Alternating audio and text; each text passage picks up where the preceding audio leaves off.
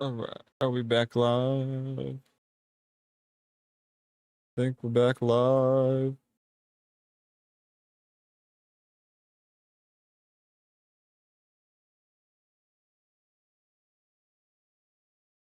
There we go.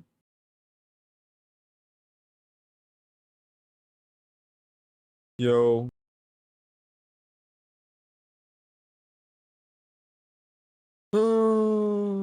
We're back. I'm gonna go get Taco Bell though. Yo, what's good, Nike? Why isn't my Good late show? Oh wait, no, it is. Okay, good.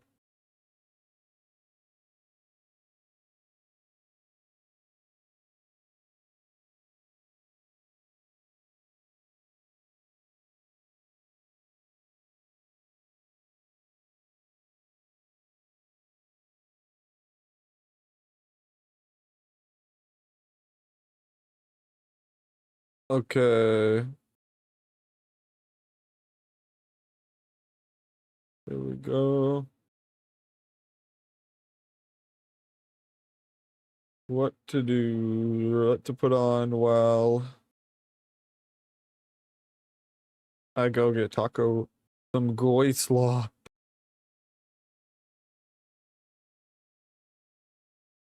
Some goy slop. I am here. I can put on this Sam Hyde.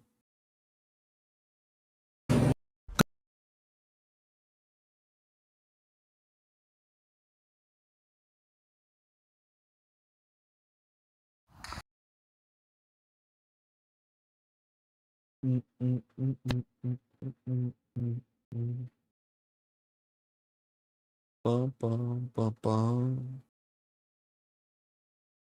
Go on Manette stream? Lol. Dude, why? What is she doing? Is she even live?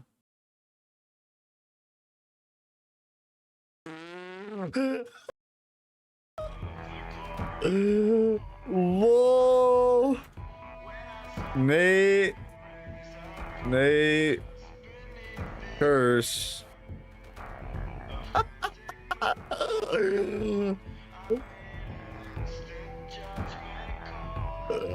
She passed out like 30 minutes after. Lol. Damn, she's cooked. Talking to you all.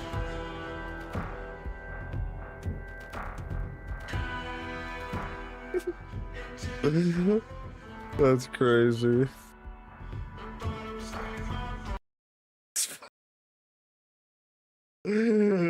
Bruh. That's crazy.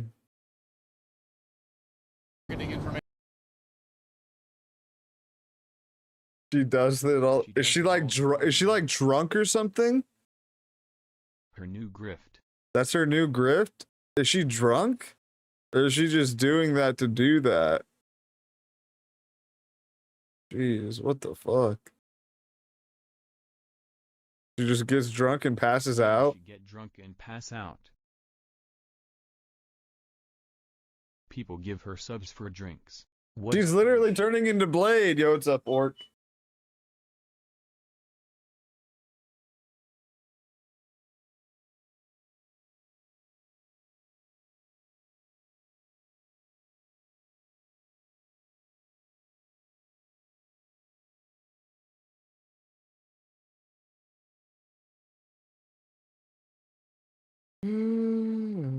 That's crazy. That's crazy that she does that for a grift. Here, you guys can watch this. This is the #1 rated sandwich in the entire world. I'm gonna go get And we're gonna Taco compare Bell. it to this fried chicken sandwich people wait 3 Damn, that hours looks a night for. good. This award-winning burger that's limited to just Dude, 12 look per at that day burger. and everything in between. And we're starting in Japan to try a Wagyu Katsu Sando, one of the most famous I'm gonna go get sandwiches goy in the slop. entire world, with my friend Bayashi. Hi, Nick-san. I don't have the setup They make right their now. Wagyu Katsu Sandos out of My all phone, other 4 phone's different types of dead. meat, but we get to choose It which won't one take we me want. that long though. Beef rib eye, ultra wagyu dry age, Kobe beef dry age, and then last, Ozaki beef tenderloin. All 4 look so incredibly delicious. This one is looking good, beautiful. Yes, 行きましょうか。Ozaki rib eye. Okay, let's go. Come to the kitchen. I cannot wait to see what the cross-section of this Wagyu looks like. Wow, beautiful. That me go get my is goy slop. amazing. Another slice. He's now cutting the piece that we're going to use in the Wagyu Katsu Sando. I am so hungry right now. You'll see he's going to do this with precision. The first thing he's doing is cutting off the I've never even had Wagyu. The last What's step up, for Colt review Gamer? is to cut All right, it I'll be into right a back. nice I'm gonna go shape, get because you'll goy see at the slop, end with this Wagyu Katsu Sando Taco that Bell it's gonna goy be a nice slop. I'll be right perfect back. shape. The Wagyu is ready. These are our portions of meat. Okay, next, Japanese eggs. Wait, what? That's how you crack eggs? I don't know how I feel about that. Oh my gosh, look at the yolk. That is the most vibrant egg yolk I've ever seen in my life. What an amazing, amazing color. He's gonna make sure this gets an even light dusting of flour so that the egg can stick to that flour. Then into the egg, and finally into the homemade breadcrumbs. The fact that they're putting in that extra effort to make their own breadcrumbs is one of the reasons you could argue this is the best Wagyu Katsu Sando in the world. Okay, now, deep frying. And these are not gonna fry for long. I'm so hungry. They look so perfect. It's time. Okay? So crispy. We've got the perfectly crispy Wagyu Katsu, you've got this beautifully toasted white bread, and of course, their secret sauce. A homemade katsu sauce. A lot of vegetable, a lot of spice, so much flavor. And then bread. Last step, trimming the side. It's common with the Wagyu Katsu Sando to clean up the edges like this. Here's a preview of what that Wagyu looks like inside. Is it okay to give my cameraman a taste? Okay, let's go. Try. Thank you, Nick. I'll get back to work. He's cutting it into 4 cubes so he can share Bayashi. I love how you're plating this. That's so cool. Done? Not done. Final step, the gold. Oh. That was so much gold. Kampai. Kanpai. Wow, I don't know that there's anything that can make that better. amazing. I want to do one quick test to see if somehow my Osmo steak seasoning can make this taste better. Will you try? Yes. Just a tiny sprinkle, not too much. Wow. Good? Very tasty. Tasty? good. More. You want more? Yes, please. Oh, that's good. That's really good. If you ever need it, you can buy it online or in stores at Walmart. I think it's the best seasoning in the world, but does it make the Katsu Sando any better? Better. Amazing, thank you. Bayashi, do you think this is the best Wagyu Katsu Sando in the world?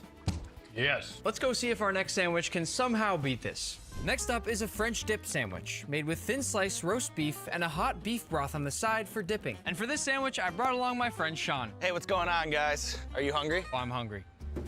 Welcome to my restaurant. Hey, let's do it. Just for quick context here, Hank also makes cooking videos online. One of your most popular videos ever was your French dip sandwich. Yeah, that's very true. And now you've literally made a restaurant that has possibly the most famous French dip in the world right now. Talk us through it. We start with the baguette, arguably the most important part of any sandwich. Okay. This is Frenchette baguette, crusty and crunchy and rustic, but they're also, yeah, even they smell nice. Question is, do they smell as good as Sean? I haven't sniffed Sean yet today.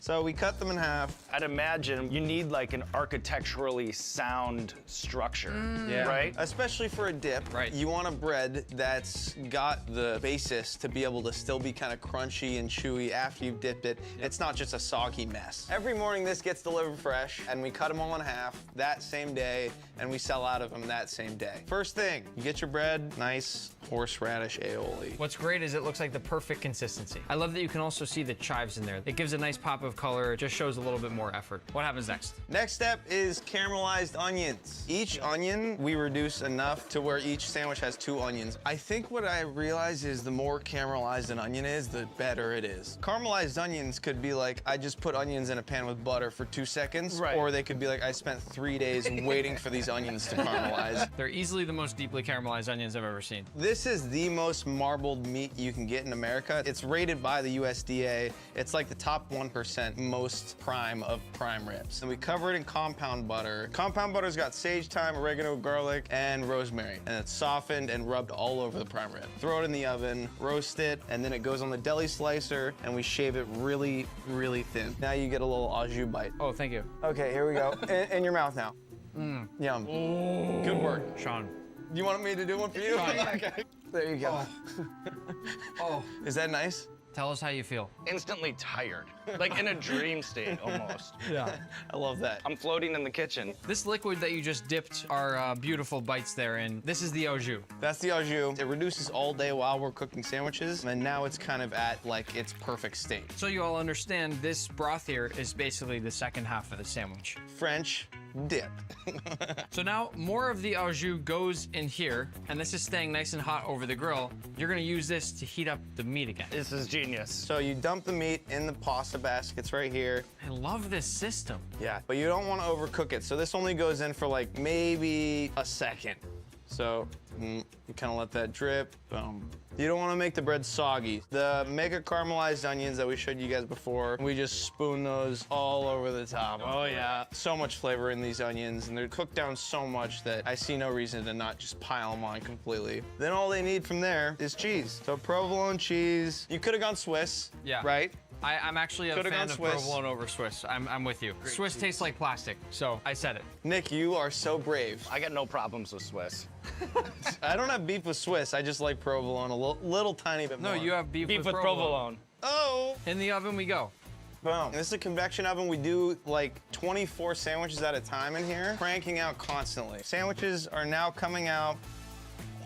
The cheese, you can see, makes a little blanket. It protects all the other ingredients from falling out. These just go right on the cutting board. Look at the Yeah, cheese. I mean, still nice and cheesy, obviously. That's that provolone. We cut it in half, get a nice cross section. That's kind of a money shot. Look at that. Just a big beefy sandwich, really, is what it is. Let's show this guy too. I mean, look at the cheese on that thing. Plate like this. Usually we kind of like spread the fries around. Those aren't even really fries. That's like potato sticks. We cut them real thin. They're like potato sticks. People comment on that, but I'm sticking with it. I love these. They stay crunchy forever. They're delicious. They're nice and seasoned. Oh my gosh. Right? They're incredible. Listen to the sound. There's a real crunch. Last step, we fill this cup up with au jus. And you keep the au jus in this giant hot tea container. Yeah, it's an iced tea like cooler, but it's perfect for au jus. It keeps it hot all day. Sean, I thought we'd share.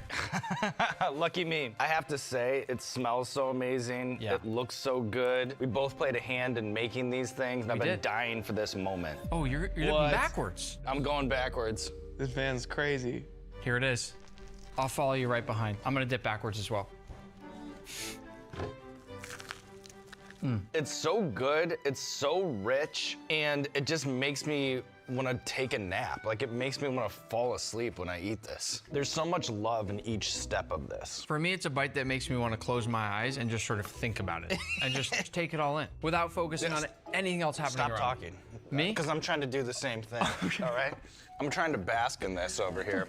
Nick, you're on the search for the best sandwich. Yeah. This is up there. This is one of the best sandwiches I've ever had in my life. That's great. I knew it would bang, and it bangs. I know we agreed on sharing, but if you don't mind, I'm just gonna finish this myself. Next up, we've got a fried chicken sandwich from the #1 ranked fried chicken restaurant in all of North America. And I brought along my good friend, Uncle Roger. We're gonna see how they make that chicken sandwich here before we eat. This here is their dredging station. They're making so much fried chicken here that they're dredging it in basically a giant flour bathtub. And they're able to keep it so incredibly clean because they have an automatic flour sifter that keeps that flour nice and smooth and perfect all day long. The way they dredge their chicken here is in a dry dredge, then a wet dredge, then back into a dry dredge before they fry. Notice how he's actually pressing the flour into the chicken here. That's a really good way to make sure everything sticks and that you don't lose that dredge when you go to cook. Is there anything top secret you can't show us? Oh, there's every single step. There's something top secret that I'm not going to show you guys. Uncle Roger looking for it. You can look for it all you want. Now we deep fry chicken. Oh, this is the best part. You can smell it. It's like a big hot chicken bubble bath and they have 6 of them in here. This is vegetarian people worst nightmare. Uncle Roger usually eat like Japanese style chicken katsu.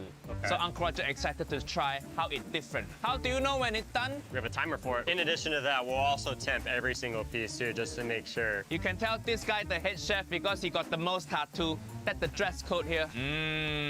Wow. So we get the finished product out of the fryer. We dip it in our oil blend. After that, we put our dry seasoning on it, and then it's ready to go. This is gonna be the medium spice level. This is gonna be the most popular. Which spice level are you gonna go for? Course, the spiciest one. Don't be scared, nephew Nick. We do hot ones together, remember? That is true. We did do hot ones together, and I believe I might have won. So for the spices, we are gonna need a waiver for you. We do have habanero ghost pepper, Carolina Reaper, and Scorpion Trinidad. Oh, no. We turn that all into a paste for you. Once you get to that Scoville level of above 2 million, you can start to hallucinate a little bit, which is the fun part. They're trying to kill me. The chicken, some coleslaw, and pickle. And wrap it up nice and tight, and here we go. Ooh-yo. You ready? Cheers, cheers. Cheers. Waiver. What? For the spices, we are gonna need a waiver for you. Uncle Roger not gonna sue you. I don't need waiver. I I agree that I am eating the Howlin Plus heat level at my own risk and certify that Howlin raised hot chicken will not be held responsible for any injury, damage, or loss of earnings caused during or after eating the Howlin Plus heat level. Fuyo, food is here. We did the medium sandwich here, and then I've got the Howlin Plus. It's black. That's not even a golden brown fried chicken sandwich anymore. It looks so evil. Visually, right away, I have to say this is a beautiful fried chicken sandwich. Uncle Roger excited to try this. Oh, the secret spice blend really good. It is packed with flavor. Have you dipped it in the ranch too? Wow, immediate. Is it bad? Uncle Roger feel like I can breathe fire right now. Editor, put some VFX on that. Woo! Have to drink the ranch to quench. The chicken cooked perfect. Yeah. Juicy, tender. If Uncle Roger had to give this a rating, what would he give it? 9 out of 10. You're going 9 out of 10. Uncle Roger's a strict critic, too. I know better than anybody out there how harsh of a critic Uncle Roger could be. You've critiqued my fried rice, my Vietnamese pho, my Thai green curry. You've critiqued pretty much everything you possibly can about me. So when you give a place like this a 9 out of 10, how do you think that makes me feel?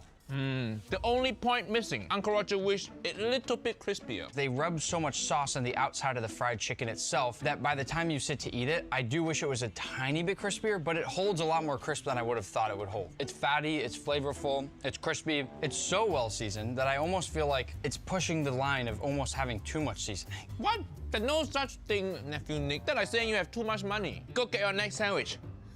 It's time for a panini at Italy's most famous sandwich shop. And I'm sure most of you guys know who Eric is. Hey guys. Everything here starts with the bread. Have you ever seen bread being made? Never in my life. This is called proofed bread. Check this out. Proof? Look at that. Oh my gosh, bro. It's full of air. Bro, it's moving. So we're gonna flour it up here. All right. Watch this part. This is the best part. Bloop. Whoa. You go through a lot of these every day, or?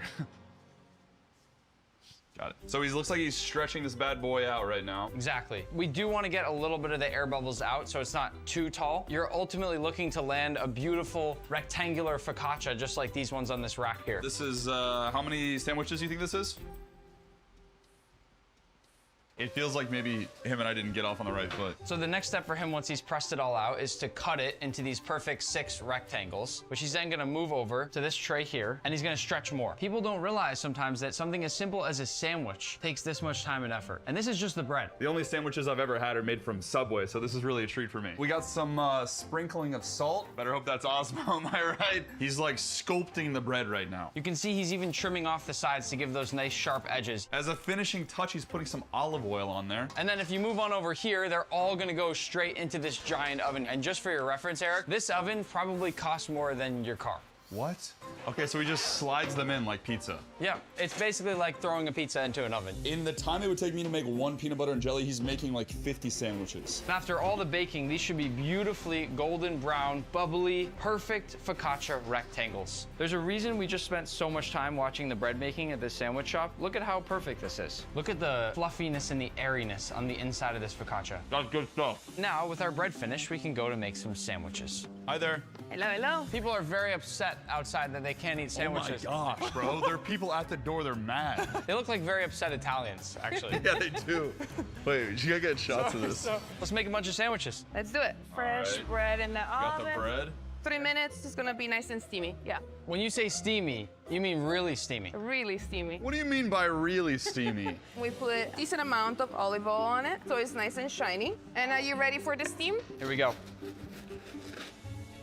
Oh! Para como la fuma. Dude, I'm so hungry right now. Yeah. This looks amazing. Look at this. A little facial. As you can see, there are all different kinds of ingredients here. There's no single sandwich here that they get those 2 Back. or 3 hour lines for. People love everything. Wow, look at that.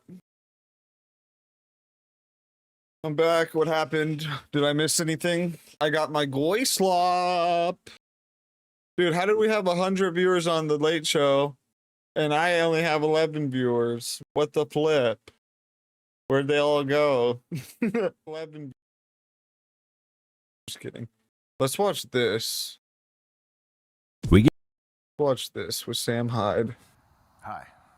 You're about to watch a Sam Hyde Show interview with Tyler Oliveira. Now, Tyler recently got into a little bit of a tizzy, you might call it. He's a tizzy-centric gentleman. He's always getting into tizzies here and there. This time with the I know. Killers.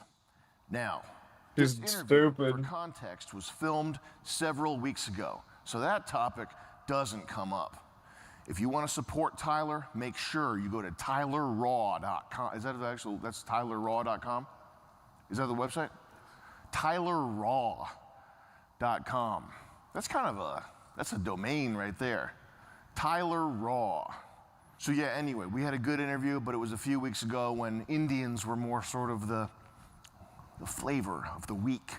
But if you want to support Tyler, go to tylerraw.com. Powered by diesel fumes and personal vendettas, streaming from the back of a surveillance ice cream truck, you are tuned to the Sam Hyde Show. Prepare yourself for a roommate dispute that required NATO intervention, the 7-Eleven cashier who knows your middle name, and a prayer circle interrupted by interdimensional flurries. And now, your host, the only that's an idiot. flagged as strategically unpredictable. Is she trying to become the female Blade? Why not? So I'm in a bad mood. I'm just introspective today. Really? A little bit, yeah. I think you've had a pretty impressive, prolific, 2-decade-long career fighting against censorship, deplatforming. I'm impressed. That's very nice of you. You have a very riddled, colored history. It's tough to keep track of all the lore, but Very nice guy. I'm surprised you're on YouTube right now. It's impressive, yeah. Don't compliment me. I'm not built for that. Guys, welcome back to the Sam Hyde Show. We got our tart green apples. Don't worry. We're What up, D-Master? We're going to make this. By the time the editors are done with this, the show is going to be flying. All right? Hold on a second. What do you think, What'd you Luke? get from Taco Bell? Guys, we're here with Tyler Oliveira.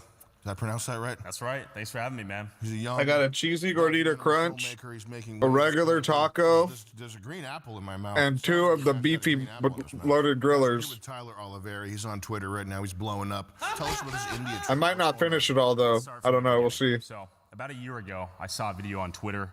It's a pretty infamous low-res video of a bunch of Indians throwing these spheres of poop in the air, flying, almost like a war scene. We saw this, we looked up India Poop Throwing Festival. What is this? Basically trying to figure out what it was. Every year in this remote village in South India, they have this celebration called Goraba, where over the course of 6 months, they collect cow poop, store it in the village in various mounds, little mountains of cow poop.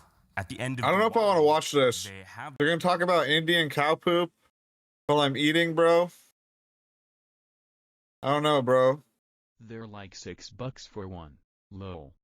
Yeah, but that's why you got to get the app, and then you can the app, and then you get the. They have the box that you can get it with, and it comes out to like $8, and you get a full box with like an extra taco. If you're looking for cool. Dude, I don't want to listen to Indian poop stuff when I'm eating.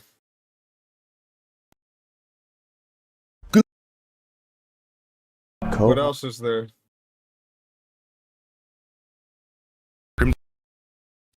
There.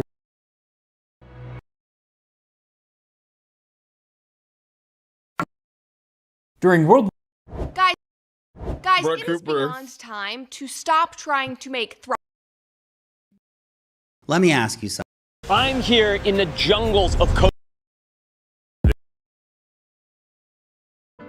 All right, everybody, welcome back to part 2 of the All In podcast, episode 263. We promised you a part 2 because we are very...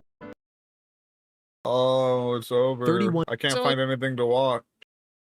30. I can't find anything to watch. What's up, Boomhauer? Watch Insomnious Dream. He's not even live. Let's.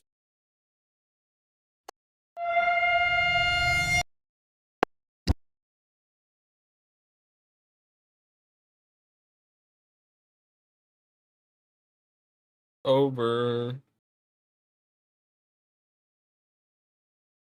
My YouTube's recommending it's retarded.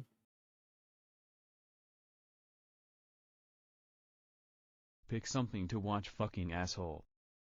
I don't know what to watch. Ah! Ah!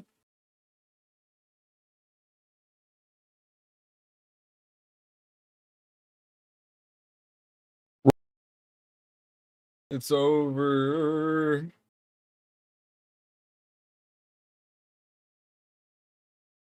Sneeko and Nick. We already watched that. We already Guys, dissected that on the first part of this stream that we did.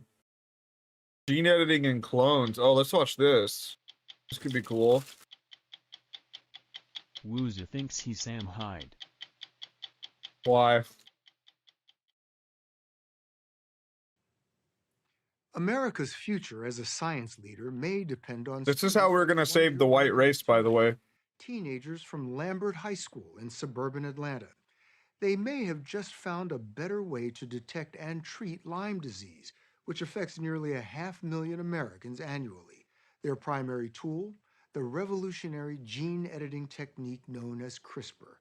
And these CRISPR kids did it to try to prove they are the best in the world, competing at a kind of science Olympics in Paris called iGEM, short Lyme for disease is International fake. Genetically Engineered Machine.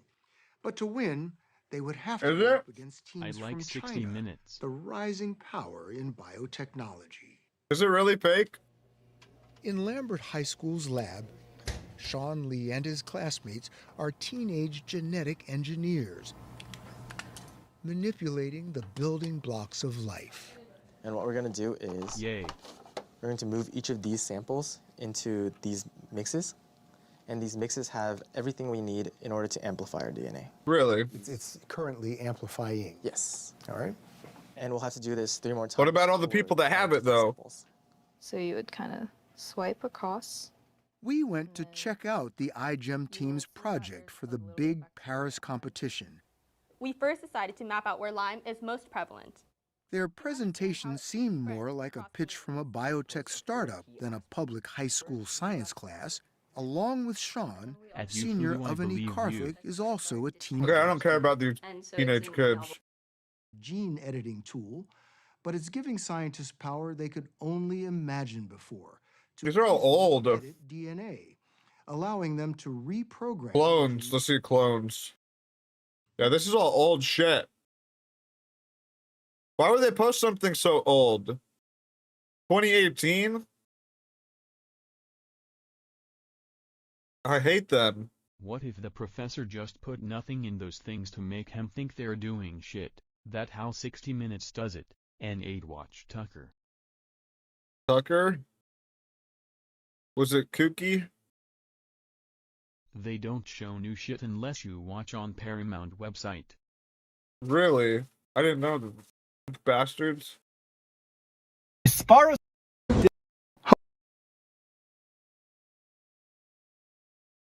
What if there was something? In this video, I'm going to show you.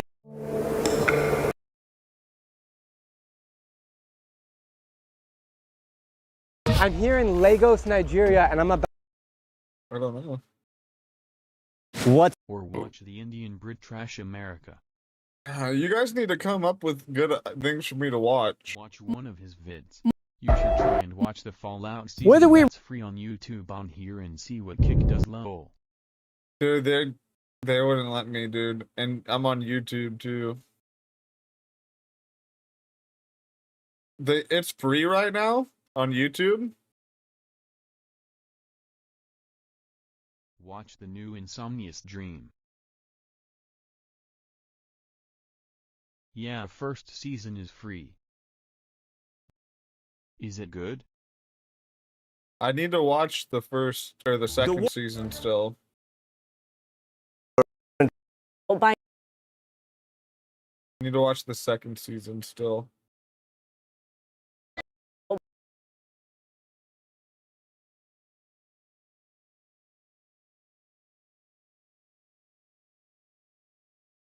Tried to get Lulz to do it on his channel, he won't lol. But I understand, lol.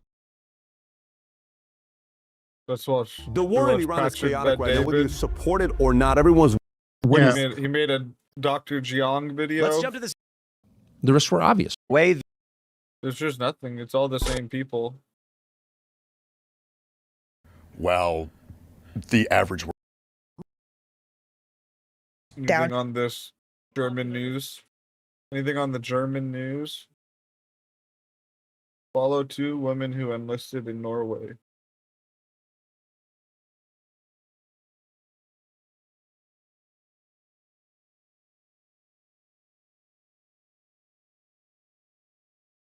What was you asking? What was good at Master Fresh? Both Fallout season are good. Yeah. Need to see the second one still. Salt chart. Oh, is there new AI telly actually? Oh. Damn it. No problem. It's over. Oh, should we finish watching this Brittany Venti video? Oh, that's actually a good idea. Was a virgin, supposedly before she married her husband. Meanwhile, during this whole time, obviously, she's banging Elijah. She would be on her telling people you can't have sex outside of marriage, it's a sin, and how easy it is. Apparently not that easy. She did the whole Catholic LARP, posting photos of her at church. And here she is tagging Elon Musk, saying he has lust. He has a lust problem. And she has a lot of tweets that age really badly. Like, men definitely can have baggage too, lol. Men will get cheated on and have trust issues forever. It's human nature. And this was around the time, like the same month that she started her affair with Elijah. And I have to say, there were signs. She says that she doesn't even remember the amount of first dates she went on at only 20 years old. I've never had a long, serious relationship or anything. A lot of first dates. How many first dates would you say you've had? No idea, to be honest. More than 10, more than 20, more than 30? I love Brittany. I don't know. Probably around 20. How do you not know You love how Brittany? many first dates you've been on? She's when you're killing only it. 20 years old. That's a huge red flag. That's a huge red flag. That Milo Yiannopoulos posted, she allegedly told her husband she was working late with Elijah and having him Uber her there. Sarah's husband obviously entered this marriage under false pretenses, believing that she was a virgin. Meanwhile, she's married to her boss that's also supposedly a Catholic. The poor wife, you know, and the children, he ruined families, she ruined families. She even got the Pope involved in this, by the way. She had the Pope bless her marriage. That's crazy. For maximum LARP. And the audacity of That's Elijah crazy. to congratulate her engagement as well, by the way. This is spiritual warfare the husband's having to deal with. Like, she's talking about how men will get cheated on and hold on to it forever and then still do this. So Elijah's response to this is, thank you, Nero, Milo Yiannopoulos, for making me famous. You snake bitch. Blood is in the water. And I fucking hate sharks. I can't believe people read this and were like, that's so badass. We'll get into that in a second. I have a dick and it works. I got a Everyone dick. can go cry about it. Wow, he sure seems remorseful. Good thing all those I got a people were dick. giving him mercy and saying, he's a Christian, he's repenting. It's fine. Meanwhile, he took it and wiped his ass with it, saying, I have a dick and it works. I'm taking applications for my podcast appearances. I'll release the info they are shopping about me myself. He humiliated his family, and his response is to go, who wants to give me attention, teehee? No, she's half black. Or no, like, photoshopped into the not half. I think she's I'm like so a quarter He black. says, I got mad aura. Be mad. They will not get away with this. I'm not fucking leaving. Game on. This might be one of the gayest things to come out of this. Seriously, who told him this was a good idea? Oh yeah, that's right. He was tagging a bunch of people that supported him, like Myron Gaines. Which is crazy because even by their own beliefs in the red pill manosphere, their version of loyalty to women is supposedly providing. Meanwhile, Elijah was dangling that over his wife's head and mother of his children. And according to the dossier, he was paying women in other countries to bash in his back door. So even in terms of what the red pill says is loyalty for men, Elijah was committing major infidelity. And not only that, but the dossier also mentions how he bought Sarah Stock a bunch of clothing supposedly and took her out on a date and said that this is how you're supposed to be treated. If only he could treat his wife like that, right? And with this horrible response, Nick Fuentes is complicit and enables him as another supposed Catholic. In response to Elijah's statement on the matter, Nick Fuentes responds and says, okay, this is tough. I can't even lie. So he thinks, you fucking snake bitch, blood is in the water and I fucking hate sharks. I have a dick and it works. Everyone can go cry about it. Please give me attention. Is tough. Nick Fuentes was enabling Elijah as well. He says, Elijah and Sarah both sincerely believe in Jesus, but they're also flawed, as we all are. You know, we all do these things. We all do a little oopsie sometimes, and we go and have foreign women break my behind, supposedly. You know, we all make mistakes like having the Pope bless our illegitimate marriage where we're actually cheating on our husband. It's just something we all go through, especially as Catholic influencers. Damn, dude. Brittany Venti's like the best A-log right now. Holy shit. She's destroying Fuentes. To make them fake Christians, okay? That's crazy. Jaden, you need to step up. Expecting you to be grifting your entire brand, that is Catholicism, and living your life the complete opposite way. This is a personal matter that was publicized by malicious people who secretly recorded them. That is crazy. They're the malicious one, but not Elijah. And Elijah also says, I honestly gave my life to God a few months ago. We've all done things we know we shouldn't be doing. Yeah, the way he denied it is insane. Oh my God. Stone me. You won't make me hate myself for what I repented of. Expose it all. It's healing me. Post my dick even. Somehow I think he would like that. You know, how do people have your dick pic? Strange. So after all of this, you can imagine how Elijah's wife feels, right? He really fumbled, truly. He goes and continues to threaten and extort his wife's family, according to Milo Yiannopoulos. He says, mess with my family like you did. Be messed with. This is your life now. You'll never have peace now. I hope you enjoy the same life I have. You're famous. Enjoy the fame. Winky face. You're a public figure now. I found you. Be careful. Dude. Holy shit, dude. Elijah's fucked up, bro. This is like the wife of his children. That's crazy. Everyone might be your enemy. I say thank goodness that this came out so that she could leave. This is very ominous. Imagine what other things in the future he would have done behind closed doors because everyone just kept enabling this and saying, oh, forgive them because you're Christian. We all make mistakes. I have nothing to lose. At least give me a reason for the murder. What reason? You did this. Loser. Did what? You made this. It's like vague posting nonstop. Made what? Funny. Oh my God, like vague posting? Holy fuck. Stop. Elijah does not seem sober during these texts. Any normal person seeing all of this happening is going to be empathetic towards Sarah Stock's husband and Elijah's wife, but not Pick Me Pearl. She was busy boasting about Elijah's roster. She says, his roster was impressive. I don't believe the conversation. You can't nag me about the Bible ever. Get a good lawyer. I like how she's saying that he had a good roster considering that it came out he was a minister, supposedly, and someone that worked with him proclaims that he had touched a boy. The folklore Americana, former Elijah. Yo, Brittany Venti crediting Jaden. Ayo. Cameraman. Former Nick Fuentes cameraman. That's funny. He used to be Elijah's guy when Elijah first started. He says, I know you don't know these particular stories, but I worked with him before you did. I knew that. He literally told me he was gay and he was caught fucking a 16-year-old kid in his youth group. Yes, he's confirming. Yes, there you have it. Ladies and gentlemen, Elijah Schaefer's former employee and cameraman, folklore, in chat confirming to us all that Elijah Schaefer had sex with a 16-year-old back when he was a youth pastor at his father's church. Wow. I totally believe it. I 100% believe it. And he has that photo outside the gay bar. and she's complimenting his roster. She's supposed to be conservative.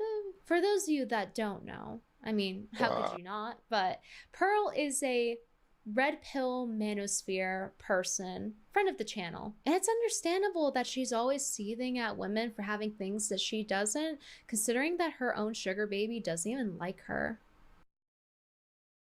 Ladies and gentlemen of Brittany the is so jury, beautiful. we are witnessing what appears to be a massive Is Brittany episode Venti an of Aryan BPD, goddess? the boy version of BPD. This video was supposed to come out a while ago, and now I'm here having to film another part because Elijah just keeps crashing out. It is a generational crash out. They're calling it the gayest crash out of all time. Here's some of the classics. It's nice to not have a bitch nagging you. Obligatory cigar photo. He said he had a sexless marriage for 12 months where he filed for divorce. I'm pretty sure that she filed first, so Yes. I think he did in fact do this to try to make himself look better. But anyway, he says, "You don't know shit.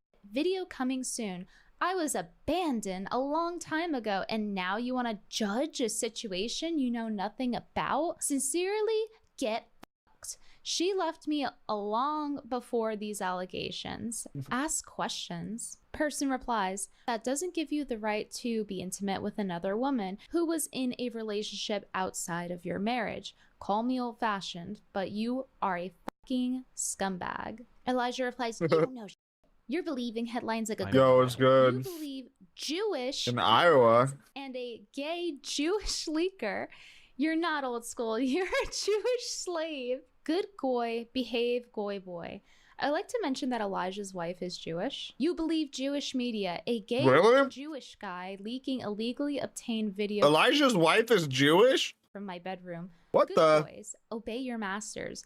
Elijah is bad. Elijah is a degenerate. Obey, good goy boy. You're not red-pilled. You're a lost sheep. Dude, this is crazy. I've played no cards. I have a full deck. So his new way of deflecting criticism is not only Going to bringing the Seattle. Jews into it despite his wife being Jewish, but then also that he got touched as a child. You want to talk when I was touched as a minor? I have purpose now. I want to protect everyone from the pain I experienced. Never tie me to that shit. I hate predators. They should all not exist. I think it's funny that he says that, considering that in the leaks Milo dropped, it said he pushed alcohol a lot on young girls, and even in one case, a girl had to say no repeatedly and call her mom. You know, and then there's Nick Fuentes fans telling Nick Fuentes how Elijah tried to hit on him as a young boy. Is that Elijah Schaefer? Is it? No, it's not him. I thought it was him. He was so gay for me. He's horrible. A CPAC? Yeah. Paul, let me buy you a drink. You met me a minute ago. What's going on here? Hey man, Ali was at I took Owen's short. I was like, "Owen, Ali's a pedo, right?" And he's like, "Why does everybody say that?" I'm like, "Dude, come on." Yeah, are you serious? How do people not know? And he's like, So yeah, pretty How do people not know that? Man, oh man, that clip just, how did people not know that? And then cut to Fuentes weeping for Ali on his show. Can't diagnose him. I can only judge him as Judge Venti, but he is cycling through those profile pictures. And he even changed his name to seemingly rival Milo. You remember? I guess it's in his head rent-free. I think he thinks if he posts enough, it'll save him somehow. Like, he thinks it gives What him has Elijah Schaefer even been posting recently? Honestly, I haven't even been paying attention. Judge Venti. Caligula. Is he still Caligula?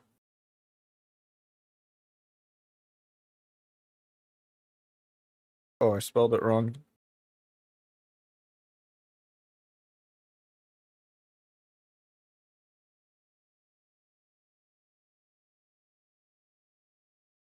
Did I spell it wrong again? I'm retarded. It's Gullah. He's not even like that anymore, though.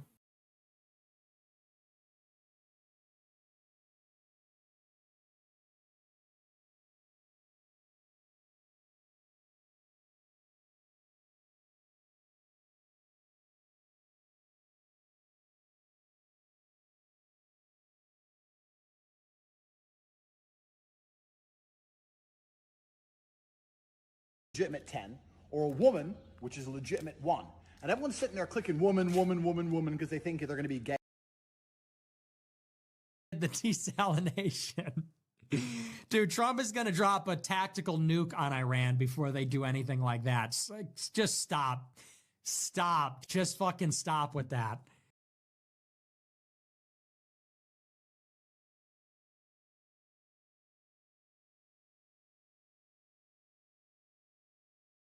That's so crazy, huh?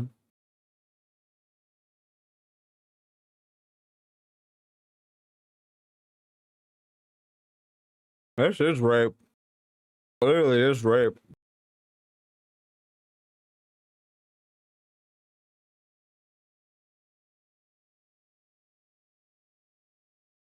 Literally is rape. Dude. I thought this video of Ben Shapiro's eyebrows was fake, dude. Supposedly this is real. What the heck? When somebody sent this the other day, I thought this was like AI. What the fuck is going on there?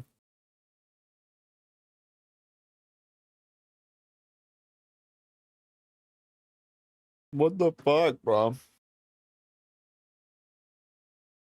That's crazy.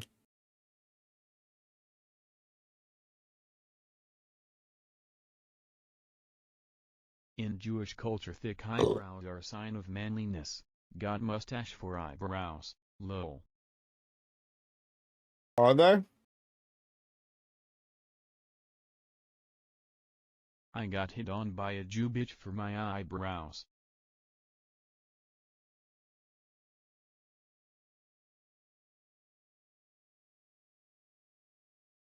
Really?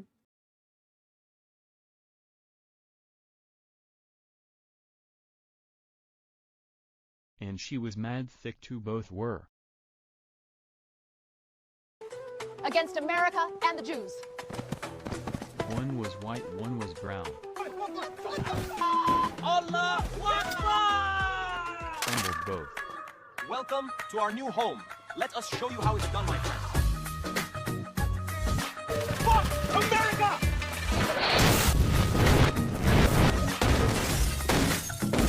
What the fuck is this?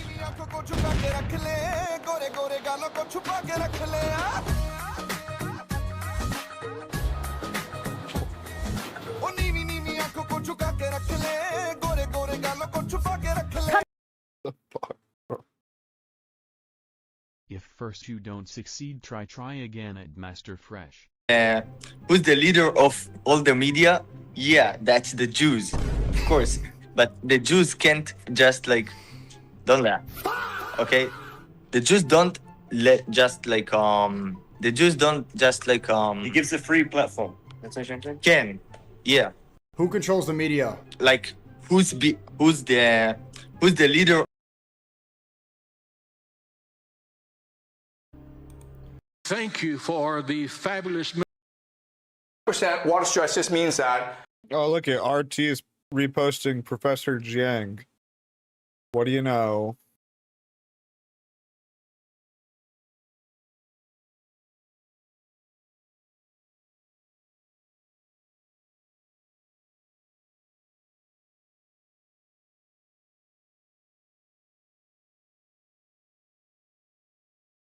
Damn, did Michaela Peterson have surgeries? She actually does look a lot better. Wow.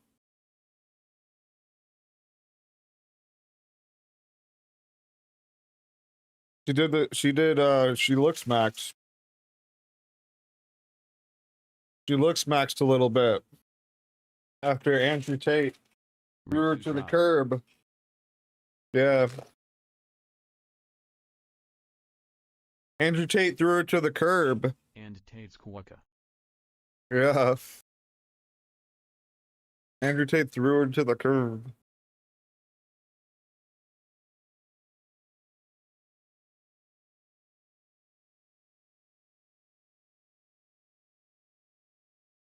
Oh.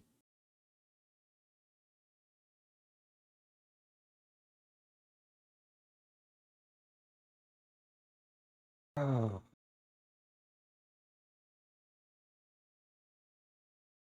Fuck out of you. We don't play no games, pussy. Hey, you graffiti face, Picasso face looking for you fuck. fucking gorilla looking. Fuck you, fucking broke ass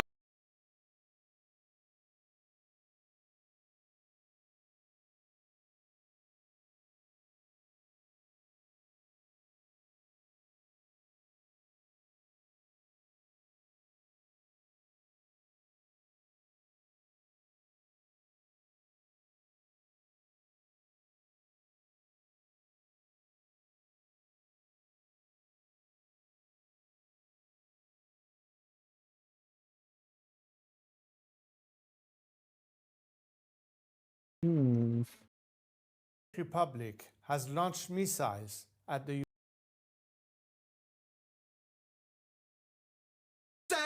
This is My last resort. No breathing, don't give up. Put me that burden. This is my last resort. Was this a banger? 26 years ago. Fuck. Peak America?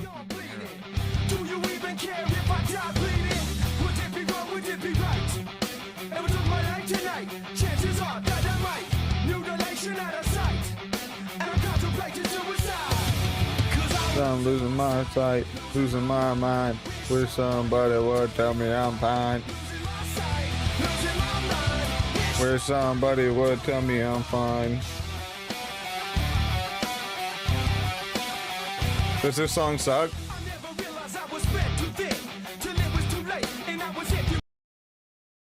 $2000s. Is this just a channel of 2000s nostalgia?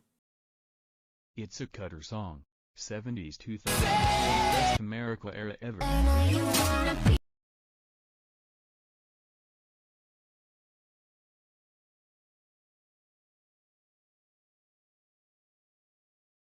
I don't know. Honestly, the 2000s weren't really when I grew up. I grew up in the 2010s. I was a kid in the 2000s.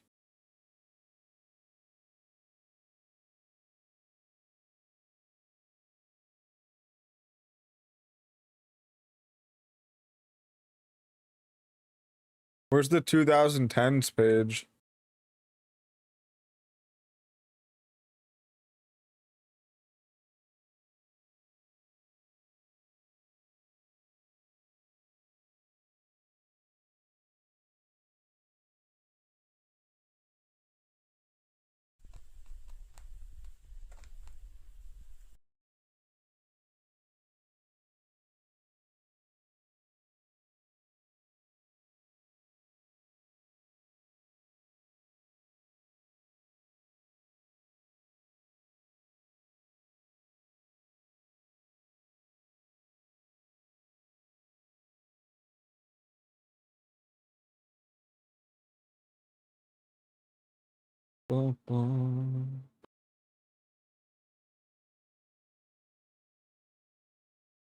Early everything is downhill after 2015. True, but no, I think things went downhill at like after. I don't even know when things went downhill. Dude, what the hell, man?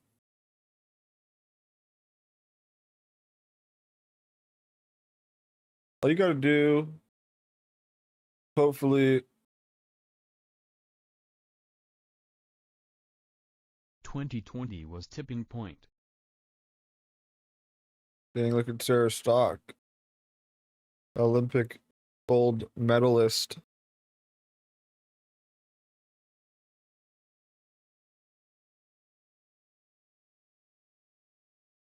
I'm so fucking stressed out from running my pet lizard's Instagram account. I'm about to have a nervous breakdown.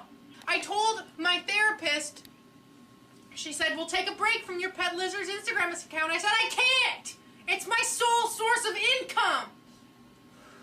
I have to post a fucking photo of the lizard every day. Every fucking day. 4 or 5 reels with the lizard, playing with him, whipping his arms around in the air, throwing him in my little tiny apartment. It smells like lizard piss. Oh man, the drugs I have to. What the hell is this retarded shit? My lizard. Women aren't funny. I couldn't tell if that was filmed like that or actually old. Probably just filmed like that.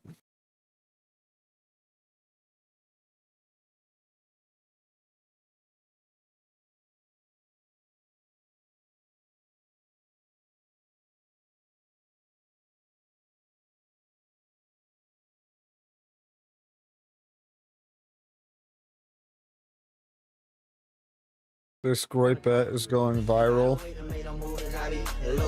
Why you watching drinking 40s? I just told it. You're not not a white ass nigga going hard as fuck, I don't want to talk to you.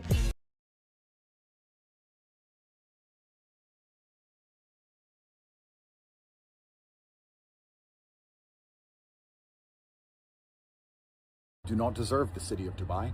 You do not deserve to live in a country where the leaders actually want the best for you. They don't want to steal all your... Brain rotted. Okay, so yesterday, President Trump went directly after Tucker Carlson. He said, quote, I can't believe that's not AI.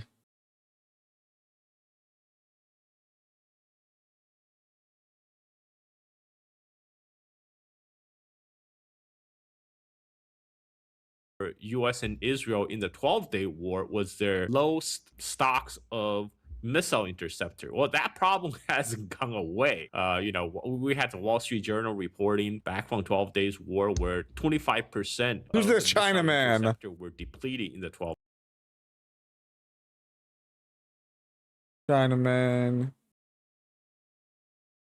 Chinaman.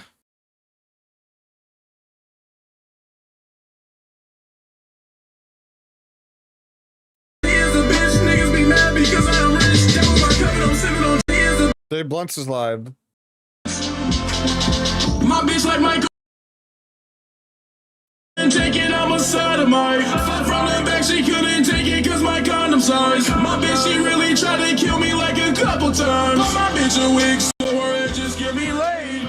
Now I can't sleep till my bitch is in a grave. Look at Dave Blunt. I can't sleep till my bitch is in a grave. Now I can't sleep till my bitch is in a grave. But my bitch a wig, so her edges can be laid. Now I can't sleep till my bitch is in a grave. Now I can't sleep till my bitch is in a grave. I can't sleep till my bitch is in a grave. Hell yeah. Hell yeah, bro. That shit hard, bro.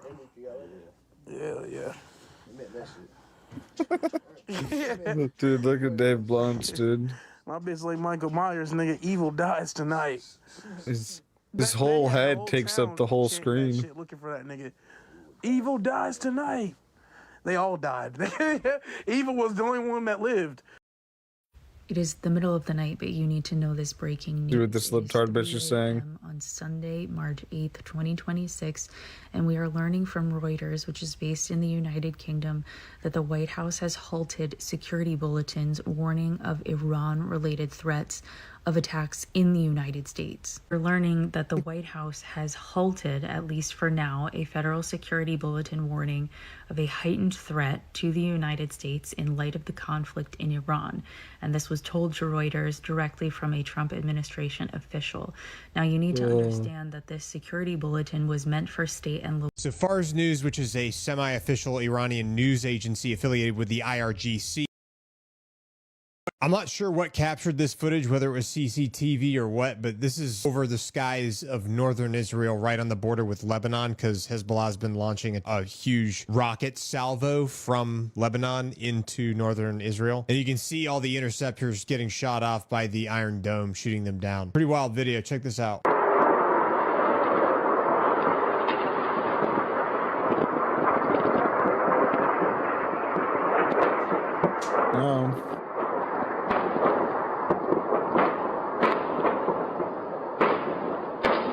Now, the reports I've seen coming out about this say that this took place on the 7th of March of 2026. Since then, has been I don't think so. For the rocket and UAS I don't think the Iron Dome stops the hypersonics. Targets, and then Israel responded with airstrikes on their positions in Lebanon, including Beirut's southern suburbs and southern Lebanon.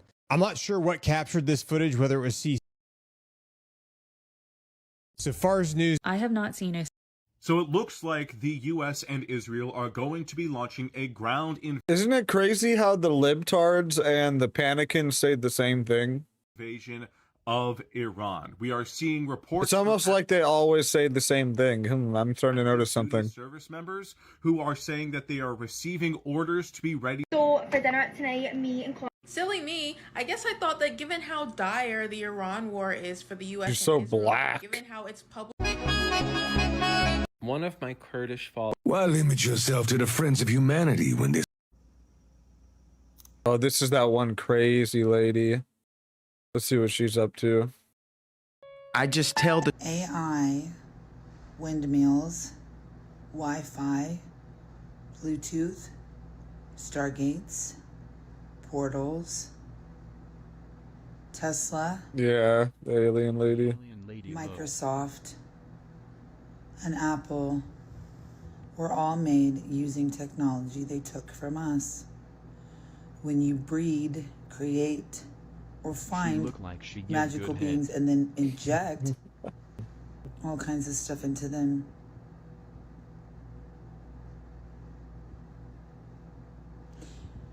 you can harvest their soul energy to make things, and I'll never be the one who discusses how they do that, but it's really bad. It's worse than anything you could imagine. It's crazy because she has people that are going into her psychosis with her. You know, I started talking about my story because after we got the Epstein files released, that was us, the witches, by the way, and some timeline walkers. The witches released the Epstein Who travel back and forth. So you're already aware I can do that because I've gone back in the past and handled your abusers such that the next day you wake up and it's been handled in the future. Hypothetically, if I was a sci-fi author, that'd be a cool book. What? There's nothing here that they didn't rape this soul magic for. Okay? Technology isn't organic. Dude, holy shit. They make boys into portals, they make girls into stargates, and any children who DIE in the process are either their soul gets left in there or it gets... I don't want to talk about that right now. Energy cannot be destroyed, okay? And so if for instance, I wanted to create something to transport something from one place to another, that'd be a portal, okay? There you go. Energy, everything's real. Immediate healing where you just go like this and your whole body heals no matter what. Like, go back to 20 years old, reset, right? Like, everything exists, but they won't share it with us. And so then they use it to profit off our backs. And you're basically trapped in like an Anunnaki, reptilian, gray sort of, but they're more like the footmen for, you know. It's just like everything. Government psyop video game. Like, literally, this is lines of code. And this part's not literal, but it's the best way to explain it. You are actually in a recliner somewhere. Dude, COVID fucked people up, bro. I'm pretty sure this type of psychosis stuff started to come out with COVID, bro. Having people locked up too long. Holy shit. Look what it did to people. This isn't real. You plugged in and decided to come experience the game everybody's been talking about. And once you realize that it can't really hurt you because you can unplug, then what? If none of those people are really getting hurt because you can unplug when you're out of here, you see what I'm saying? Like, you've got to shift your perspective so that they can't trap you in shame and guilt. And I'm not saying don't have empathy. I have more empathy than anybody I've ever met. I chose to come into this simulation knowing that every time I come here, I get burned alive. I mean, the most horrible shit happened to me my entire life. Because of what I am, the CIA arranged an incredibly elaborate psyop after they got into torture. Not code. Oh my god, this is so crazy. This is so crazy. My magic out of me. And then when I refused to use it for their ends. So I'm trapped in my Stargate. But I'm not. Part of my soul's there. That's why the shamans and stuff in here that are like, you have a soul fracture. Yeah, part of it's in my Stargate. But nobody can use it but me. I locked it a long time ago. And thank you guys for this hotel. We took off yesterday on a world tour. I'm so excited to say that we made it to our first destination. It was Christian Dimensional Merge. I don't know if I should say, I don't know how to do this because I know that you change the potentiation of the quantum by telling people and then it being observed. I will tell you we are in oh my god of aliens, and if you could find us tomorrow, I'll give you a one-on-one. Love you, bye. I hope that answered it. I don't know that it did that. I probably didn't. I'm so busting all over her face, and this is what she says after, and goes on for about 30 minutes about this shit lying there next to you. I don't know. She's fucking crazy. She's so crazy. I love your suggestions that if we did a group Zoom, I could answer a lot of questions. Everybody could.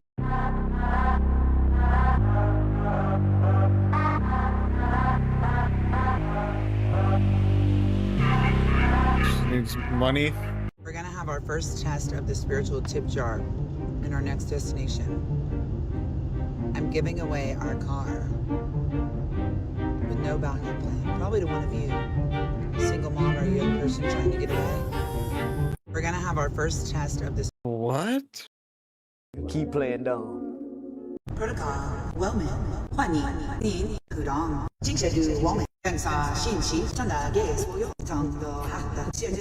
那我们希望加入现在，我们是女士社会，欢迎你们和朋友、你们以及我们真是社会为着生产标问题，我们的人民喜欢。 It's so crazy, dude.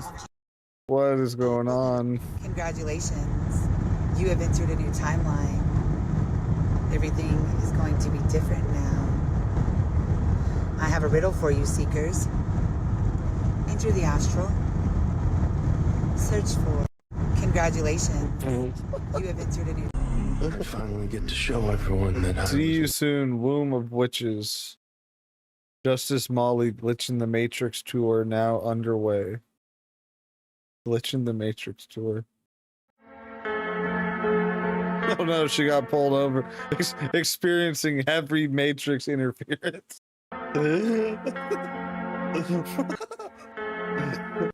Dude. Guys, I just had the coolest idea. Okay, so all of y'all pretty much have me convinced that I'm like all these people in the movies and they maybe even like made them off me. That's fine, whatever. Like I have a lot of memories that align to y'all's theories and I see hundreds of the same comments today. And I'm starting to think that OA, Fifth Element, fucking the Lilu movie, whatever all these things are that y'all bring up, Stranger Things. I've never seen any of this shit, okay? So I've got to go watch it. But I have an idea. What if you comment what questions you want me to ask or argue with your AI, and let's see if we can get AI to think I'm AI. Like, I will say shit and, like, have a conversation with your AI. Dude, she's actually psychotic, dude. This woman needs to be put in a mental establishment, dude. Like, this is crazy. Think about it, babe. In any movie, okay, you've got a villain who has a hero arc. That's Candace Owens for some of y'all. Doesn't matter. Dude, look at what am I trying to been telling? Like, you guys don't believe me that Candace Owens and all this conspiracy slop shit is literally going to cause people to go crazy and cause like a mass casualty event, dude. There's going to be a killer that kills in the name of Candace Owens and Ian Carroll and Tucker Carlson, dude. You should make a conspiratard TikTok and milk cash from people.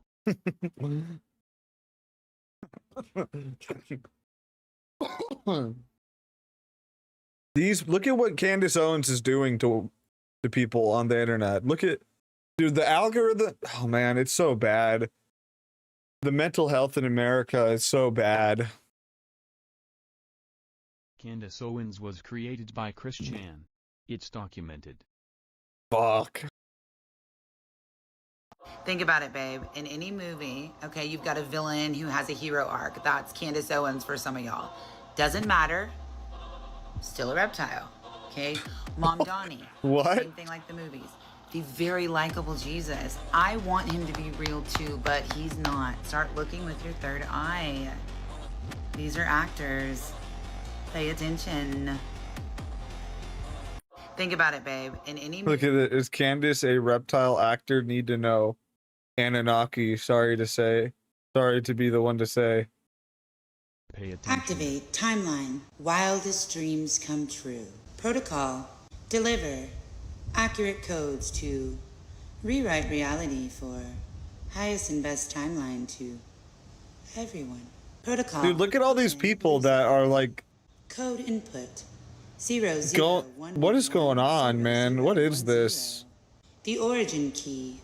The first builder. Lightning under glass. Activation. Expansion. Open third eye.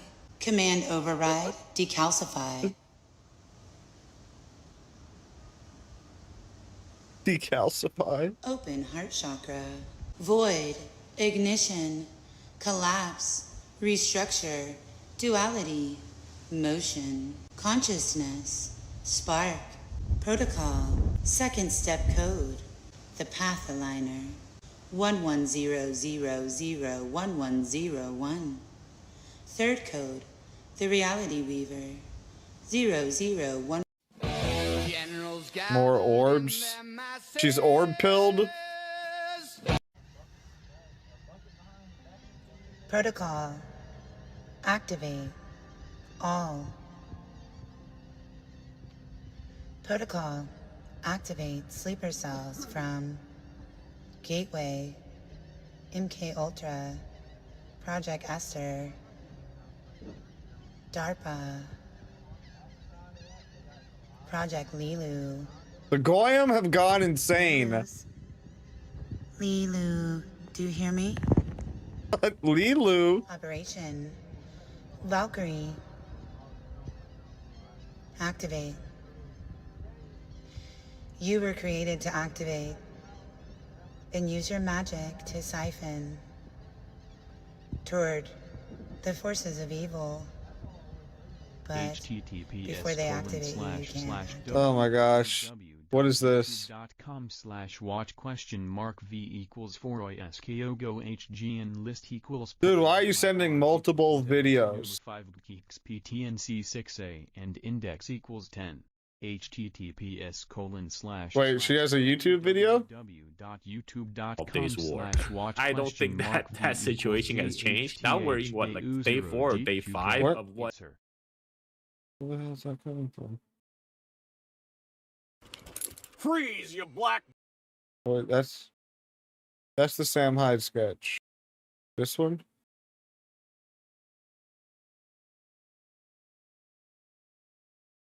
Oh, you're saying it's Football players? you're saying that's her You date black guys? from this. No, sir. A sweet little girl. Don't want you dating any black guys, you understand me? Yes, sir. Kind of does look like her a little bit, huh? You're dating a black guy. A younger version of her. A little bit. I'll probably kill both of you and then kill myself, you understand me? Yes, sir. Don't you ever look at a black man and be sexually stimulated or attracted to him. You understand? Yes, sir. My sweet little girl only likes white men. And if you date anybody that's bigger than me, you have to be sweet to me and kiss me. Tell me I'm... This bitch does kind of look like that. After not having an English conversation in over 3 weeks, I took some time off in Chengdu. I went to the panda research facility where I got to see baby pandas play and also learn lots of fun facts. This is where the Chinese are breeding their pandas in the incubation tank, panda incubation tanks. Pandas. They have carnivore digestive systems, but their diet is 99% bamboo, so adults have to eat between 40 and 80 pounds of bamboo every day because they can't really digest it. They were so cute, and they had this babysitter to keep them safe because they're kind of reckless. After 11 a.m., the pandas sleep, sometimes wedged in a tree, other times just sprawled out on the ground. I saw some red pandas too. I checked out a famous monastery, lots of nice round Buddhas, lots of candles, and even their own turtle pond. And then I went to Chillzone National Park, which is famous for its blue water and is supposed to look really cool when there's snow. But unfortunately, there was no snow. The water was still blue. There's the water blue. People there, which always makes it less enjoyable. Do they dye it? I don't trust that. That's like some shit. The Chinese would like dye the water or something. You know what I mean? And the I don't trust that. Disguised as trees. Nice waterfalls, but overall the national park was pretty underwhelming. I suppose America sets a very high bar there. Also, you had to scan your face for toilet paper, but I couldn't get my face to scan. No TP for me. I saw this funny looking cat and also this funny dog, and then headed back to Chengdu on the train. One thing I love about China is how much the parks are used. Kids scootering, old people playing cards, and people playing ping pong. They also play something like hacky sack, but with a big badminton birdie. I tried lots of different foods in Chengdu as they eat some crazy meats here. I had dinner with a guy from the hostel, and he said this was his favorite meal, but I wasn't a huge fan. They also have this moldy tofu. I didn't try it, but I kind of wish I had. Ew. I also walked around a lot because I love walking. Lots of lights and cool buildings. Question.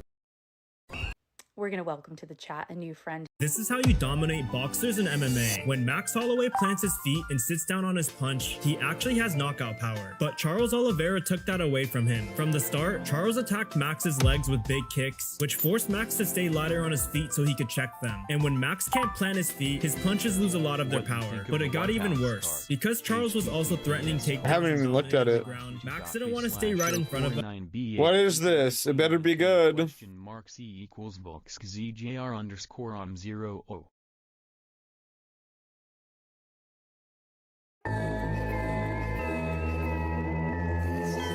May, but not the worst.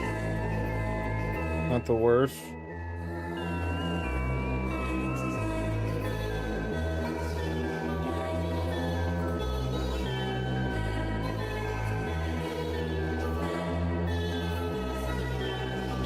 This is anti-American.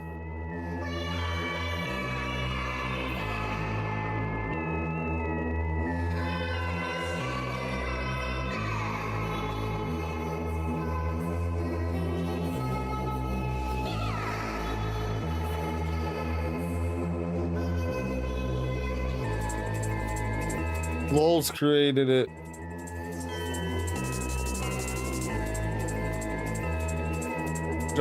Should I join the Freemasons? I feel like the Freemasons know what they're doing. Saudi Arabia and Iran have waged indirect warfare against each other for decades, but their troops have never fought each other directly, instead preferring to fund and administer proxy forces. My uncle is a But why don't they get Freemason. along to begin with? And why haven't they ever faced each other Is he a high directly, degree? despite being so close to each other? Well, before Iran's 1979 Islamic Revolution, both countries were actually anti-communist monarchies aligned with the U.S. King talk Faisal about it's a of Saudi club. Arabia visited Tehran in 1966, and they peacefully resolved their territorial disputes in that period. But when the Iranian Revolution overthrew the Shah, the newly ruling Ayatollah Khomeini decided he didn't want to just rule Iran. He wanted to export the revolution to the whole world. And to Saudi Arabia, this was an existential threat. Khomeini declared monarchy inherently un-Islamic and called to overthrow pro-American kings in the Gulf region. For decades, the Saudis who practiced Sunni Islam had been the custodians of important religious landmarks like Mecca and Medina. We should join the But they Masons. suddenly faced a powerful Shia challenger claiming to be the true leader of the Islamic world. Both countries understood that this sectarian divide could be used for political mobilization, so they exploited religious identity to rally people to their geopolitical cause. Shia protesters rioted in Saudi Arabia, and in the 8 years that followed the Iranian Revolution, tension built until in 1987, 155,000 Iranian pilgrims staged political demonstrations during Hajj, resulting in Saudi security forces massacring 402 people, including 275 Iranians.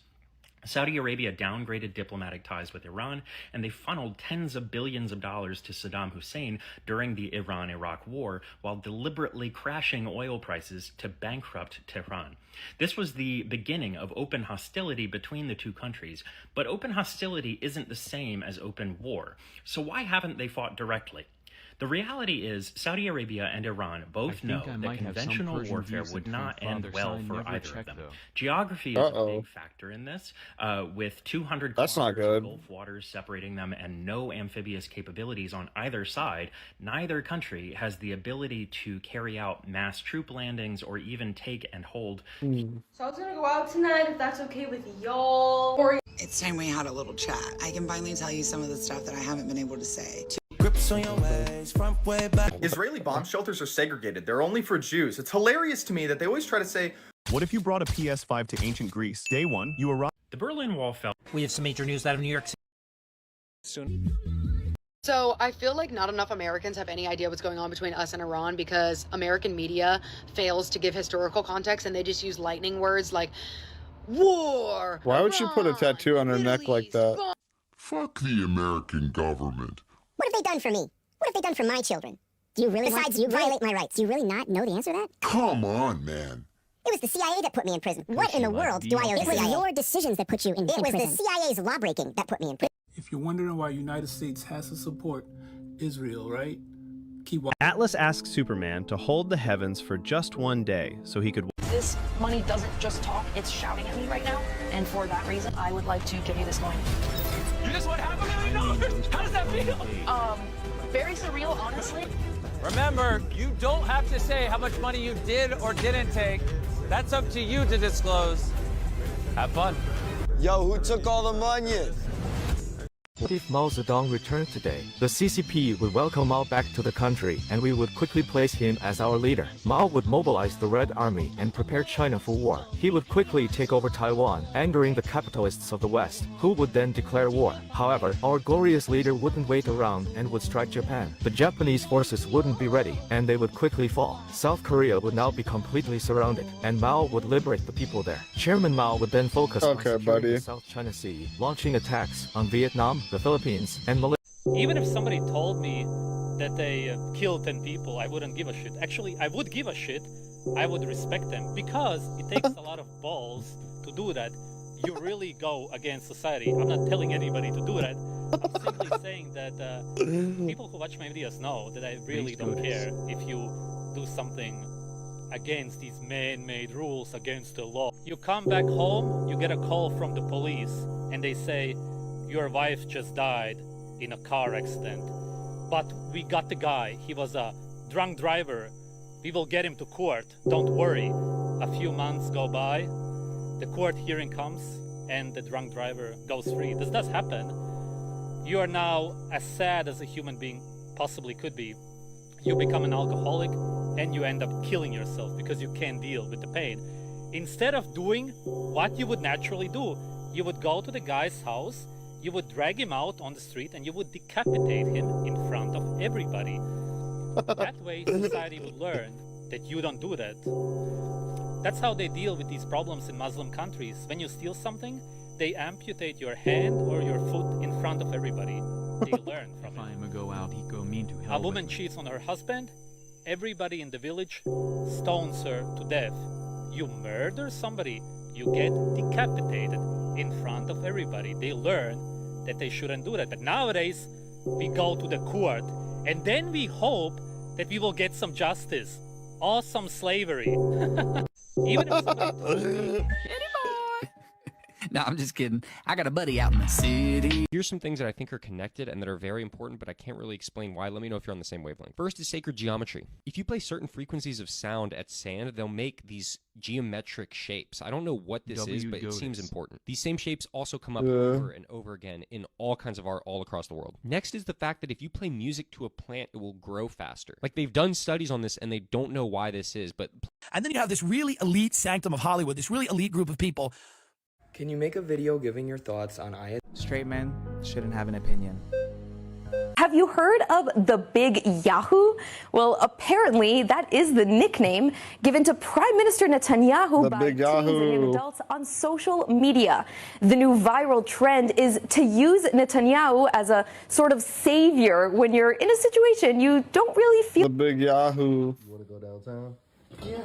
Would you get rich selling tacos in the ancient Aztec Empire? Day 1. You arrive carrying beef, spices, and a small iron pan. You walk through the village. They only eat maize and beans. You roll up corn balls and press the corn dough flat onto the iron pan. You then slap your meat onto the pan. The sizzling and smell cuts through the air. People gather around your stand. No one has ever smelled anything like it. Day 2. Word spreads through the city. Lines form before sunrise. People call them sunbreads. Warriors take bites. Oil and crumbs spill everywhere, but they don't care. By sunset, you've made a week's wage. Day 3. Meals start to backfire. Warriors start to miss training to use the bathroom, but the lines only get longer. People crowd your stall. The demand gets overwhelming. This is how tacos are created. Week 1. An odd customer skips the line before you can say anything. He asks you, if your meat is your power, what are you without it? You look closer and discover it's fucking Socrates disguised as a tribe member. How does he keep doing this? You're too busy for this bum. You will deal with him later. Month 6. Your food spreads across the empire. Tacos become a culture. The tribe leader is looking for a virgin sacrifice to please the sun gods. You point to Socrates and hand him over. He starts asking them his weird. So a couple days ago, I made a video explaining why I believe that the elites worship Baal, and I went into Baal's ancient history, basically. Oh my god. This is you guys this is literally you freaking retards that think Baal is.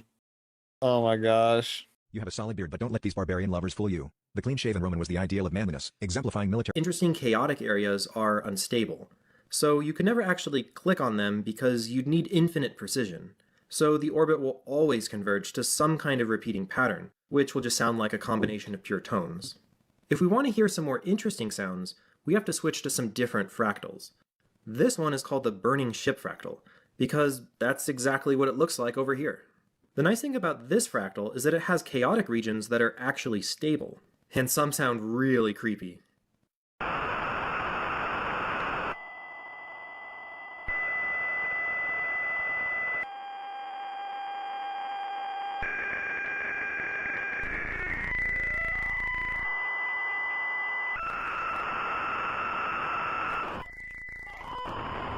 It's still a little hard to tell what's going on when the fractal is entirely black, so I'll add some coloring based on the orbit.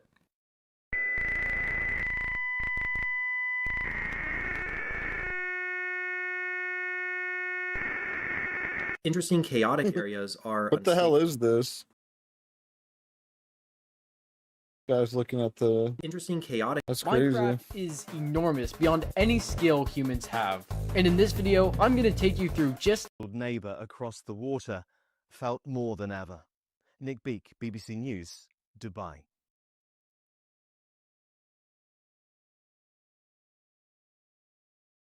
Hey, real quick. It's Sunday, March.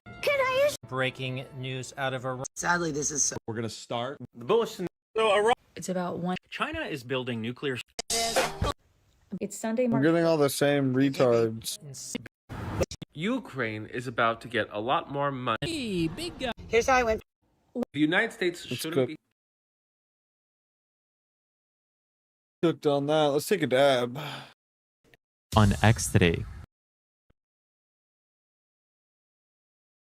The Forgotten Secret Europe's The myth oldest... of the transformation into wolves. The is Forgotten a Secret theme. Europe oldest religion. Let's see this. The This myth should be of the might be based. transformation into wolves is a universal theme across European pagan mythology.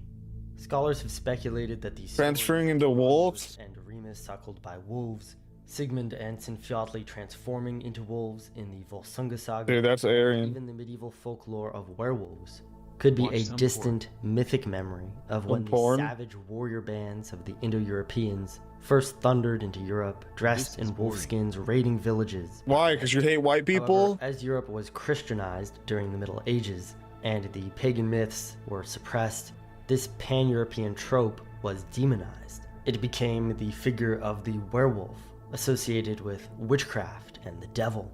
Yet these pagan wolf stories contain within them the seeds of Europe's most ancient theology, one which is surprisingly relevant to the issues plaguing the modern West.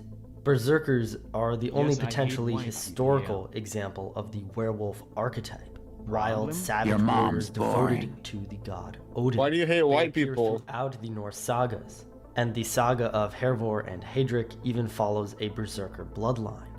We also have a crucial description of berserkers and their role in the prose Edda.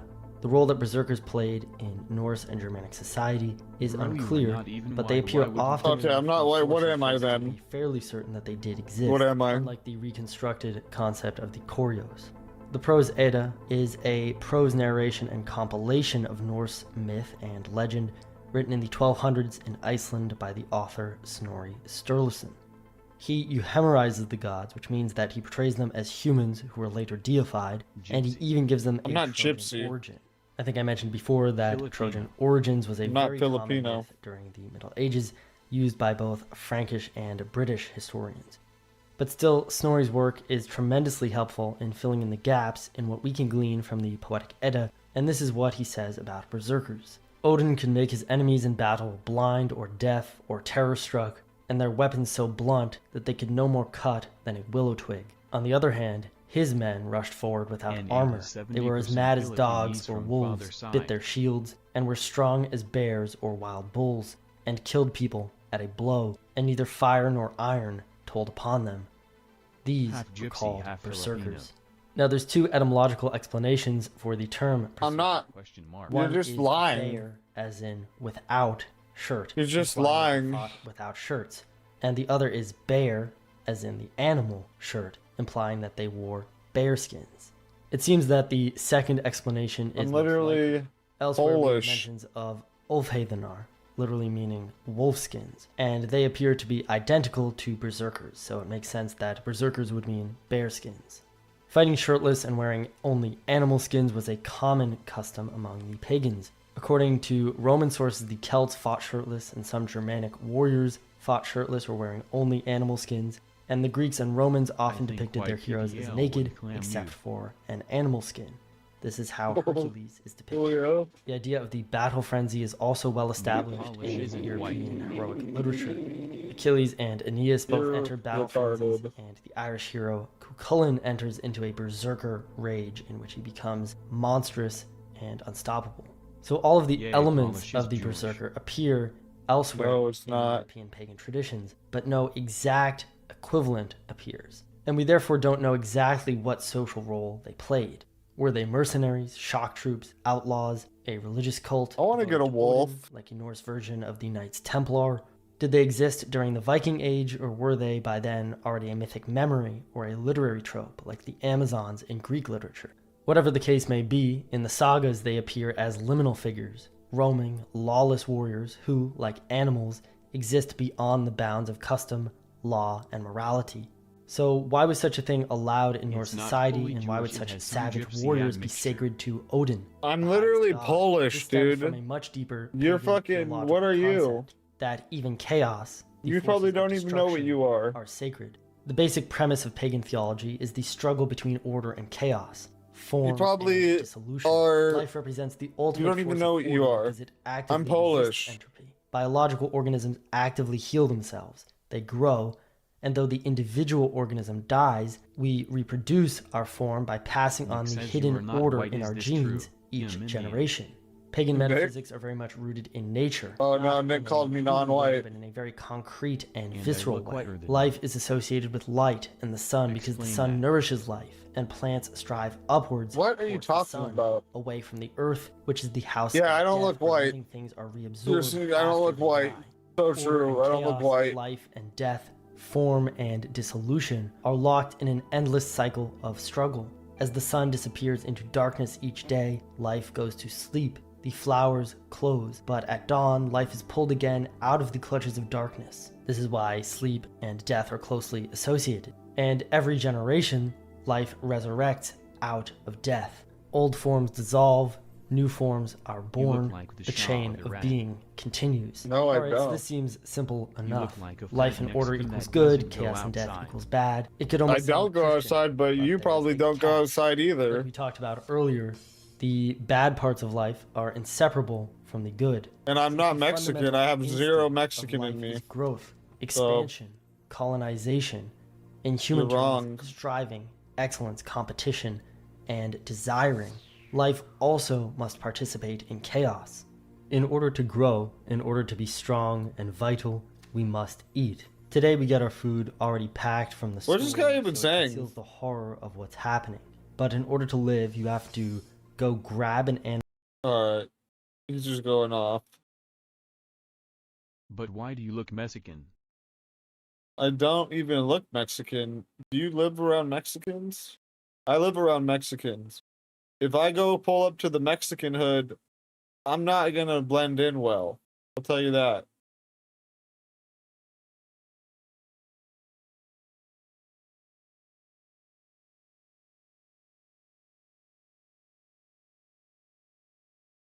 And you smoke weed that's so non-white.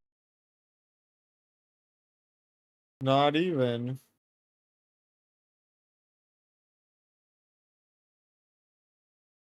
Smoking weed with his wife, and then he's gonna have huge Khazar milkers.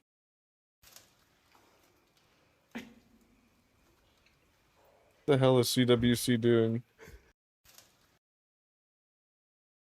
Exploring caves.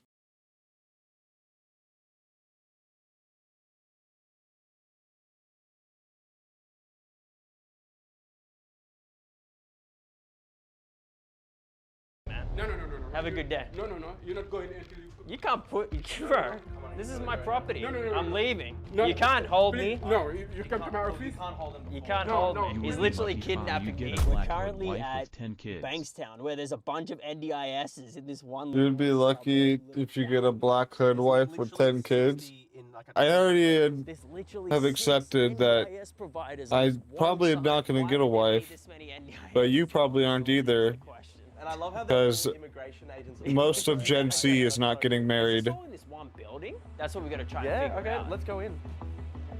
There's already one NDIS right there. Yeah, so there's multiple NDISs in this one building. And why would they all be stacked up in the same area? Damn, this is like the same fraud, but in India. I mean, not in India, in Australia. It's completely locked. So it's supposed to be open 8:30 a.m. to 4:30 p.m.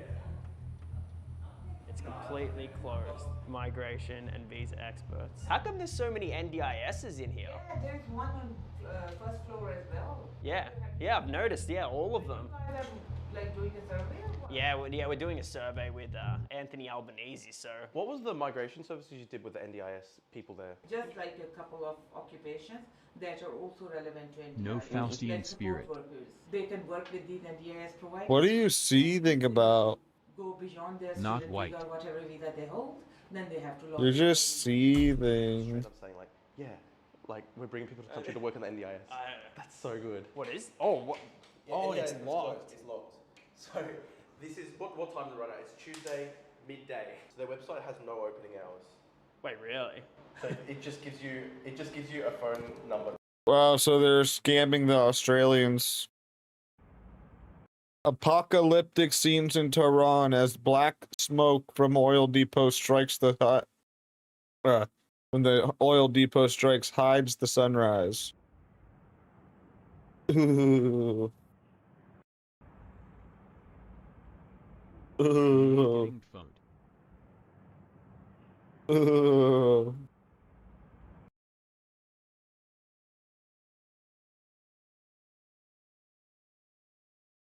That does look pretty crazy, lol. Yeah. We're fucking up Iran.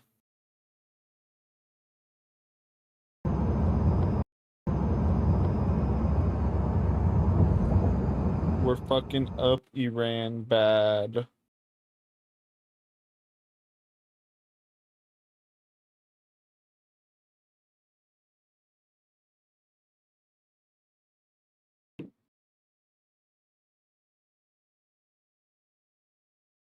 Nico thinks Iran's gonna win.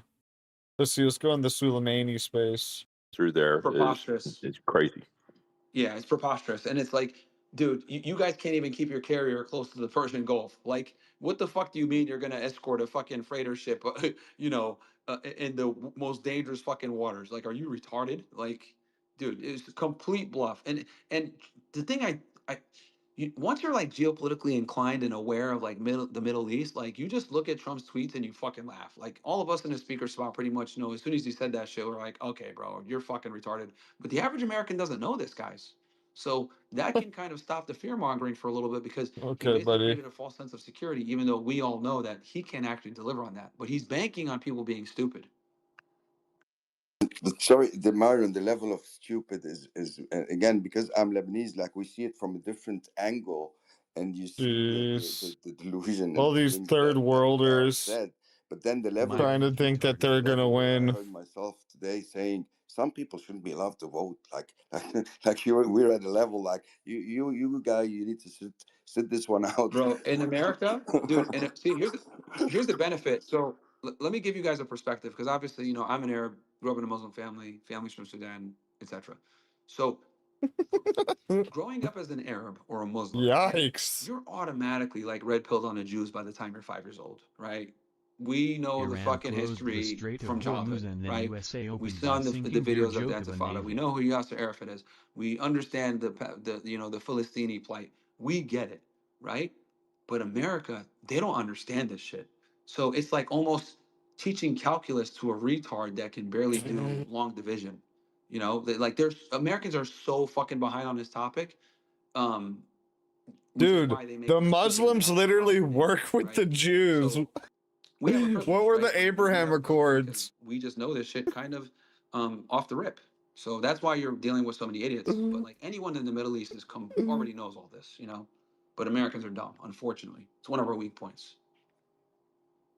Yeah, yeah. Polymarket has has about a 50% chance of gas hitting $5 a gallon just by the end of the month, and that was a huge shift from just a few days ago. So I think the Iranian oil fields getting hit is now they're pricing in the chances of a retaliation. I don't see the $8, $9, $10 a gallon scenario in the U.S. just simply because we have enough of our own supply to prevent that, but we're definitely going to go past the $5 Well, a here's gallon. another thing. Well, Andy, keep in mind one of the big reasons a lot of people don't know this. One of the big reasons Trump invaded Venezuela is because our our tactical petroleum reserves were low. We have some of the lowest levels right now since the 1980s. That was a huge reason why he went into Venezuela. So even if we start deploying, you know, reserves or some of the oil that Venezuela we might have gotten, which is going to take time to refine anyway, I don't think it's going to catch up to the speed that the market's going to decline. Crazy how Soleimani just runs this third worlder space 24 hours. 24 hours third world. You think the craziness is going to happen at a lower price? Some of Myron Yes, says. but 6 is still crazy. Because All we're at, these like, people are 5 horrible and need to be thrown out of this country. Everybody in this space, even Myron, all of them. Gotcha. Biden. So your argument is you think there's going to be panic. The thing is, most of the people in this country, or I mean, in this space, are not even in this country. Summer 2022 when that was 5, so 6 is uncharted territory for us. It doesn't need to be. Yeah, 8, good 9, point. Like this isn't Europe where they have higher prices. So a higher price point for us, we're used to lower gas prices. Yeah, and I was being charitable there. And when you have Gunther Eagleman saying, "Oh, Trump has a plan to get it through the Strait of Hormuz," he's going to insure Myron the is ship. just It doesn't taking matter money what from type of retards. insurance you put on a ship. Yeah. Puts that ship in the bottom of the Strait of Hormuz. Just taking money from brown All retards. you want, but no I ship can't in their hate right the mind hustle. is going to go through that strait. Well, When you can put a Shahed drone into the side he's trash. Yep, no captain wants to be liable for that. Yeah, no. I should have called him out at the RNC. Crew member. I sure would. Yeah, losing the entire ship. Yeah, and that's the psychological power of a blockade, naval blockade. The psychological impact is extraordinary. It's very effective, and they can say all they want. Myron, what do you Andrew, think? that's what was, you know, in terms of the naval blockade you just said, As that's another what was, course grifter, but with his I awesome think was little crazy club, about this decision, BS. because if they'd kept a naval blockade, Andrew, and not gone in, they might have like caused over time possibly a color revolution, because you cause a naval blockade, you cause nothing to go in and out, you cause people in Iran to be more hungry. They're not watching Iran fight. They just go, economy is becoming worse and worse. That would have been the better move. What's your thoughts on that, Andrew, in terms of the impacts of a naval blockade? Yeah, absolutely, Suli. Absolutely. Yeah, I'm glad you brought that up. That goes. We could go on the exponential military, but psychological, political impact of that is. We could go on an hour on that. Absolutely. And if I may quickly interject, if you don't mind, Sally, when it comes to that strait, when we say as us as laymen, we say closing it or keeping it open. It's not so. We shouldn't imagine it as there's like a sort of a gate where that's it. It's locked. It's closed. So there are two things. There is when Iran decides to say you shall go through. You don't even think about it. That's a closing in terms of the Chinese can still do it, but maybe other countries cannot. That's one thing. But I think the Chinese are worried, and maybe that visit is in the terms of there are something called sea mines that are linked with change to the bottom of the sea, and when sometimes it's just too much. Some of these girls, and those loiter in the waters. like, God damn, that's just crazy for everyone. And I think that's the crazy. Chinese are trying to avoid the escalation getting to a point where Iran says, you know, we can't. All right, I can't listen to these idiots.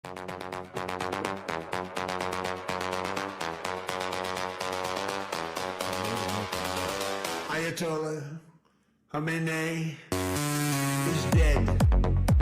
Is dead.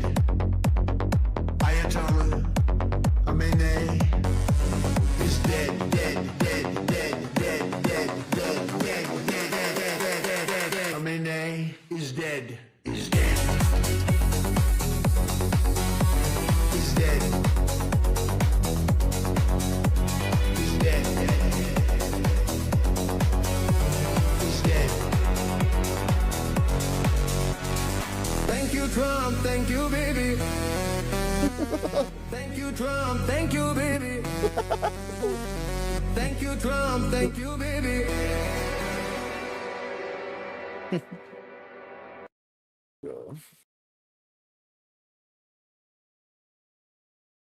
Charisma fucking Pablo Escobar. My friends are saying shut up.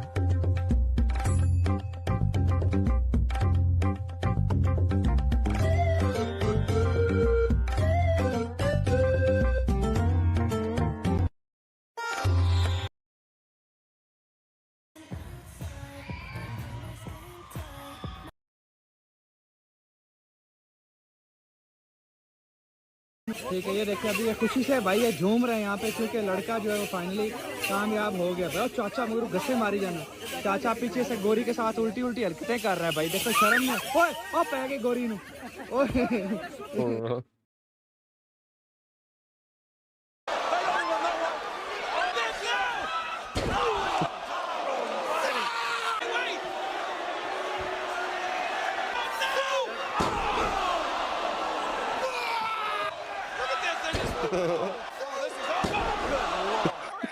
EMTs now. These Good old days. WWE.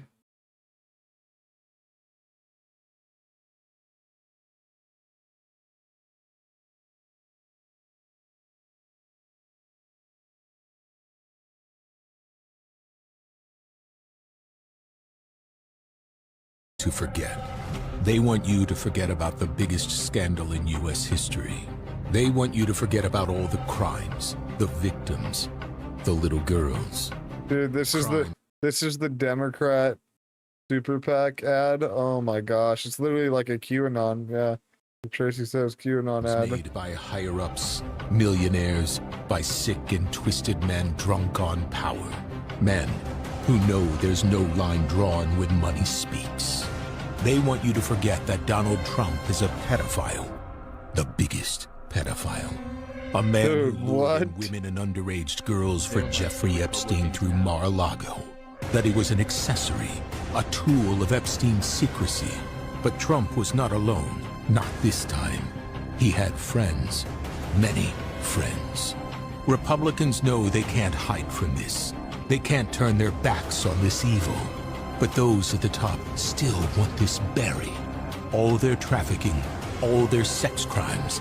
They want Holy to cover shit, up this is every literally like a QAnon video. every secret. Oh my god. It's the biggest pedophile ring in modern history. And no, it's not. It starts at the top. Dude, that's crazy. That's crazy that's... Oh my gosh. All the leftists who call Trump a pedo and had no problem with the 1,000 pictures of Biden fondling kids and being accused by his own daughter unironically need to be executed. Yeah, I mean, they're just going to use anything to attack Trump. That's why I'm not... Well, why do you think I push back against the Epstein stuff so much? Because they're using it to attack Trump. And that's really all it's being used for now.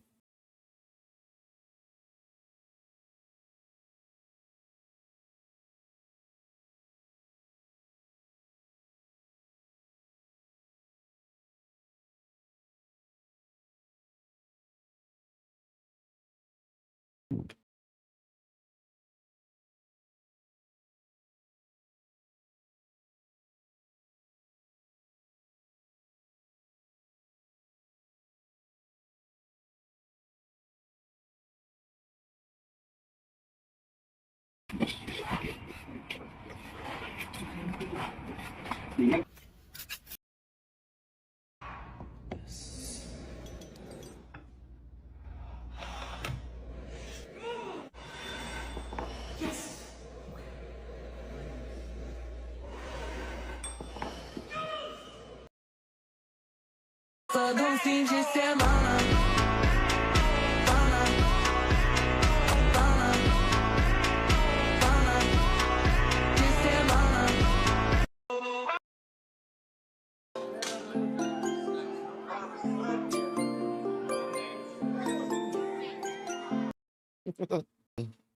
Great again. Make America great again.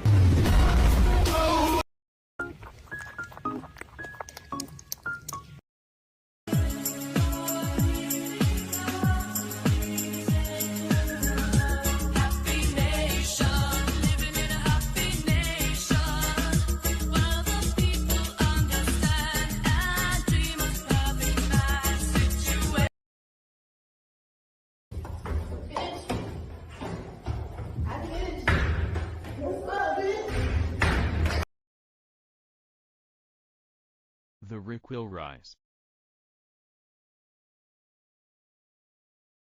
U.S. Marshals magazine falls out as he breaks.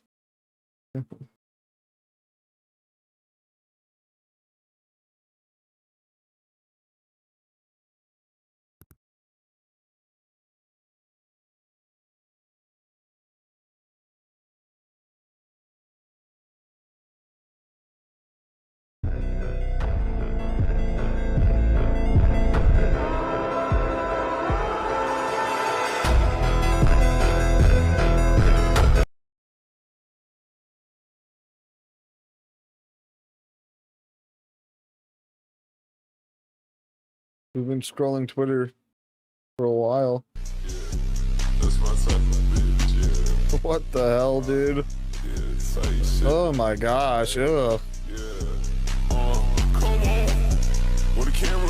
Dude, Clavicular was right. Remember that clip of Clavicular where he said all the people at the fashion show were all like, he was like mogging them all?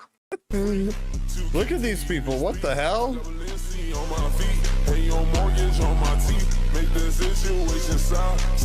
Why are they all trying to be uglier? Like the opposite of looks maxing. Straight satanic. Just, it's like performative, honestly.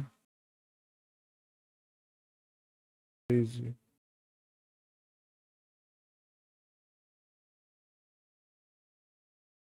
Fashion, by the way.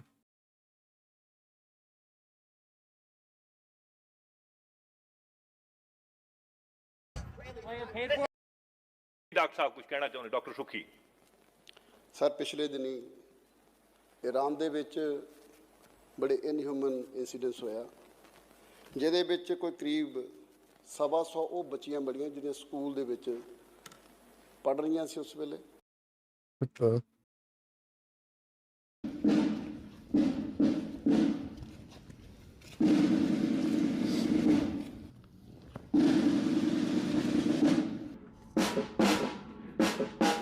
All these people that Putin killed, because Putin's evil.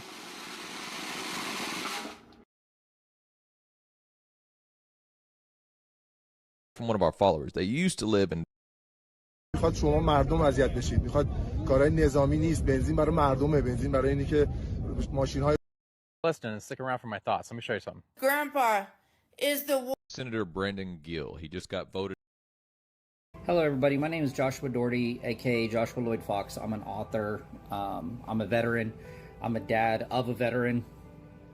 I worked for the U.S. government and the DoD for 28 years, and I don't want to get on here and be an alarmist, but some of the things that I've seen lately, especially in the escalation of the war with Iran, has me really worried. So currently, I'm sitting not even a mile from Tinker Air Force Base. I work for Boeing currently.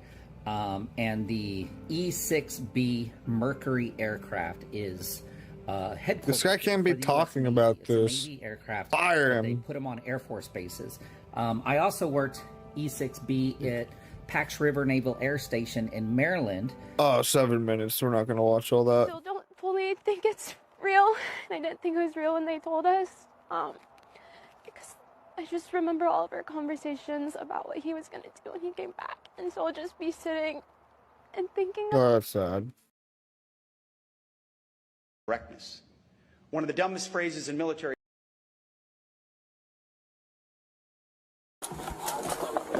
Stop the car! Turn the car. Are you kidding me? Kidding you what? I have been on you licensed siren since Clyde. Why are you pulling your gun out? Because you have refused to stop. I didn't Turn the refuse car to off. stop Turn the car off. anything. 3 Charlie 66 Central. I'm out with it. Code 4. Give me your license. I don't have my...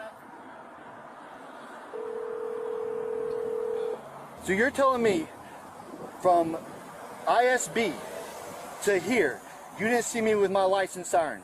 Because it's all on camera, and you just refuse to stop. I didn't refuse to stop. So then what have you been doing? Get off the phone, I'm talking to you. Babe, there's a... Excuse me, do not reach Get out of the car. inside my car. Do not touch me. I got one resisting. Babe, Get out of the Stop car. pulling me. Stop. No, he's pulling on me. You're going to get Please, case. please don't Get out of the car. Here's a big one. Get out of the car. Turn Why around. is the steering wheel on the right side? Has my arm, he's yanking on me.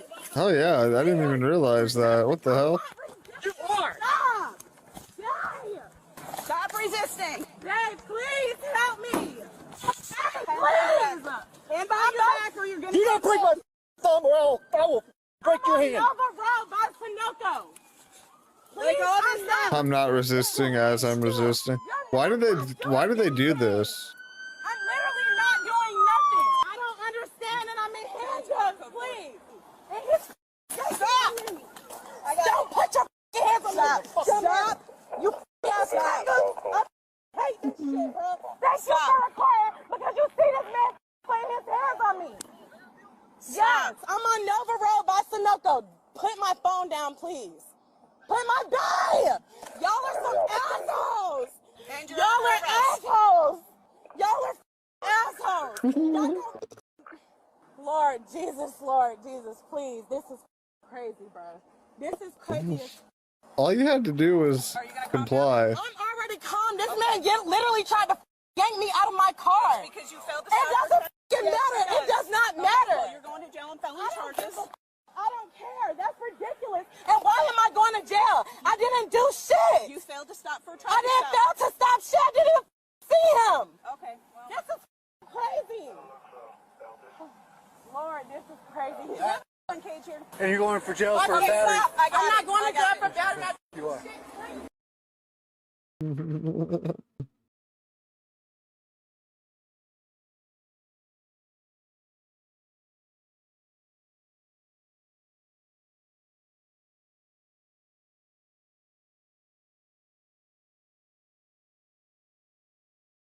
Damn.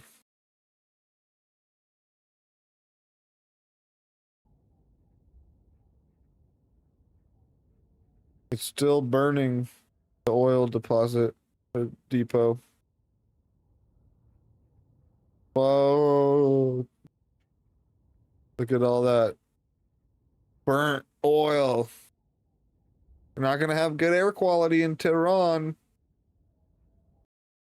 Not looking good. It's not looking good for the PPI index or whatever. PPM or whatever the heck it's called.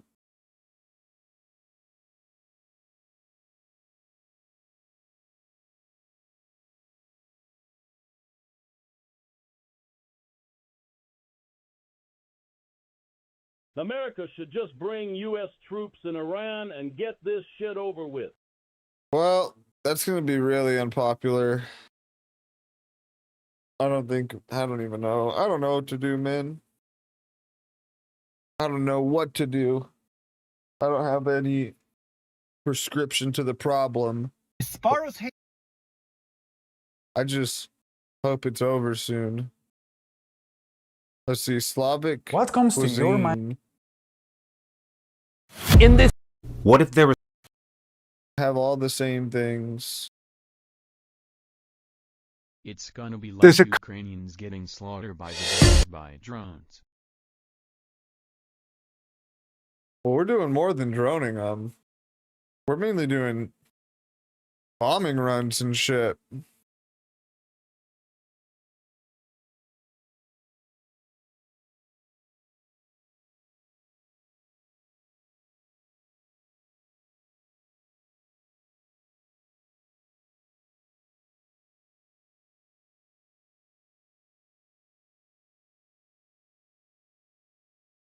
Turns out when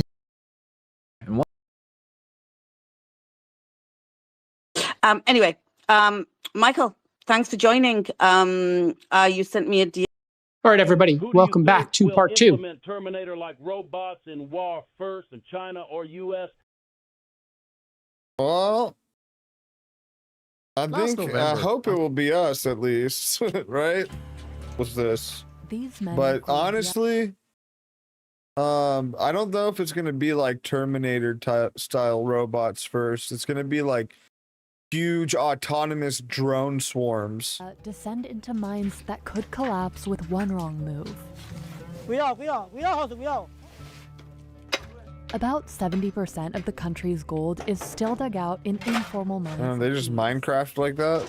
Muchos de nuestros compañeros han perdido la vida, otras personas han perdido sus miembros. But the danger isn't just underground. The precious metal ends up funding armed groups. In fact, gold is now their biggest source of income.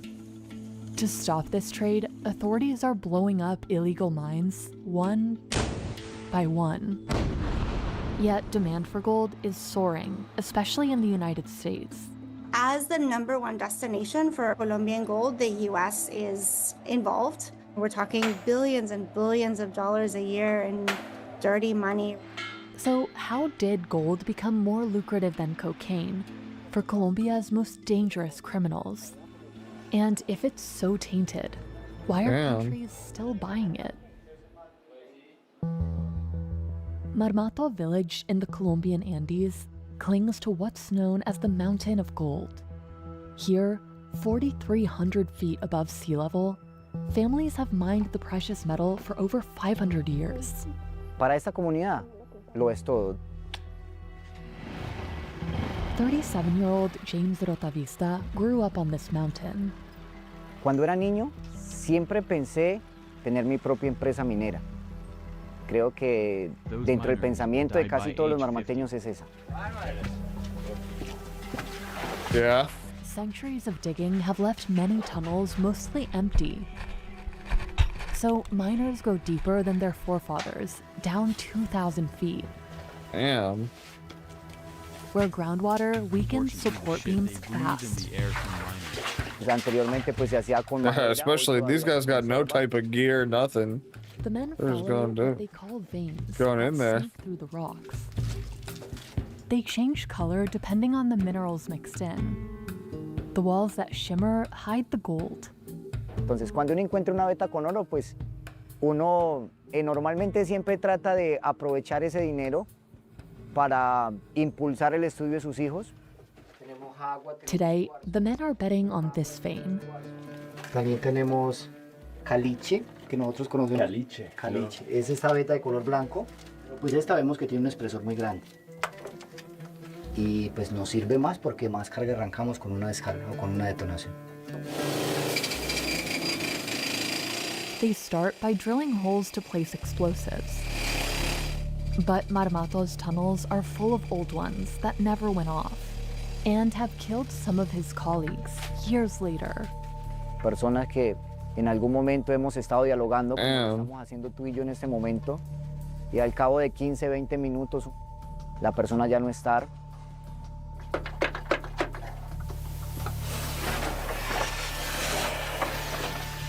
Once they light the fuse, they have just a few minutes to get as far as they can from the blast, which emits poisonous carbon monoxide. Con el propósito de que los gases no vayan a quitar la vida de una persona.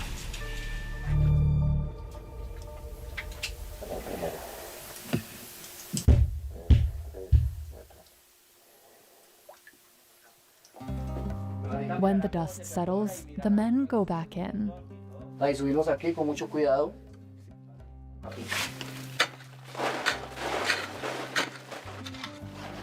Aquí tenemos el mineral. Damn, look at all that. Aquí está revuelto con pirita y está revuelto con cuarzo y otros minerales.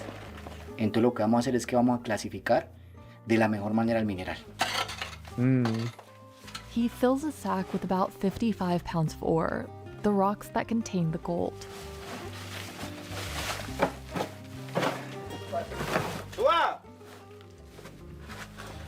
Si te mide un pedacito.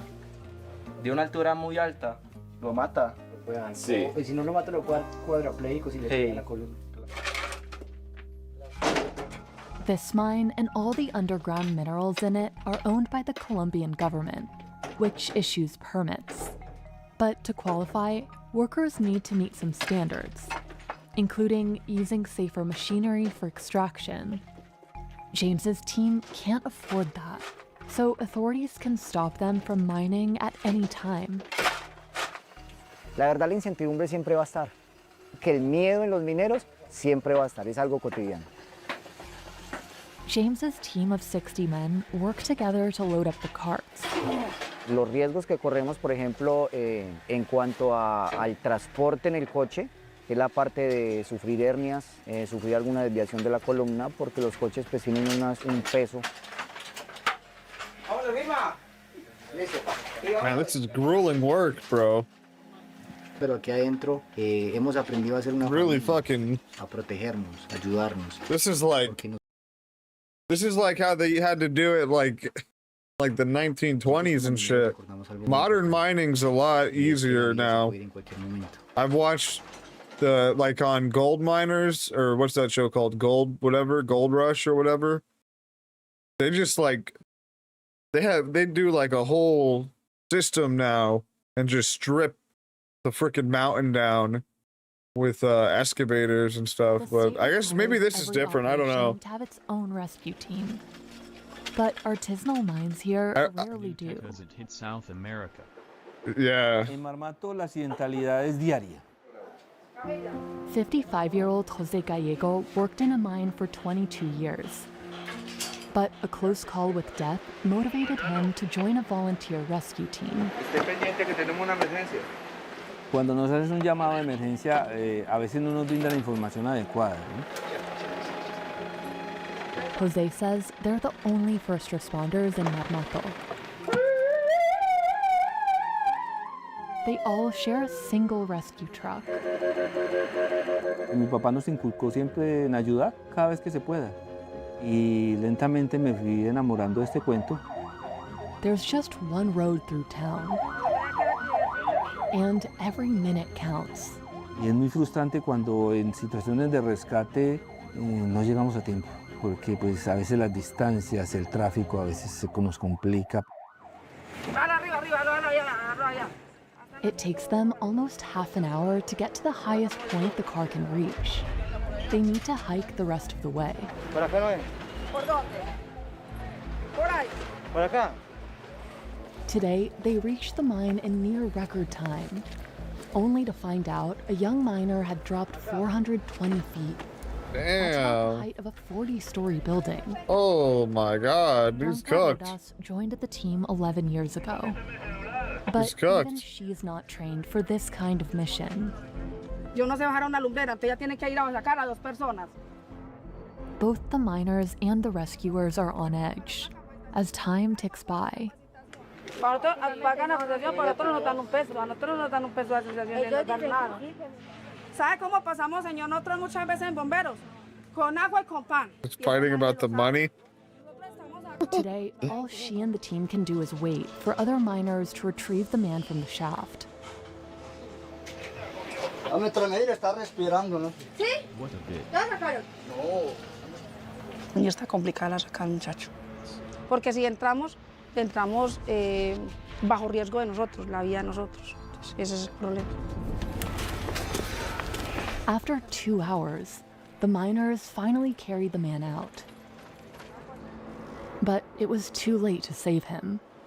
Pues cuando no somos capaces de preservar una vida, a pesar de nuestro esfuerzo, Eso nos parte de nosotros. Well, he fell 40 stories. The team drives the miner to the nearest hospital, where his family is waiting.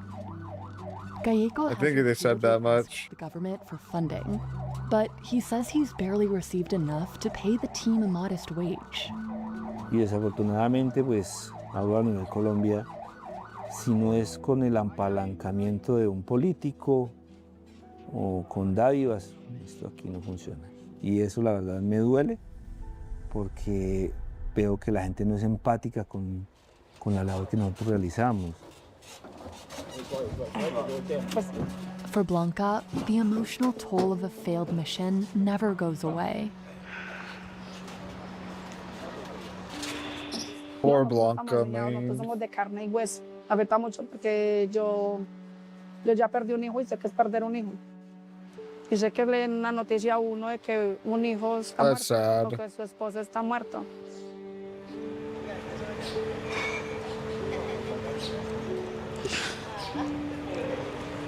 But even outside these mines, the risks young men in the state face are growing. Colombia's gold-rich regions have become hotspots for the country's most powerful cartels and rebel groups. Historically, they relied mainly on cocaine to finance their operations. But recent crackdowns on drug trafficking pushed them to explore other revenue sources. Julia Yansura tracks how dirty money enters the global financial system. The drug trafficking and criminal organizations we're seeing in Colombia today are sophisticated organizations that are relying on. This is why Trump needs to stop these people. So gold has become one of those income streams. We need to get the gold. In 2013, gold officially surpassed cocaine as their biggest source of revenue. And over the past decade, inflation and trade wars have continued to push prices to record highs. The price of cocaine has sort of stalled out. That's due to an overproduction of cocaine. Compare that to the price of gold, which is just incredible, astronomical growth. Now, hundreds of mines operate under criminal networks, which experts estimate rake in billions of dollars annually. The Colombian government has formed a special task force to wipe out criminal operations, but policy analysts say that's also an outdated approach. I think it's the myth that we can solve this problem by sending out police and military. They will blow up just heavy machinery used in illegal mining. And within 1 hour of the yellow machinery being blown up, they're already seeing new yellow machinery being transported to the zone. There's gotta be a better way to do this. Dude, they're getting it from China, all that machinery. And criminal groups, local miners like Diego Jaramillo often get caught in the crossfire. Todos sentimos miedo. Entonces, queremos mostrarles que somos gente honrada, trabajadora, con muchas ganas de seguir con la minería. Diego has been mining for decades here in Segovia, the country's main gold mining hub.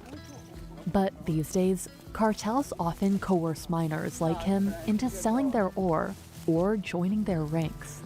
Entonces nos están criminando, nos están involucrando con otras cosas, donde hay gente que solo trabajamos.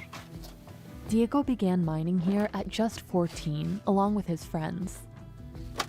Nosotros ya sabemos cómo andan las vetas, del papá nos enseñó a nosotros, ya nosotros enseñamos a los hijos. Indigenous tribes started digging for gold here at least 1,000 years ago to use it in cultural and spiritual rituals.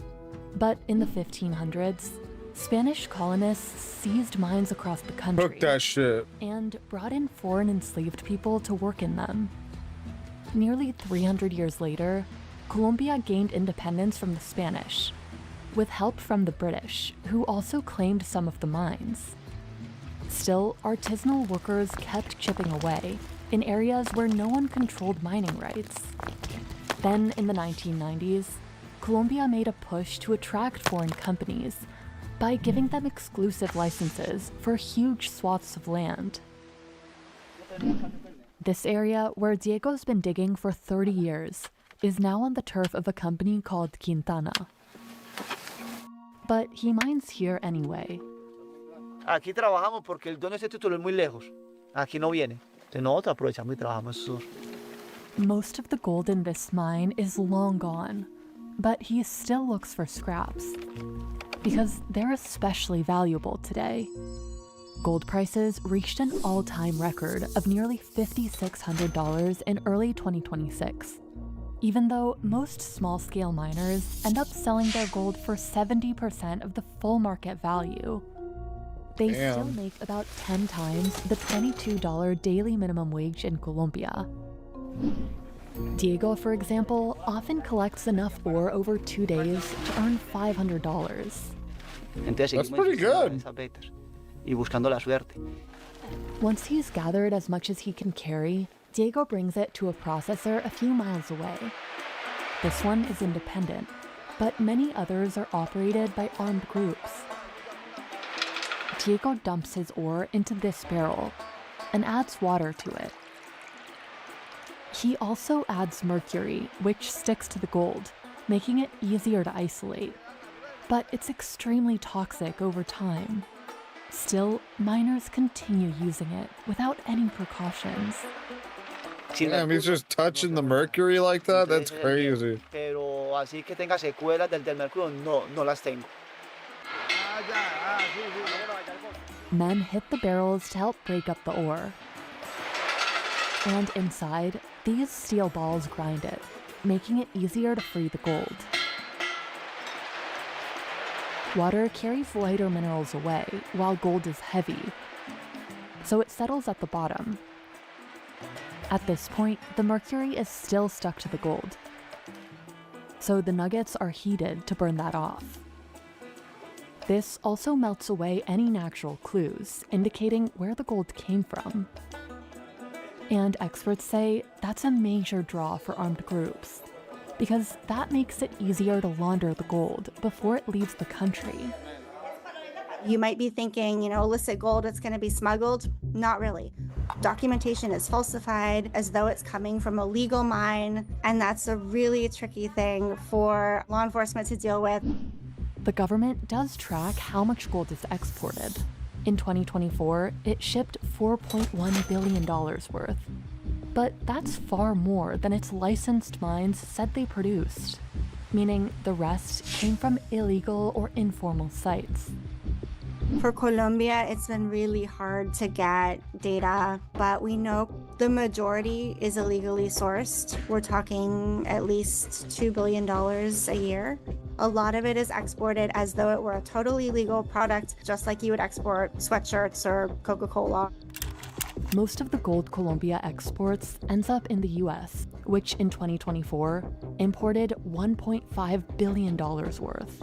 Most Americans perceive this as this remote problem that has nothing to do with us, and that couldn't be farther from the truth. As the #1 destination for Colombian gold, the US is involved. Julia says Miami is We should own this gold. Officials have seized illicit gold there in the past. That's one airport. That suggests a lot of this dirty gold is ending up here, either through formal export processes or through travelers who bring gold in their backpack or whatnot, fly into the airport. They're not necessarily going to go to jail. Gold is not an illegal product.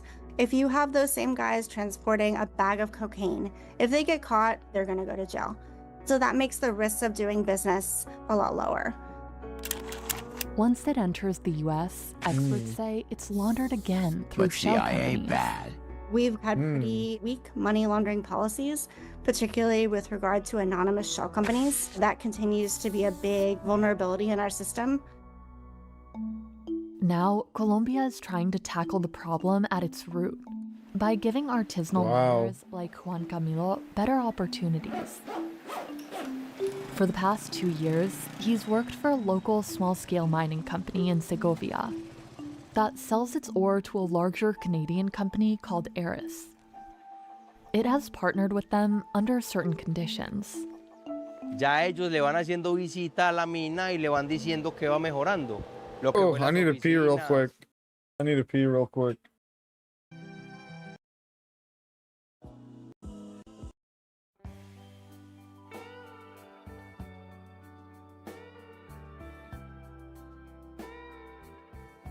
I need to pee.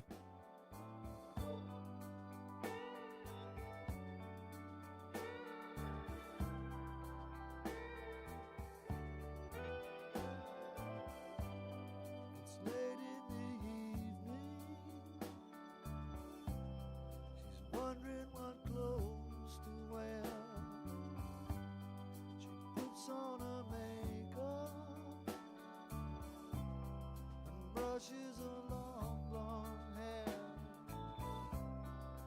and then she asked me, do I look alright? And I say yes, you look wonderful tonight.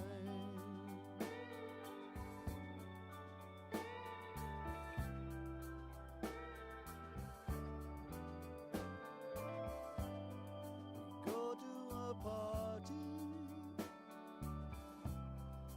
and everyone turns to see this beautiful lady is walking around with me. And then she asked me, do you feel alright? And I say yes, I feel wonderful tonight.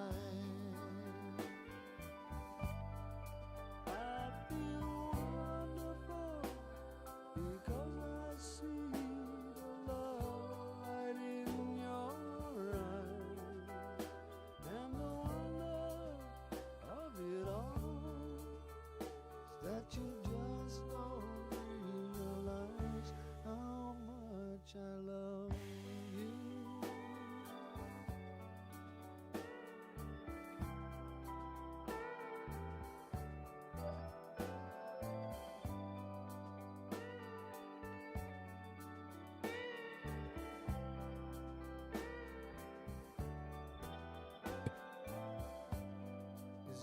I'm back.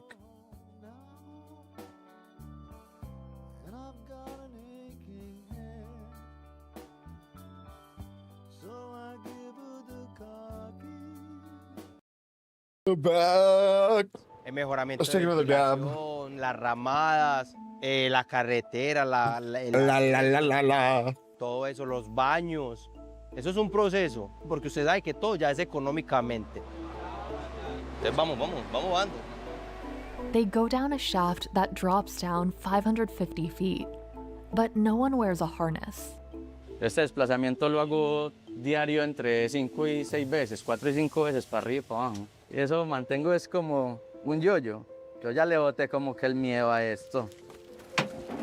Y así nos criaron y así nos vamos a morir, era porque para que los hijos de nosotros no tengan pues que Miners have installed new equipment in here, like this pulley system. ¡Mario! Hágame el favor y le da. 3 es para subir, 2 para bajar y 1 para parar. 7, un accidente. Terminero, unas ganas de salir adelante. Volando, ¿a quién tiramos para la entrevista? Juan's income isn't dependent on how much he collects. He's paid a steady salary by the small-scale mining company. It sells the ore exclusively to Eris, which provides a better rate for the gold than other buyers. Even though he loves this job, Juan says it's taken many of his friends. And he wants those who will someday wear this gold to know its true cost. Que detrás de lo que él tiene, que tiene oro, no sabe cuántas familias vienen luchando día a día para extraer el oro. At the end of the day, what's most important for Juan is that his colleagues stay safe and that he can keep mining beside them. Pese la experiencia de antes. Well, let America come in. We'll help it. We'll take the mines over and take all the money. Entonces, pero siempre ha sido la misma labor. We also went to an official Eris mine that is highly mechanized. Carlos Mario supervises a team here. He briefs the men before they head in for the day. This rail car takes them 6 levels down. In this mine, machines do most of the heavy lifting. Robotic arms drill holes for the dynamite. Aproximadamente se lleva 60 barrenos. Estos barrenos son de 12 pies. ¿Tienes metro ahí? No tienes metro. Métalo. But Carlos's team mines where machines can't. Mineral.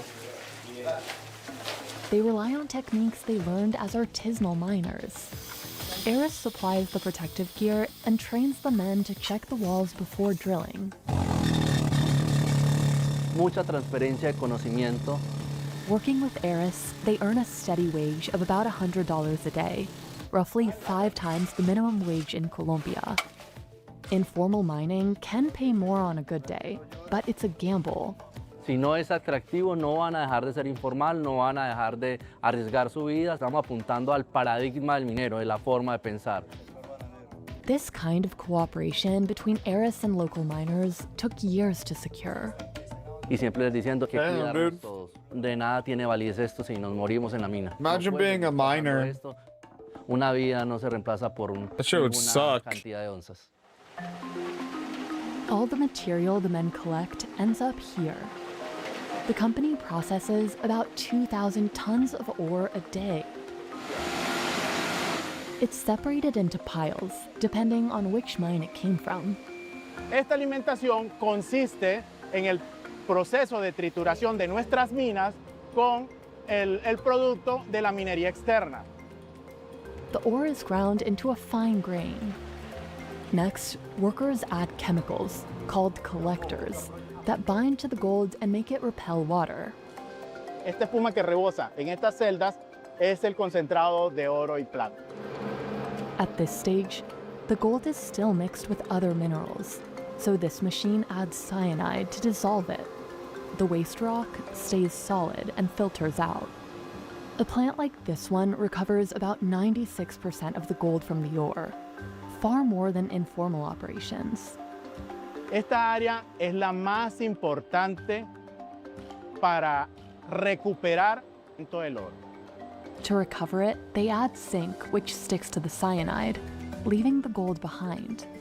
The company chooses women for this part of the job because they're seen as more detail-oriented. One is always stationed here, watching so that no gold gets lost. Y ha hecho que han incrementado nuestra eficiencia en esta área. Incrementar 0.5% genera mucho valor agregado. Eris also took us to its foundry, the final stage in the process. Este es el proceso de fundición. A giant oven heats the refined gold to over 2,000 degrees Fahrenheit. Damn. Just standing here for a few minutes could sear the men's skin if they didn't wear these suits that are designed to reflect heat. It takes 2 hours to melt one batch of gold. Aquí podemos ver un lingote. They let the bars cool and harden. But these aren't all pure gold. Sometimes there's silver mixed in. Aquí hay una gran diferencia. Pueden notar que tenemos barras de un color y barras de otro color. The lighter bars are the ones that contain more silver. Darker bars hold more gold, making them higher carat and pricier. The highest you can find on the market is 24 karat gold, which is 99.9% pure. But it's soft. That's why it's mostly used for ceremonial jewelry, not everyday wear. Or in the bars that back currencies. Some gold goes as low as 8 carats, which is just a third pure. It's tougher because of the added metals, but it loses its shine and color. Each bar is marked with a unique serial number that allows suppliers and buyers to trace it. Before it's sold and shipped off, Eris stores them here for safekeeping. Esta es nuestra bóveda principal. Por medidas de seguridad, la bóveda tiene cámaras de seguridad. All right, cheers. Eris says it sells its bars mainly to European countries. Today, demand for this metal is booming. Many people hold on to it as a recession-proof investment. It's also increasingly being used in modern technology, like the GPUs that run AI, and smartphones. These days, consumers are pressuring tech companies to reveal their supply chains. And that's been challenging for Colombia, as reports have exposed the role gold plays in funding criminal groups. Now, many big mining companies are doubling down to prove theirs is sourced ethically and legally. Amante Padre y misericordioso Dios, te doy gracias, Señor, en este momento Back in Marmato, James Rotavista is considering working with Aries too, to earn a more stable income for his wife and 2 children. ¿Cómo estás? Until then, he wants people to buy his gold without criminalizing the only job he's ever loved. Esperan que ese oro va de personas honestas. Okay, buddy. Well, there's the Colombian gold. That was kind of interesting. I didn't know there was such a black market. How long for prison? The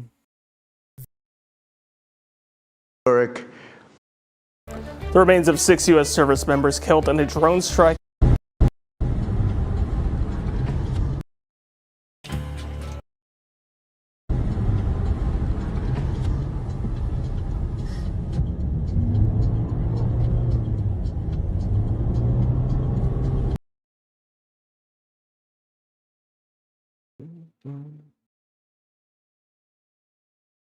What's going on?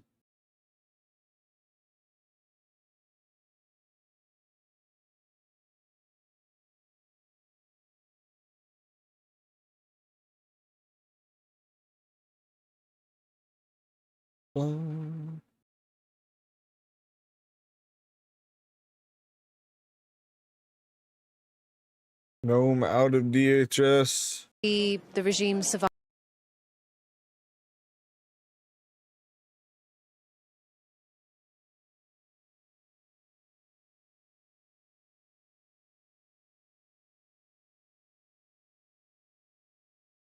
No.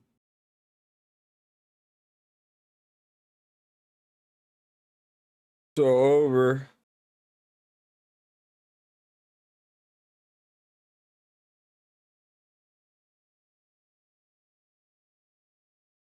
So over.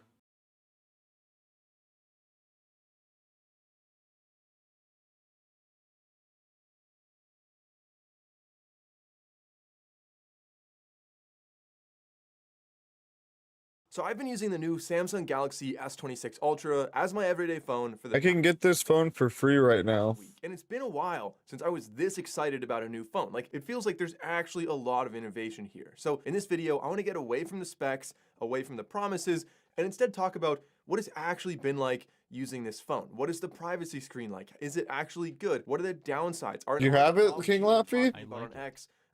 I can get it for free because, well, I already owe money on this phone, so I don't want to trade it. I only owe like $200 left on it though.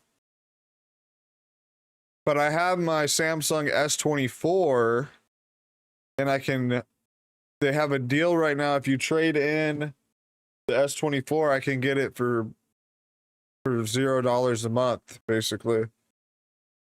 So I think I'm gonna do it.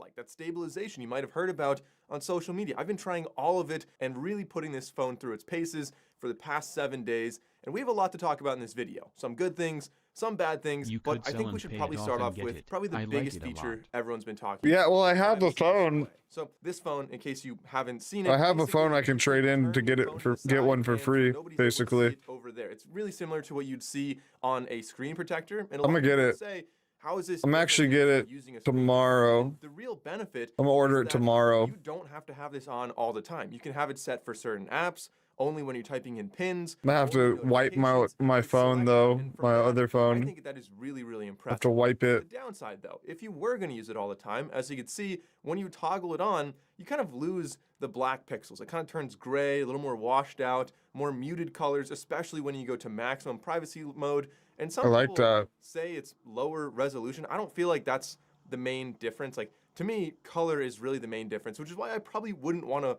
be watching videos all day with this on nonstop. But I don't leave it on all the time. That's kind of the main benefit of this. If you really wanted a privacy display on all the time, you could just get a screen protector and an S25 Ultra. But this works for specific things. I think it is so useful to block notifications, to block pins and passwords, to block specific apps, maybe your banking app. I think all of that is the biggest benefit of this. And I mean, we can't forget, this is not only an absolute game changer in my opinion, but it's also, like, everyone's being really critical, but this is a first-gen technology, and it's already really impressive in my opinion. So I can only imagine, as they continue to improve this, we're just going to be... That privacy screen shit's fire, though, man. Sponsorship goes, this video is not sponsored by Samsung. I always get scared when I'm scrolling Twitter when I'm on, like, a plane or something. Or something like that. Nobody like that. I do have a case sponsor I'll talk about later on in the video, but all opinions are my own. These are my real thoughts about this phone. We'll be talking about both pros and cons. Samsung did... You can goon in public without anybody seeing? That's not affecting my opinion. Like I said, Just kidding. we'll talk about pros and cons. So the next thing that I've been seeing a lot on X, people are talking about text clarity. Is the resolution lower on this phone compared to the previous generation? Did you get the Honestly, dude, he literally just explained why it's better than the screen protector, because you don't always have to have it on. Really close. This is... I don't see that at all. I'll go in like a super telephoto shot here and maybe you guys can see a difference, but just like holding it and using it normally, I don't get a headache. I don't know what people are talking about with that. The resolution looks really good to me. Now, the anti-reflective display, that's something Samsung has really been kind of leading the industry in for a little while, and this phone, admittedly, is not quite as anti-reflective as the S25 Ultra. Instead, it's still more than, say, an iPhone, for example, but not as much as it was last year. A problem that was resolved, though, that I really like about the display, switching back to a positive here, is the previous generation aren't doing only from the outside angles. The lowest low brightness. It's not going to be the same. They looked really grainy. I haven't experienced that on this one. Maybe it's like those dim displayed or the privacy screen, whatever the fuck they're called, screen protectors. They use like they will make the screen always look a certain way, no matter what. Specific one, every unit, and it's like a matte type thing that adds to it. Generations had it, and this one seems to not have it. Oh, and kind of getting back to a negative. I promise you some really interesting things I'm going to talk about later, but I saw people talking about the display being 10-bit. And then I saw some reports that it's actually an 8-bit display that is meant to simulate 10-bit. So I didn't read into that too much. Realistically, I think that is like the most power user of power users would really care a lot about that. But I would say the vast majority of people probably would never be able to really distinguish the difference. And again, the color on this, I think looks pretty good. 2600 nits of brightness, that anti-reflective display, it's very usable out in bright daylight as well. Now getting into the design, the physical part of this phone, I actually really like the design. I think this looks significantly better than last year where they had like the kind of honestly cheap looking blacked out camera circles. This much better hardware in my opinion.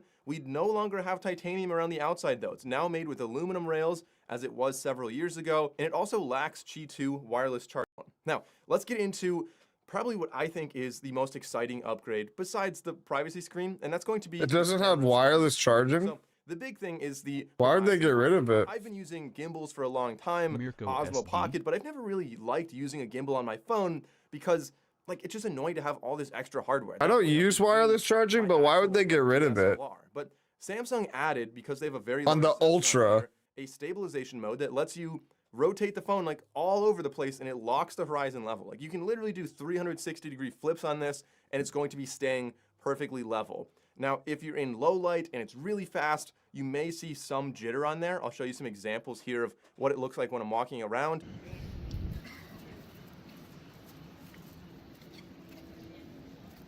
It's stupid, that's why it would take too much space. Yeah, I never really even use wireless. I don't really care about the camera, speaker, design. Compared to that, this battery is Yeah. so much better. I'm gonna get it just because I can get it for free. Why not? The Predator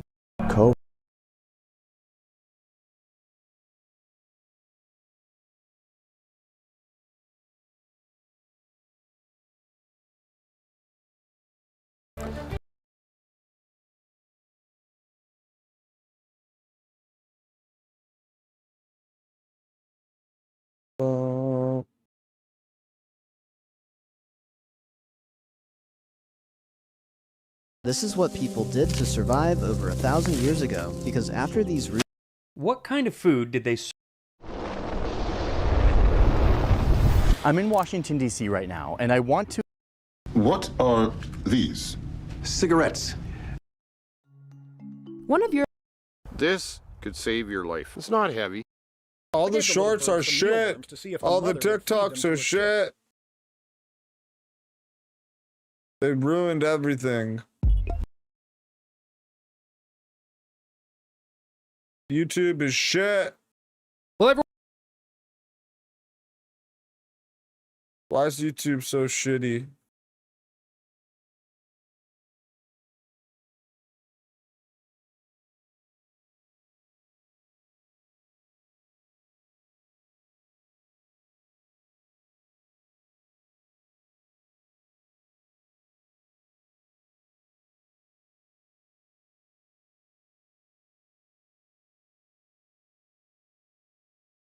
When is Sneeko and Professor Zhang going live? Oh, 11 hours. Jeez. Sure, that's gonna be an elevating conversation.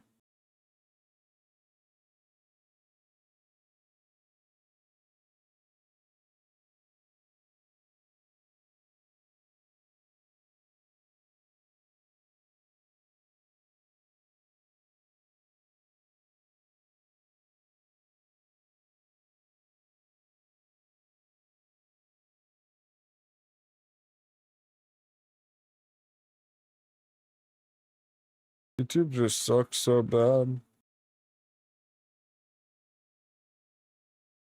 Trending on YouTube. What's on the trending page? Where even is the trending page now? Where they? I don't even know where the trending page is. Brain music. What? They get rid of it? It's gone. Really? They removed the trending page? They removed it. When did they do that?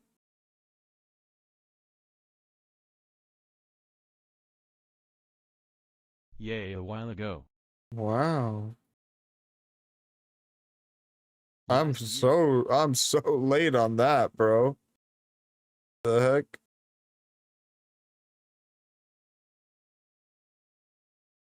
I am super late on that. That's crazy. I can't believe they got rid of the trending page. Why would they do that? Why would they get rid of the trending page? Why?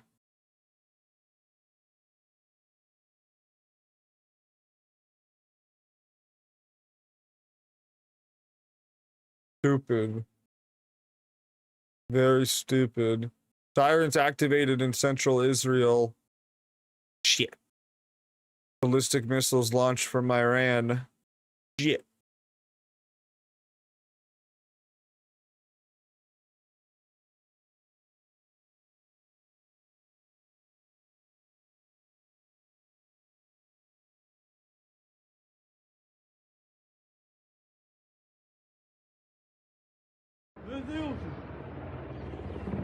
Wow. Wow. Shit, fuck, shit. Oh no, I'm gonna have to go into the shelter, guys. Sorry, guys, I'm gonna have to go into the shelter. Fuck. I'm finally gonna get revealed that I'm in Tel Aviv. Or was it? Central Israel, Tel Aviv. Damn it. Alright, guys, I gotta end the stream. I'll see you guys later.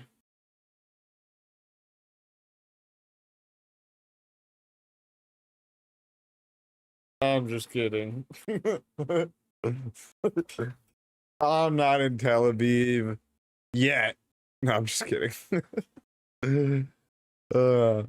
I'm scared to go to. If I would never go to Israel because I'd be scared to go to Israel. I feel like he's getting spied on because I had tweeted something and I'm in like the Palantir database or something. I believe you. Did you believe me? I thought I'd be scared. I'd honestly I'd be scared to go to Israel. I'd be scared to go to Russia. That's about it.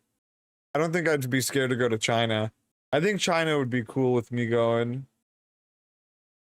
I'd be respectful in China, even though I've talked a lot of shit. But Chinese people, you know, they can like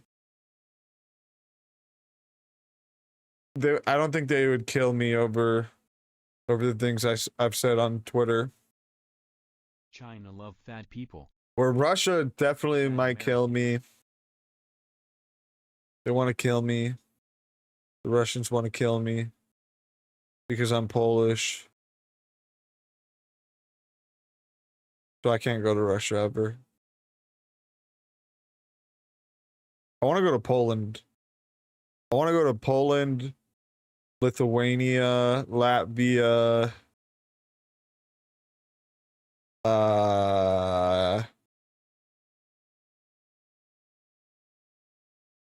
and I forget what, Prague.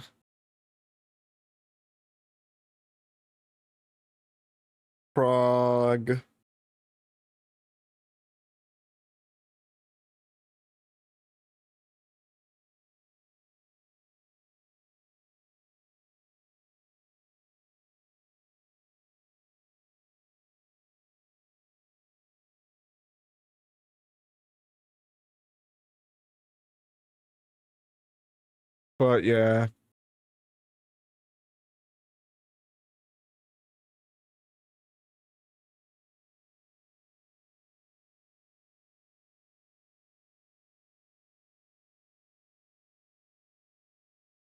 But yeah.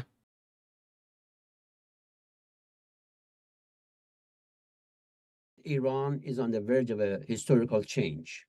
It's a very important. What's the Soleimani space up to? Thought that they had this completely understood, and Iran's turning the tables with patience, right? So they're fighting like they're meant to win the long game because that's the idea. That's the only way that they are going to win. This is not really. They benefit from both the long game and the short term. Yeah, obviously the Iranians are getting pummeled and they can't light up everything, and they're gonna invite a response pretty immediately for everything that they do, for lighting up their launchers and command links, right? So they're trying to conserve high-end assets. There is limitations to their abilities.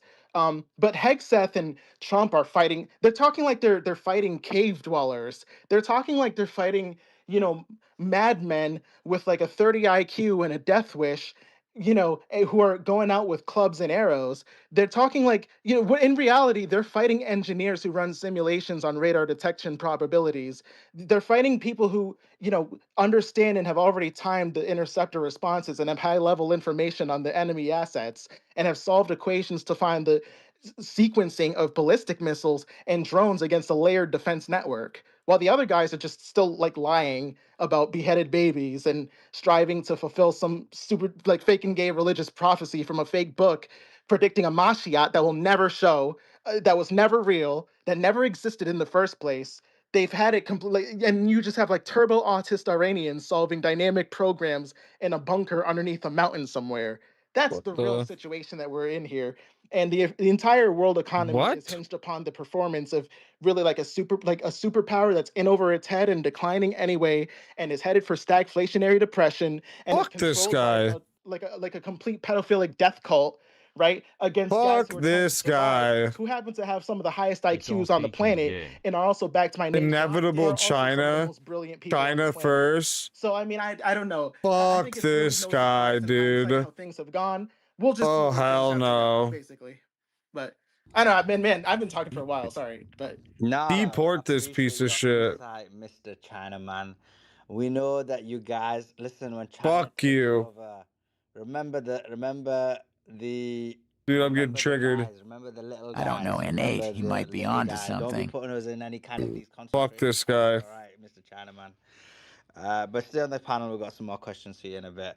Let's go to Johanna. Johanna, jump in. Fuck that guy. Johanna, we cannot hear you. Johanna. Guys, is the space working? To this bitch. Alright, cool. Hassan's kinda, it says connecting. Johanna, I can't hear. Johanna. Anybody else? Can they try and speak? Maybe it's... I can hear you fine. Oh, sweet. Okay, so it's Johanna, you need to recycle. Go back up and come back down. Damn, that would be great. Hassan, if you could do the same as well. Let me send you a mic.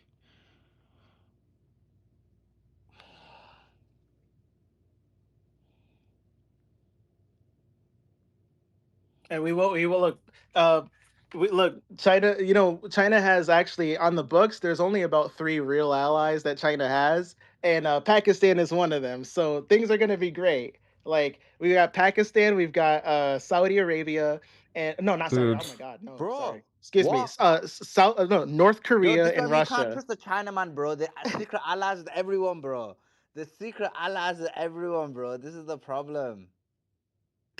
Look, Pakistan, North Korea, and Fuck these Russia. Those are people, true. Those are bro. actually China's real allies in real life. Like everything else is just a Check the bonus, by the telegram way. now. So you know, Of what? those 3 countries I know. Look, there's no camps for them at all. I promise. No, I'm just kidding. I'm totally kidding. No camps for anyone. No camps for anyone. They don't exist. You know, just kidding. But no, Pakistan's gonna be great, Suleiman. You know, you're gonna be fine. Bro, bro, listen. Oh my God, Mr. Chinaman, you Iran guys news making deals checker. with everybody, bro. You're playing all the sides. This is a problem. Matrix resist. Matrix resist. Join in. Give us your thoughts.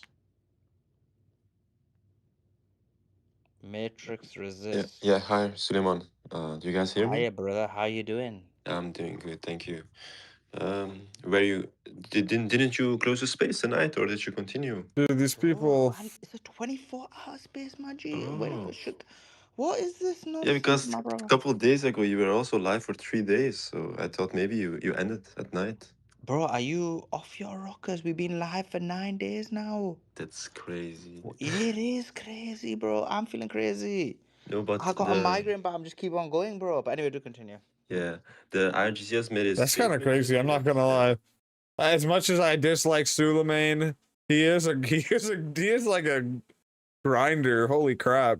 Live for 9 days. Space live for 9 days. It's crazy.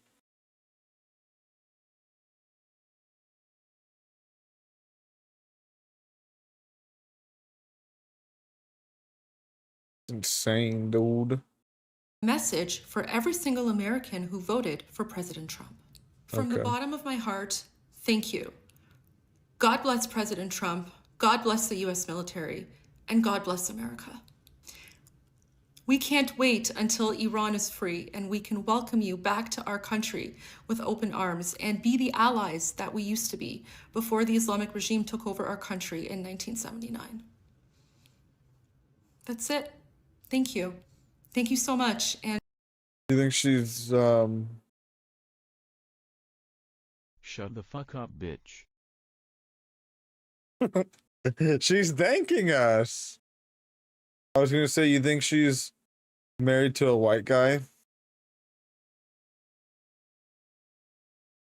See, some Iranian girls look like this, super brown, and then some of them look whiter. Like they got the more of the Alexander the Great in them, you know?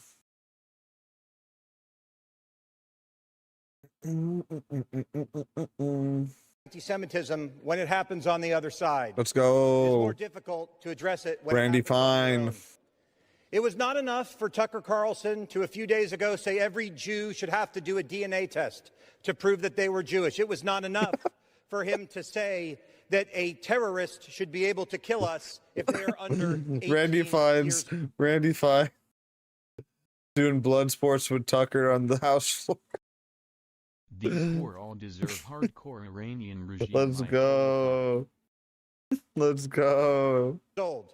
But yesterday, Tucker Carlson attacked perhaps the best, the most good group of Jews that are out there, a group of people who see their job to evangelize not other Jews, but Jews themselves, Chabad, a group that no one ever has anything bad to say about because they care about everyone. I wear Let's a go. kippah from UF Chabad today in honor of them. We have a cancer in this country. It is anti-Semitism, and Tucker Carlson represents many things, but one thing Randy Fine on the House I agree on floor. is he is certainly not MAGA. Thank you, Mr. Speaker.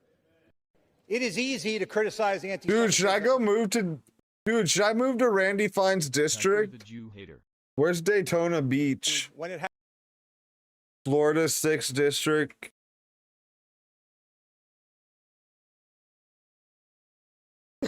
Dude. Should move to Randy Fine's district. The Palm Coast right here. Dude, this is actually where I'm looking by. St. Augustine, Daytona Beach. Dude, this is Randy Fine's district. Bro, I'm gonna go move to Randy Fine's district. Let's go. Well, I was actually looking like more down here by like Melbourne, Space Coast. But I was also looking near St. Augustine. This is the Palm Coast. Is this where all the Jews are? Is this where I can find my Jewish wife? Happens on the other side.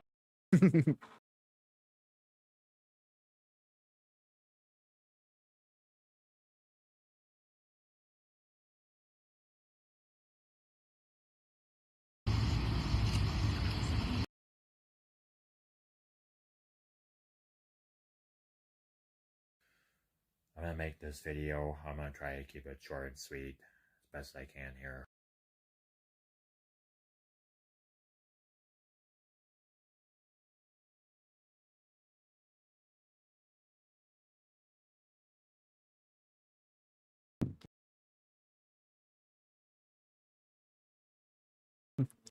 Never forget who you're fighting for.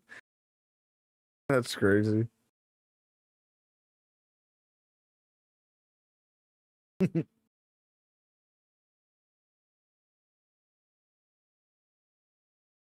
This is gonna be our new DHS guy, Mark Wayne Mullen.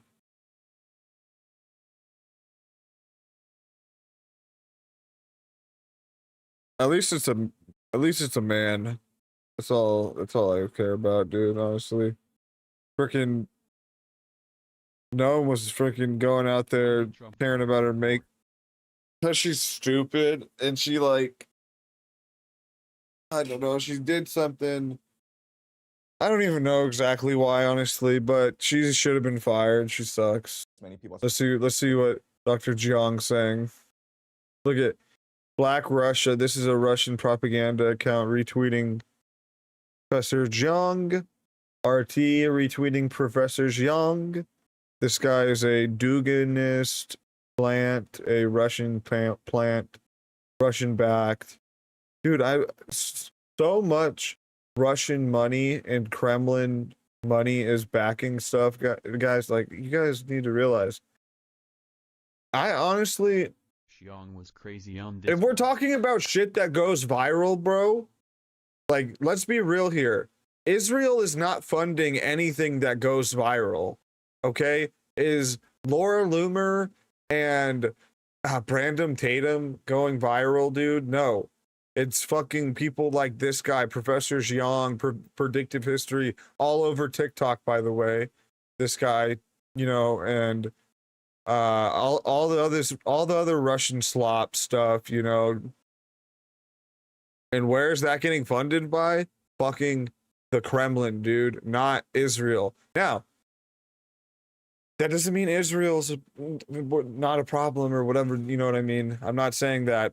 I'm just saying the stuff that is going viral, especially on Twitter and in like the dissident right, is all like Russian backed, dude. The Kremlin is all up in this thing and they're pushing all of these people, and it's all a Russian. All of these people are part of the Russian flop network narrative. I don't even know what to call it, but it's you know, from Dugan down under.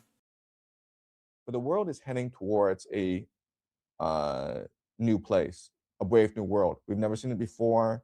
It'll be complete chaos. And quite honestly, the goal is to kill as many people as possible, because the world can't sustain 8 billion people. So you're trying to create as many conflicts as possible to reduce the population. The world can't sustain 8 billion people. That's not true. So that the population will be easier to govern, to create We literally have a birth rate crisis in the West, at least. So again, You know, I don't want to say too much because, you know, I don't want to come across as conspiratorial. You see what I mean? Like, you see this type of shit? You don't want to come across conspiratorial. Like, he's literally pushing, like, the, I don't even know the... Don't know crap. Yeah, he literally doesn't know shit. He's literally pushing the, overpopulation myth stuff. And I don't even know he pushes everything. He's like, literally, he just like has like a flashcards and he just whatever goes, you know what I mean? He just throws it out there. Or deranged or insane. But if you want to survive what's coming, you have to mentally prepare He just yourself. tries to talk You smart, have to tell but yourself doesn't know that anything. maybe what I Yeah. believe of the world is wrong. Maybe BRICS doesn't matter. Maybe China doesn't matter. Maybe it's all just a delusion. Maybe it's all these lies that the media has been feeding us in order to make us not understand what's really going on. Okay, what's really going on is not a financial war. What's really going on is not a material war, a military war. What's going on is a spiritual war. Totally just nothing, you know what I mean? Oh, it's a spiritual war. Oh yeah, that's Maybe the industry yeah. can't sustain high Okay, buddy. population. China is suffering, lack of jobs, overload on healthcare system, no homes, food and harvesting becoming harder and harder. I believe it's more economical war like Simon says. Yeah, but the problem with him is he's pushing just the West is evil, the West is satanic, the West is bringing on the evil war to destroy the world, you know what I mean? Basically what Dugan tweets. Like, let's go to Dugan's timeline. Dugan is literally the same shit, bro. Like, literally, like the same shit. It is anti-America. Concerning Netanyahu's messianic actions, one scenario, the Antichrist comes now. The blowing up of Alaska building, 3D temple sacrifice of the red calf. 2 scenario, the Antichrist doesn't come yet. Israel swept away. Netanyahu is a 3D version of Sabotage Zevi, Jacob Frank. What?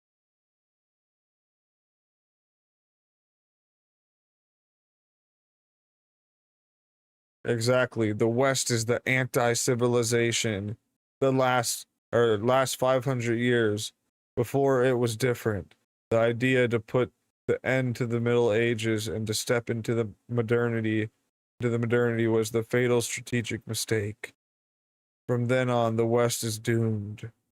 You've chosen the Antichrist side of history. This guy is like, he just is a doomsayer, satanic West narrative pusher nonsense. It's all nonsense. It's just Russian propaganda. It's literally just demoralization propaganda. And idiots eat this shit up, man.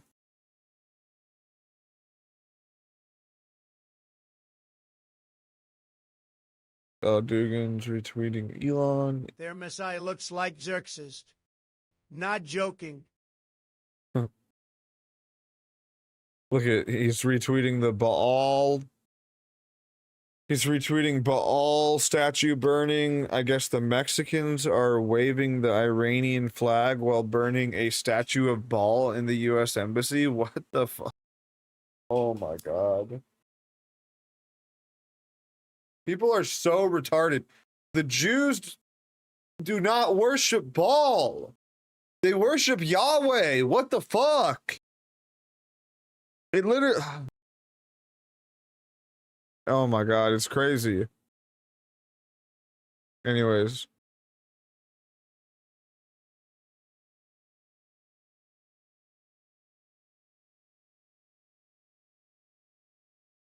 It is the essence of the fourth political theory, the united right and left, people against the united right and left elite.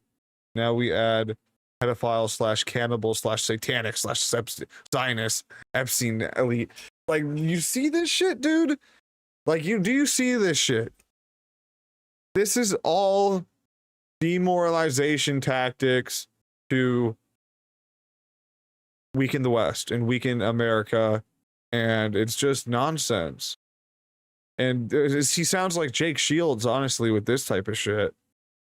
And this is Putin's, like, right hand guy, you know? Like, this is like Putin's Rasputin or whatever, you know?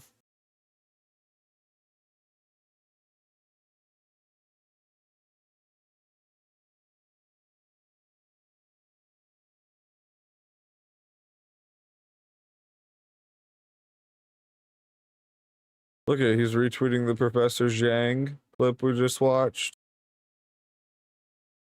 I would rather have Iran win the war than for any on the Epstein list to get away with it. I don't care what happened to the dollar or oil or our country. Like, dude, you see this shit? And this is why I push back against the Epstein stuff so much.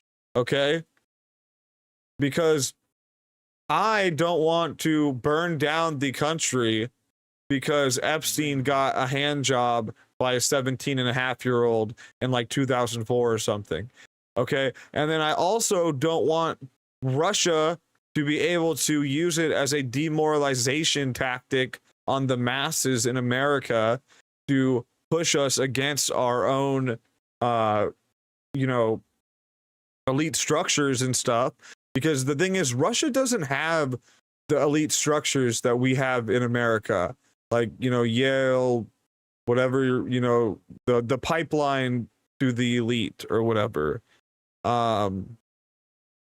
In the CIA, etc., FBI, you know, the whole structure, whatever you want to call it. Like, Russia doesn't have that, and anything they can do to like weaken that structure is good for Russia. Okay, you got to look at it from like a geopolitical point of view. If Russia is able to push demoralization and make the American people distrust their own government in ways that, you know, we vote for people that are basically going to just sell our country off and away, and or they're going to work with Russia and stuff like that. Even though Trump kind of is like that, but Trump really hasn't been working with Russia and hasn't, you know, he's tried to stop the war in Ukraine, but obviously he hasn't been able to. But regardless, I don't think Trump's really even worried about Ukraine right now. I don't think anybody's really worried about Ukraine. But anyways, that's besides the point. Really, it's just this Russian op going on, and these freaking everybody just pushing it, bro. Everybody's pushing the satanic West, you know, Baal, burning Baal. Just sucks, dude. Everybody's so retarded. Then you'll have to control narrative, Nate. Join Chabad. Join Shabbat. Join Shabbat. Join. Okay, I'll join the Shabbat Lubavitch, and I'll sway them in the right way. Yeah, sure.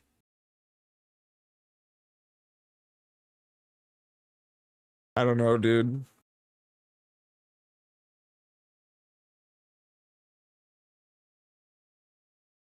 Stock market will crash on Monday. Ooh. Is the stock market gonna crash on Monday?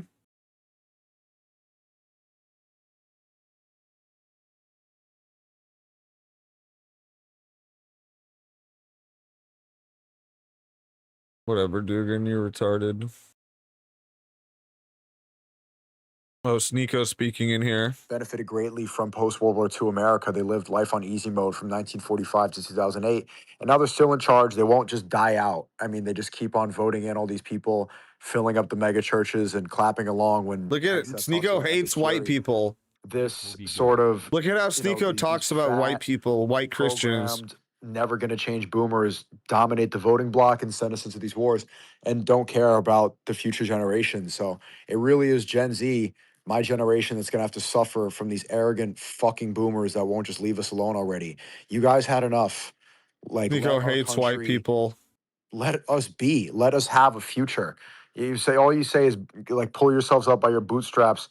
And while all these presidents, what is it? It's like 4 of the last 5 presidents. Nico, you are a multi-millionaire. You are fine, you piece of shit. Baby boomer era, you know, clapping. You're gonna go move to Dubai, like you said. The exact same when you guys are gonna go vote Democrat and then move to Dubai, like you fucking said, you piece of shit.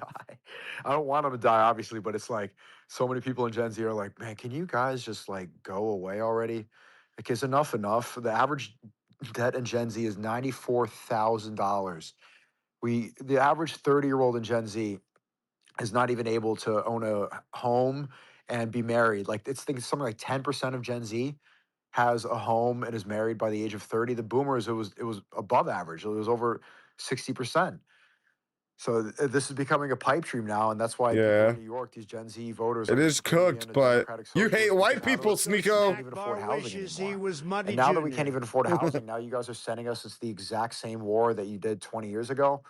Enough is enough, man. And you know, I think Iran is going to capitalize on these mistakes. And you know, Jang has done a good job outlining asymmetrical warfare and how the fall of every empire is a battle like this. Dude, what the hell? Look at these guys. That does not see their They want America to fall. The need to strategize. Fuck these people. They have so much wealth, so they won't regroup. They won't look at their mistakes. They'll just go in completely blindly arrogant, the way Pete Hegseth is going. Pete Hegseth is drinking at the podium, live on TV. He's in the middle of talking about a war. He reaches underneath the podium, grabs a glass of whiskey, and takes a swig. Like, this is how an empire with the amount of resources the Epstein regime loses against a country. The Epstein regime. Fuck these people. And far less equipment. You are a Russian propagandist. So, absolutely. Yeah, Sneeko. So I would obviously there's a few questions I would ask him. Obviously, I mean, I would definitely ask him. I know it's not as relevant, but I'd definitely ask him about, you know, his actual theory. Like, what is the specific link that he... Because obviously he's taken it from the book Foundation, but how has he extrapolated that in order to kind of create his predictive theory kind of model? Because I think, like, many people try to... Dude, he doesn't have a fucking model. He just spits out random fucking conspiracy slop. Are you kidding me? Professor Jiang has a predictive history model. The first fucking kidding me, bro? People check it out. It's on my oh my gosh. And my Twitter if you haven't seen it. And basically, it's just his, you know, a Griper arguing with you online. A lot of his analysis is comes to the idea that history repeats itself. So this is how the Roman Empire fell. This is how the Persian Empire fell. The Greek Empire. Oh, that's like a hot take. Creates lazy people. The Roman Empire, you know, the Greek Empire. That's so wow. Looking at the past to predict the future, nobody's done that before. And then a smaller nation who's a lot more crafty, and they have a lot. Nobody's ever done that. From drinking all the oh wine my god! And all the this is what happens. So I asked him this question, and if you watch his lectures, you could see that his analysis is a combination of eschatology, is the understanding of hubris, it's retarded. It's conspiracy slop. Repeats like there's a good way to compare empires of the past and today. We often forget to call it an empire. But it is, you know, the idea of an empire has spiking my cortisol. Nico spikes my cortisol, bro. I swear. It's about, you know, charging into battle and this fucking piece of shit. It really is exactly where we're living today, and they've made it clear that it's about something deeper. That this is a war about religiosity, about right and wrong. You know, it's a battle for the soul, and it's a battle for oh my gosh, what? It goes a lot deeper than just freeing Iran which is ridiculous looking back on a week ago. People were saying Trump was freeing Iran, and now Tehran is on fire. They're bragging about stealing the oil. Another None of this example of fucking hubris. matters. We are just Bragging about young and stealing the dumb. In oil like when 20 last week years we will it was all about move on. liberating the women of Iran so that they can open up Well, an I OnlyFans mean, account and start it twerking does on the matter, side. but these Now, people okay, suck. schoolgirls are dead. Fuck The Capitol's getting Sneeko. bombed. The airport is destroyed. They're bombing the water supply. And Hegseth is saying that Iranians should be afraid that that they think they're still going to be alive. So it goes a lot deeper. And once you understand, Dude, Sneeko's seething at Hegseth. you understand why the Israel empire exists the way it is. You understand the blackmail operation of Epstein and how Epstein didn't have a blackmail operation to be so compromised, and where money can take it, and the idea of Shia Islam and the full belief they have of martyrdom and being an oppressed group. Oh my God! Injustice. This is being a fucking rape victim. Fundamental belief system. Yeah, that's the ideology of Shia Islam, being a rape victim. The American soldiers just, holy fuck! they sign up. A lot of them want to. Oh my God! They just want to I defend fucking America, hate this big guy so idea much. of defending our country from a Rambo movie they saw in the '80s, or Tom Cruise. All these people hate But they don't America. really know what it is about. And when you see what it is, when you look at how Hegseth is saying this is to serve Israel's greater mission, you start to ask questions about, okay, how did Israel even arrive here? What is this about? You look into the Chabad Lubavitch movement and the Jewish. This is interesting, though. An Iranian missile split into several warheads in the sky over Tel Aviv. I think that's one of their more advanced missiles. I forget what it's called. We were looking at the missiles the other day. The reason that he is such a good analyst is that he comes from a Buddhist perspective, right? He's a Chinese Buddhist, comes with an Eastern philosophy. And so he doesn't a look at cluster Abrahamic bomb faiths with any real bias, besides he thinks that they're all wrong. And not wrong in the way like it's evil, but he's viewing it from an outside perspective and really analyzing it without bias, right? When he's looking at the Roman Empire, he's not judging it as like a white guy who feels like white people can't live in Europe anymore. He's analyzing it as a Chinese immigrant who, grew up in Canada and now has an understanding of the American Empire without the UAE kings and without looking at it with a pair of red goggles. So that will give you the right perspective to see what's going on without bias. Yeah. All tyrants will fall. Khomeini now, Putin next. Let's go. Base Gunther. Base Gunther. Based in Gunther In Pild. his bio, he mentioned Foundation, and in that one, in Foundation Trilogy, there's like a combination of sociology, history, and mathematics. Oil depot, which was attacked last night in major airstrikes. We So I was heard just those. Ooh, it's not looking good. Really, last night, those massive thuds. And you can see that the damage here is immense. There's There's an oil tank under there. That's totally destroyed. Probably not, because he has nukes. I guess I would ask him what is It's not really. in his prediction in what time span he. I mean, boots on the ground, I don't know. and then Maybe how in the he future, sets those if he ever, boots in the ground, like if him and China team up to try to go after Taiwan or something. But I don't know. powers are going to join, because I mean, I can't see a scenario. North Korea is like the Herman Empire. You know what I mean? They're kind of just Right. I think that they'll be interesting. have nukes This to whole thing, so much of it is about eschatology, is about preserve themselves. the end of the world and this stuff. And so if the major players step in, if Russia does retaliate, I just saw this report after I last came into space, Suleiman. They said that I think it was That's the UAE crazy, retaliated Villa on the Fry. IRGC. Is this correct? Fuck you, bastard. So the With report that's Prob with coming the out great now is Supreme that Leader Kim allegedly, Jong-un. and it goes with the Young's theory, right? That this is according to the Jerusalem Post. They said that the UAE has just bombed the desalination plant in Iran, and the desalination UAE has launched desalination. 2 or 3% of the water. Uh, So, I mean, the retaliation of that would be if Iran went for Dubai's desalination plant in Jebel Ali. They do 90% of the desalination. So that would basically Oh, we make knew not to Iran, mix Dubai black in a and position white, where they but hardly oh have damn. any access to water, because with the strait locked up and not goods not being able to come in and out, they're going to be Central talking Israel like, saw look, 16 Iran's impact sites in the latest missile barrage, now indicating the Iranian missiles were likely equipped with cluster warheads. didn't do it. So it could be that the Israelis are lying, but then why It's would the getting Israelis lie for the sake to have the spicy. closest ally, which is Dubai, get taken out? But that's It's kind of getting spicy. Yeah, so he wrote about this in his Substack. If you don't mind, you mind if I read a little bit of it? yeah, go for it. Yeah. So he said earlier today, we are only a week into this war and Trump is already keen on a ground invasion of Iran. There are reports that American special forces are embedded with the Kurds and the Americans and Israelis are bombarding police stations and military bases in northwest Iran to pave the way for a Kurdish invasion from Iraq.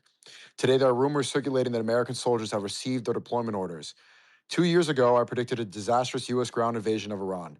It is not a surprise to me that the relentless airstrikes of the Americans and Israelis are neither They're degrading probably the Iranian using their military's more will expensive nor the missiles. Yeah, they're population's more sense of advanced unity. missiles. I agree.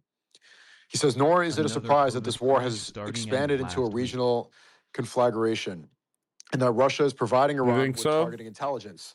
We saw that there's been a response from U.S. Congressmen. They're very mad that Russia was providing intelligence. So it's clear whose side Putin's on. Then he says, what is surprising is the acceleration of events. There seems to be a script in place and the actors are racing to the climax. So he's saying it's going to happen as fast as they possibly can. You would think that the Americans would want to bombard the Iranians for at least 6 months before committing ground troops. Experts believe that America needs at least 500,000 soldiers for a ground invasion of Iran to be feasible. Zhang believes the number to be at least 2 million. It would take at least 1 year to organize such a force and to prepare the supply networks. I haven't This even Trump been listening. What is administration is Sneeko allergic even to saying? planning and prefers praying. This worked out miraculously in Venezuela, less so in Iran. And Nick was saying earlier on our stream today that perhaps the Venezuela invasion was to give Trump a little taste of victory and get him greedy and get Trump to think that Venezuela would be another Iran, which I think there was a statement where he did compare the two. So Venezuela maybe would. Venezuela was the pregame and the precursor for the invasion of Iran. And it makes perfect sense. They loved how cool it was, the helicopters, how easy the operation was. I think that there's a valid argument that Venezuela was allowed so that he could not resist Iran. He continues, he says, this is a war in search of a strategy and a purpose. And perhaps by throwing boots on the ground, this will galvanize the public. And overnight, 1 million young Americans will volunteer to die for God and country. If God does not will this miracle, then Trump will order a draft, and the streets of America will burn just like in the Vietnam era. Trump's team do not seem to have a concrete plan for Iran, but they do have a detailed plan to deploy the National Guard nationwide in case of unrest. Trump does not have a plan to win the war. He has a plan to lose this war to save the world. So there are a lot of patterns we could look at from the Vietnam War. It's very similar in terms of the region is similar, right? Vietnamese rice farmers had the unfamiliar jungle, and they use that to their advantage to hide from U.S. soldiers. Iranians will do the same in the mountainous regions that U.S. soldiers have no idea how to navigate. This war is extremely unpopular. There doesn't seem to be any sort of reason that we're involved, and the youth is extremely against it. Could cause nationwide unrest. And if there's a draft, we already know what we got to do, Suleiman. You got to either dress up like a transgender or learn your best Down syndrome impression and, tell these people to tear up those draft papers. Look what Jake Shields posted. Is that even real? They are just like posting shit. And does that even Israel? Do we even know? Like they just post shit now, dude. In terms of what you're saying, yeah, there's going to be a lot of American lives lost. I agree with you. They're going to need 1 million people. Okay, buddy. A million people. We need 1 million boots on the ground. Ask him that, like, if what? I agree with him, it will take that long. It takes like 1 year or 6 months to plan, Jake prep, and get Shields the full soldiers CT there. mood. Like, what do they do in the meantime? All these people are so retarded. And maintain that over 9 months. No, well, my interpretation of that is that it should take 6 months to prepare a ground invasion, but they're just gonna go blitzkrieg, not even blitzkrieg, just retardedly send in troops as soon as possible. Dude, those really real. Ben Shapiro's eyebrows. Which is the result of hubris. This is going to be an arrogant empire that wants to go right away. Trump wants to flex and be like, he deployed troops, he dropped the nuke, and without a feasible plan, Hegseth is a fucking retard. He doesn't know what he's doing. He's drunk every day. They just want to seem like the big dog. They think this is another Venezuela. Holy they think fuck, bombs are those cool. hairy They I might know. Are even those do what real? they did in Apocalypse Now, where the American soldiers were flying into the helicopters, blasting that song. Dun dun dun dun dun dun dun dun dun dun dun dun dun. That probably will be the result. So he outlined that it should be a 6-month plan, but Trump's not going to do that. I mean, if he doesn't do it sooner, they're going to release all the files about him talking about had how Trump sexy Ivanka caterpillars is. park on his face. But even if he was to rush, it would still take him a bit of time to remember. He needs to get the European countries on board. He needs to basically get the American troops and move them to Iran. Like that takes a lot of time. Like if you think about just now Explosions heard in Tel Aviv. carriers into place and all these weapons, it took him what is it like 3 months? Sirens blaring in Tel My point is he Aviv. doesn't care. He doesn't care to the extent where, one, he's a draft dodger and the potential of him issuing a draft is high. But two, it's like, look at the way he's dressed at the funeral of American soldiers who just died for Israel. He's keeping a baseball cap on. These are the fun of everyone at a stadium at a Yankees game. They put their hat on their heart when they listen to the national anthem. This Dude, guy's at a funeral for fuck soldiers you, that just died for Sneeko. Jews in Israel and still he doesn't care. He'll just do whatever he thinks Fuck is going to make him look good. you. So just in terms of Jang as well, one thing is, if I understood right from Shrapnel impacts in Israel. he doesn't go into Islamic eschatology that much, or he's not aware of it. Is that something you're gonna bring up and kind of educate him on, or just like give him an idea so that he can then add Yeah, to he it? made a video on the on the Islamic Caliphate, and he got some things wrong. Like he said that there was no Islamic history for the first 100 years. It's not true. He said some things like, I don't know if that's Sufism, Dude, but he said oh my like god. God is. Fuck these He guys. said like Fuck that Muslims believe that God Muslims. is within, which is not true. Like God is the Almighty, all eternal.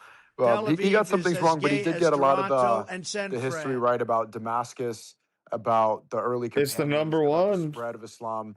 A lot of that stuff was correct, but his overall view of Islam, he understands monotheism and the separation between Sunni Shia, but I think there's some things he doesn't get right. But he definitely knows about Dajjal. He knows about the Mahdi. I haven't Dude, they seen him want to it up, bring in about the the Mahdi, but yeah, I'm sure just they want to bring based in on his their extensive research own about Christian Mashiach. The eschatology and Dajjal is eschatology, I'm sure just he knows. the I mean, I watched Islamic version of the Mashiach. video, because that's actually the only time I watched him is actually. It's all the same bullshit, dude. All these people just want was really good. the same shit. What I think he's got is his understanding of Islam is from the early Muslim philosophers like Avicenna, Ibn Rushd, or Averroes, if you want to call him Averroes, which obviously some Wait, so you're saying Yeah, Jang has only learned about Islam through crypto Is this Jews even who real? infiltrated Islam Or to is try to that change it? AI? No, these are. I mean, these guys were the rationalists. These guys are the ones. Maybe the people you hung around with call them kafir, but these were the actual guys who were like the intelligent, like all of the. You know when they say Muslims are, Muslims were the progress in maths and science and philosophy and bringing Greek Okay. philosophy into the Western Yeah, and world. algebra Yeah, and they were physics all. and So they were all like rationalists. Like I think a lot of the people. Just call it the Or from bigly the other side supreme would shekel say that these Messiah guys are in the disbelievers that sky. take offers. Do you get what I mean? Everyone wins. But so he got. I guess, So these philosophers he's following, and if I Update 6 wounded in central Israel. he says probably because there's a lot of work of Ibn Arabi that has been translated. So this idea of like God being within you, he's probably taken that from Ibn Arabi. But obviously Ibn Arabi doesn't mean it literally. He means it in like a spiritual sense. But I can see how there can be that confusion and people could take like a literal understanding of it. But yeah, I didn't see any issue with his views, to be honest, other than a few pointers which he put some Buddhism. it was funny. There's a specific point where he's talking about the rise and fall. It's crazy how these guys, He's talking about the pros these and cons and how the Roman brown clowns sit here and are like glazing Jiang as some Church. as their like intellectual wing. They wanted to expand You too know, much like what the fuck? You know, they bit off more than they could chew. Fuck And these people. He I criticized can't the just say Trinity that very enough. heavily. Fuck He's these like, it doesn't- people. he's like it was such a funny moment. He's like, the Trinity doesn't make any sense. It goes against logic. None of this can add up. How 3 doesn't equal 1. And then his cons, he was talking about the pros and cons of Islam. The con was, I swear to God, he says, it's too simple. And it's like that reminds me of being in a job interview and they ask you like, why would you not be fit for the job? And you're like, well, I work too hard. You know, I'm too efficient. It's like, yeah, being too simple or simplistic. It's like, because it's an easy answer, you know, he's a high IQ guy. He can't wrap his head around it. Well, this is my perspective. He can't wrap his head around it because it's too easy. You know, the thing, consciousness and everything, it's complicated, and the divinity and, you know, the monad. I think the simplicity is what's keeping him away. And it's funny that he listed that as a con. But I think if it is a 3-hour interview, which the first one was, I think it makes sense. I think a lot of people are going to tune in. I want to focus, I think, at least 2 hours just talking about geopolitics, just seeing where he thinks about the key players, about more predictions, about what he got Israel's right, die from being his Israeli. analysis. I really want They to have the see, especially mindset because of his channel is everyone's predictive out to history. get them like That's what I want blacks. the focus to be on. And then, Well, you know, obviously I think faith and that's stuff just like a that. This Jewish is a thing holy war, so too. the conversation is going to come up. But you know, these are his strengths, and this is what people want to know. It's not even just about virality, but this is important. I see this as a good opportunity to wake up a lot of people in America about this war, because the push from so many MAGA conservatives, especially like within a week, the whole free Iran from the oppressive niqab, from the burqas thing, that just got destroyed. You know, the fire that we're seeing and the city lit up in flames, that's not freeing anybody of Iran. It's just so quickly that whole thing where these Western Iranians look retarded that were saying, like chanting, "Well, we're free. Thank you, Bibi. Thank you, Trump. Thank you." Like, thank you for what? Bombing your country, you idiot. That's done. So now that people have seemed to realize that, let's really. I want to convince as many people as possible that this is stupid, right? Because they care so much about public perception.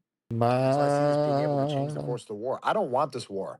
You know, what transcends content and virality is the prevention You love of this more war, Sneeko. incidents like what happened in that You've been school. calling You know, for this and 170 wanting girls it the being whole killed, time. people writing it off and saying, well, that's just what happens in war. That I really, you know, Trump if we said the can use our Iranians voices to bombed try the to at least girls. stop this and get You people know what? I scared believe that they're not going to Trump. get reelected, then Fuck you, we can Sneeko. make a difference in this war.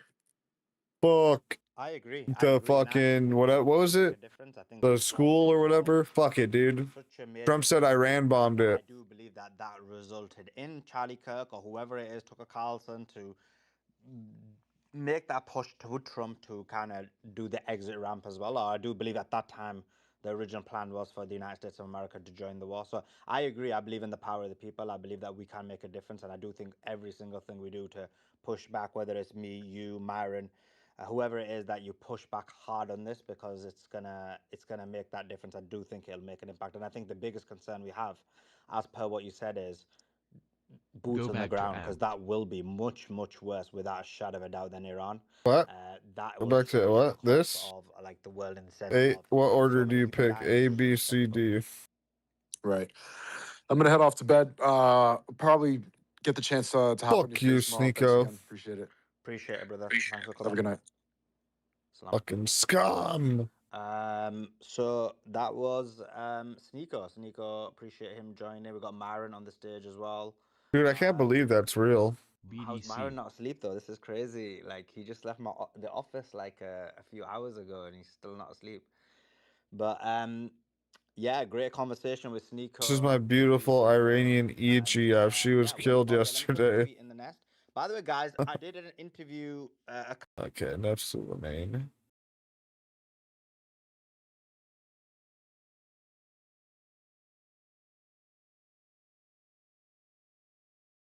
Those for hours, really.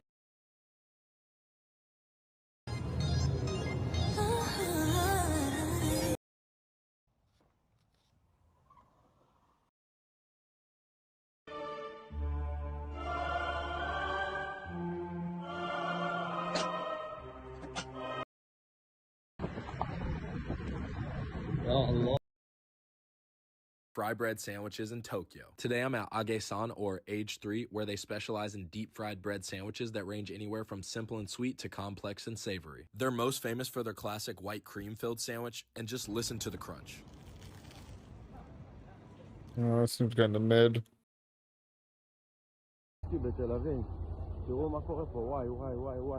Damn.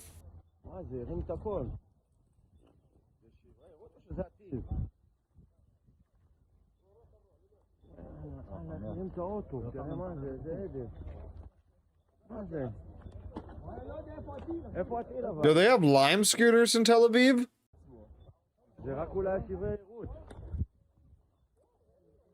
Yo.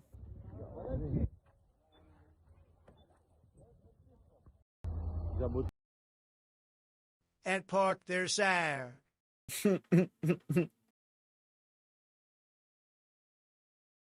Not the Lime scooters. Israelis are getting it cleaned up real quick. Good job. W Israel. Let's go. I'm just kidding. But looks like Israel's getting hit by cluster bombs. That's pretty crazy. What was the what's that video on all the Iranian missiles, all the missiles they have? The one that's the cluster bomb. Footage Iran missile types. Here we go. Oops.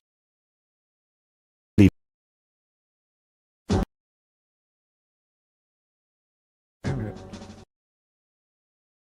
Being retarded. What should we look at?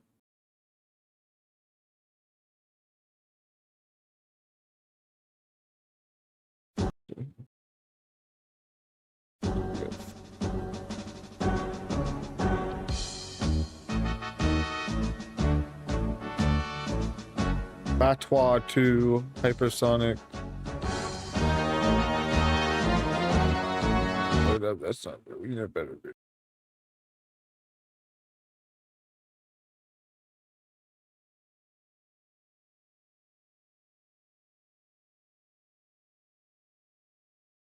This AI telly video will be good on it. I wanted like video to explain all the ballistic missiles. Well, Israel views the nuclear war. I want a video to explain all of the types of missiles. The one with people explaining it, not just some AI shit.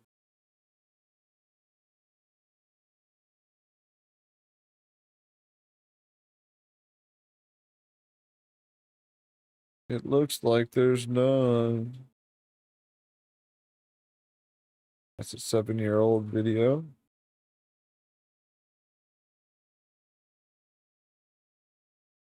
Analyze.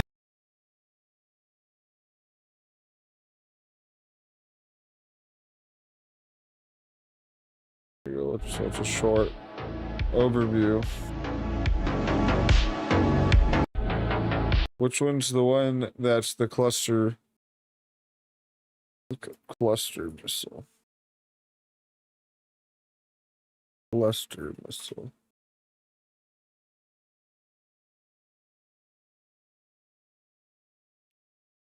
Looks like they've been doing some cluster bombs already. They're all ballistic toy.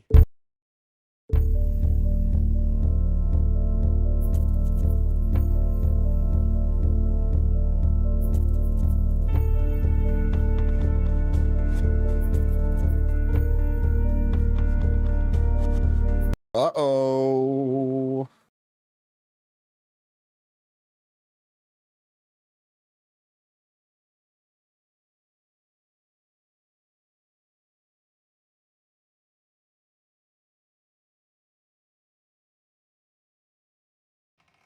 Is the owner in here to talk to?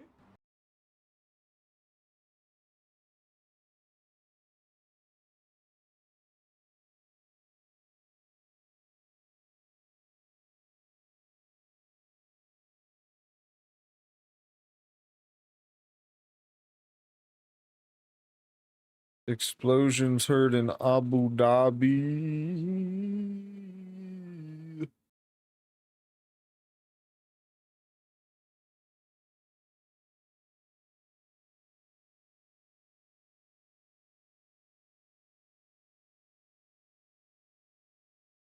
Abu Dhabi.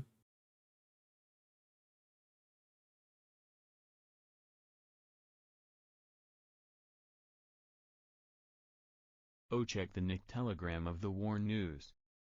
$7. Why? What do you mean the Nick Telegram? Nick Fuentes' Telegram? What about it? I am here with the legend, Alton Brown. Stop. This is Alton Brown. He's a food TV legend. He has changed how people learn cooking. He's the creator of Good Eats. He was the host of Iron Chef America. And on today's video, we are cooking steaks together. I'm gonna have him try my favorite piece of meat. Dude, it's so expensive to buy steak now. He's about to do something I've never seen before. This video is a bucket list for me, because if you stick around to the end of the video, you will understand why. Well, I've been a fan for a long time, and thanks for actually allowing me to be here. Well, you have an awesome studio. Let's go for a quick tour. Wow, look at this. Kitchen number 1. This is awesome. That's Lynn. Her son is a big fan of yours. Thank you, thank you. you. He doesn't know who I am, but he's a real fan of yours. Oh, really? Yeah, that's the way it goes. Culinary storage. Wow, take a look at this, everybody. This is culinary All storage. Of the props. We've got 3 areas like this. That's the kind of the front line stuff that we use. So it's, it's all pots and pans and glass. I don't care. I remember Good Eats back in the day, though. Good Eats. It used to come on late at night, I remember. What's this?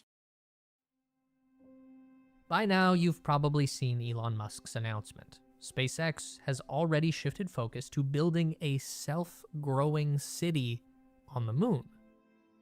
And the reasoning behind that shift is simple. You can build a moon base in 10 years. That will be hard, but it's not impossible.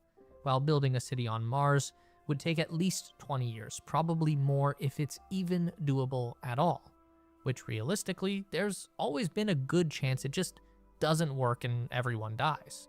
Elon himself has admitted this in no subtle terms on many different occasions. Now, that's not to argue that the moon is entirely safe, but we know that if you get sick or injured on the moon, you can come home, while the journey to Mars, that was always going to be a one-way trip. So we might know why this is happening, but exactly what is about to happen is going to look more like science fiction than anything NASA has ever dreamed up. What is a self-growing city on the moon? Well, if you've been following this story for any amount of time, you'll probably recognize that this is one of many statements from Mr. Musk that is designed to be highly provocative, yet purposefully vague. It's like Tesla's new mission statement, to build a world of amazing abundance. Sounds cool, but what does it really mean? No, that's why they wear the suits. That's open to interpretation. Though the self-growing city terminology does give us a pretty solid hint in the direction that this is all going. AI, automation, and robots. So it's probably not a coincidence that SpaceX just... Yeah, that's probably what it's going to be first. We're going to have robots colonize Mars or something. AI company. One that just make happens to also be owned by Musk. Or, we just have robots mine and extract the resources fully. For their multi-talented AI language model, Grok. And strangely enough, it's actually through XAI that we've learned more specific details about what Elon plans to build on the moon. The first thing will be satellites.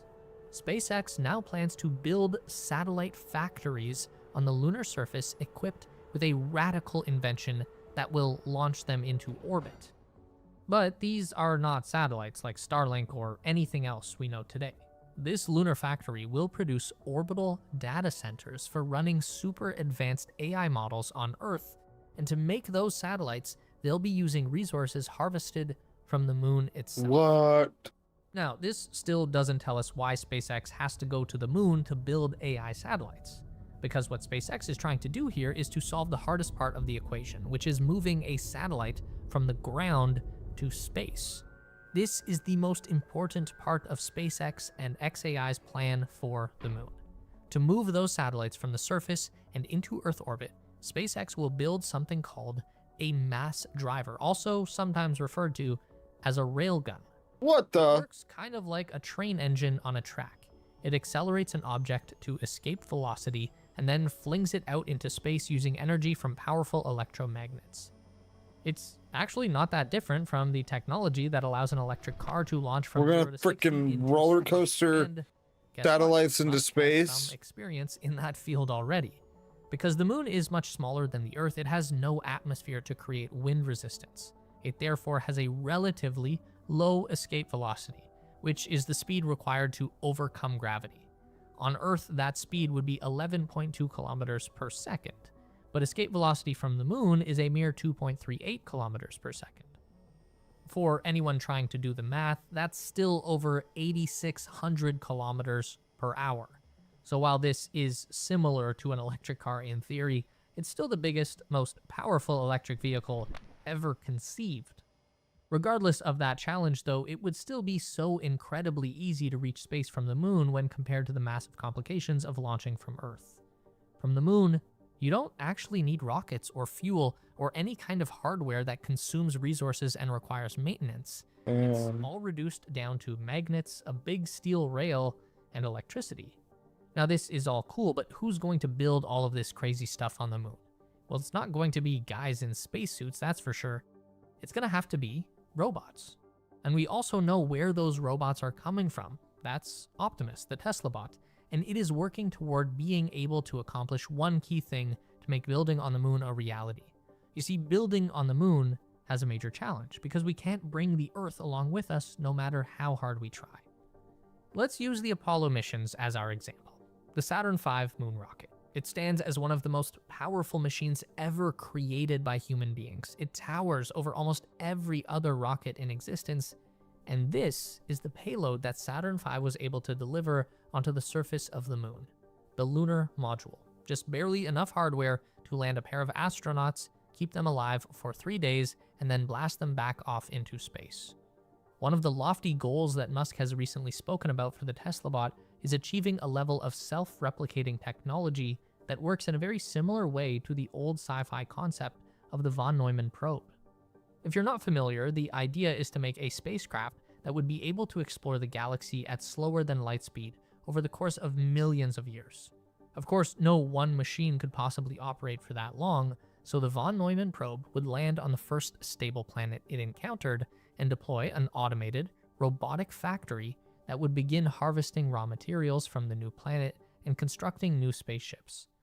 Then the replicated ships would go off in all directions and find their own planets to set up shop and build more spaceships, and on, and on, and on, until the von Neumann probes have spread throughout the entire galaxy. That's what people are always hoping to discover when one of these interstellar objects is spotted in our solar system, like 3i Atlas. It's the potential to see an ancient alien probe in action, although as far as we can tell, it always just turns out to be a weird rock. But that concept applied to Tesla's Optimus would be more than just robots building robots. It would be robots mining ore, making plastic, building electric motors, fabricating new microchips, all on their own without any need for human intervention. Now, when we go back to that term, self-growing city, we are beginning to really understand what Elon is hinting at. This is a lot more than just building on the moon. This is a full supply chain from mining to manufacturing. This is going to be so cool if Elon can actually make this happen. Factory and the mass driver system on the Earth and then ship it to the moon on a rocket, that is just not going to work out, even with SpaceX providing the muscle for this whole operation in the Starship, which is the one thing SpaceX has that no one else in the world could possibly build.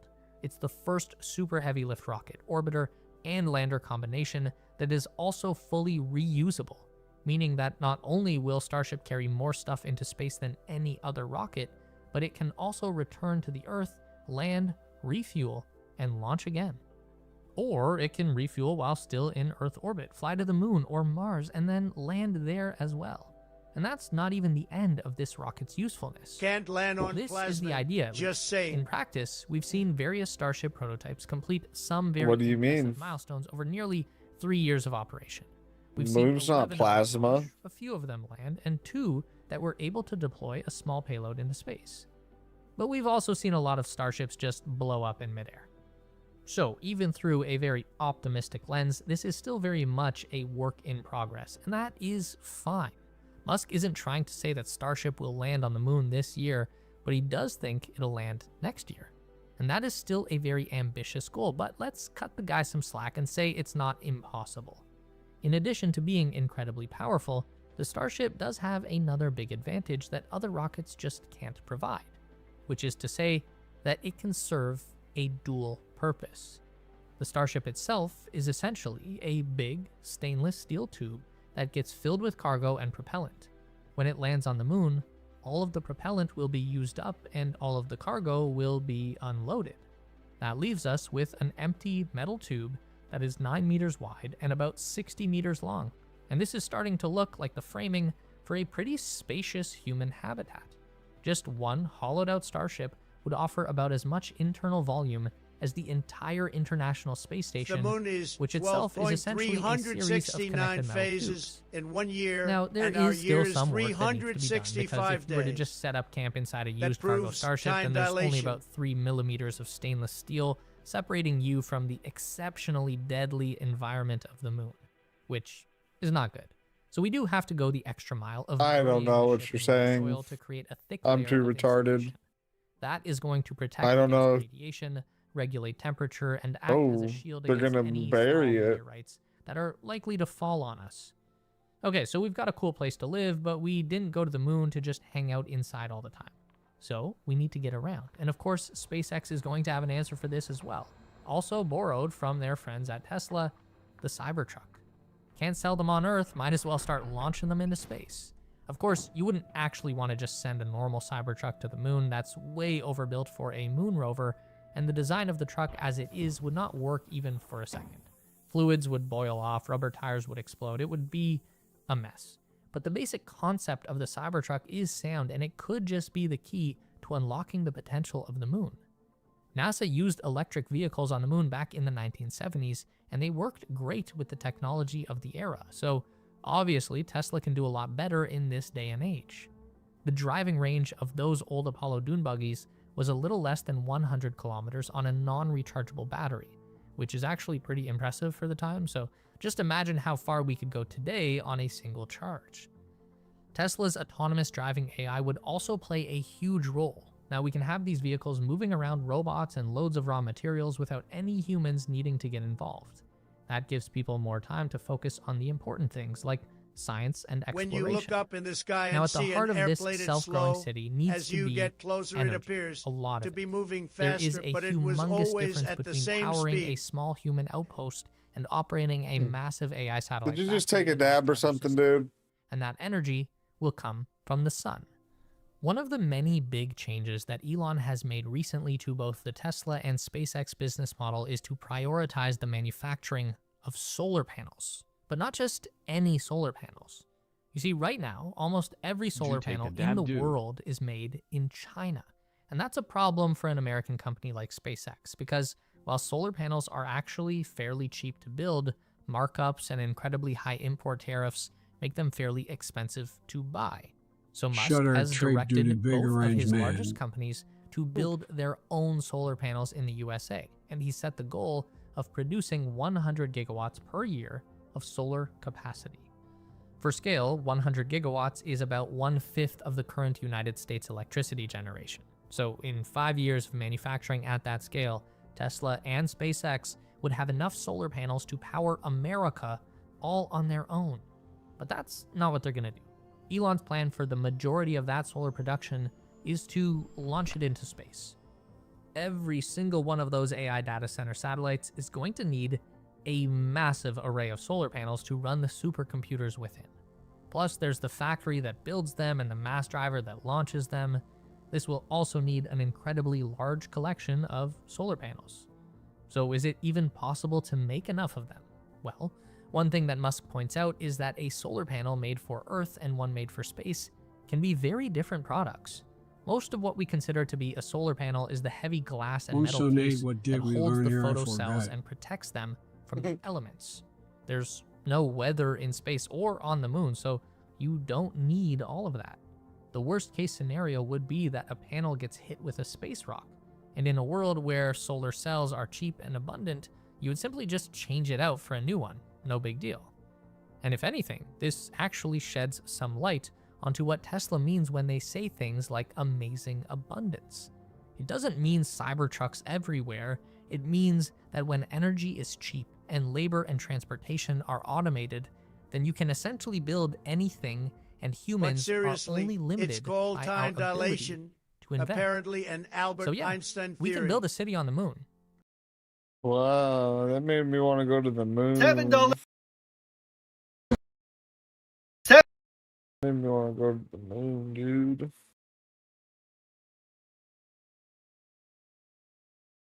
That made We are going to talk. want to go to the moon.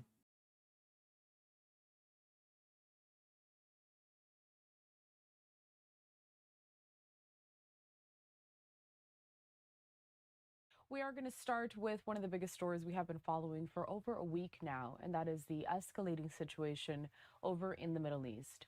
Bringing us out to this, it's a live image that we have in Tel Aviv over in Israel, as I read some of the latest reporting courtesy of the Associated Press. They say this, that Israel on Sunday struck southern Lebanon, Beirut, and an oil storage facility in Tehran as the war in the Middle East keeps escalating. Prime Minister Benjamin Netanyahu promised, quote, many surprises for the next phase of this conflict.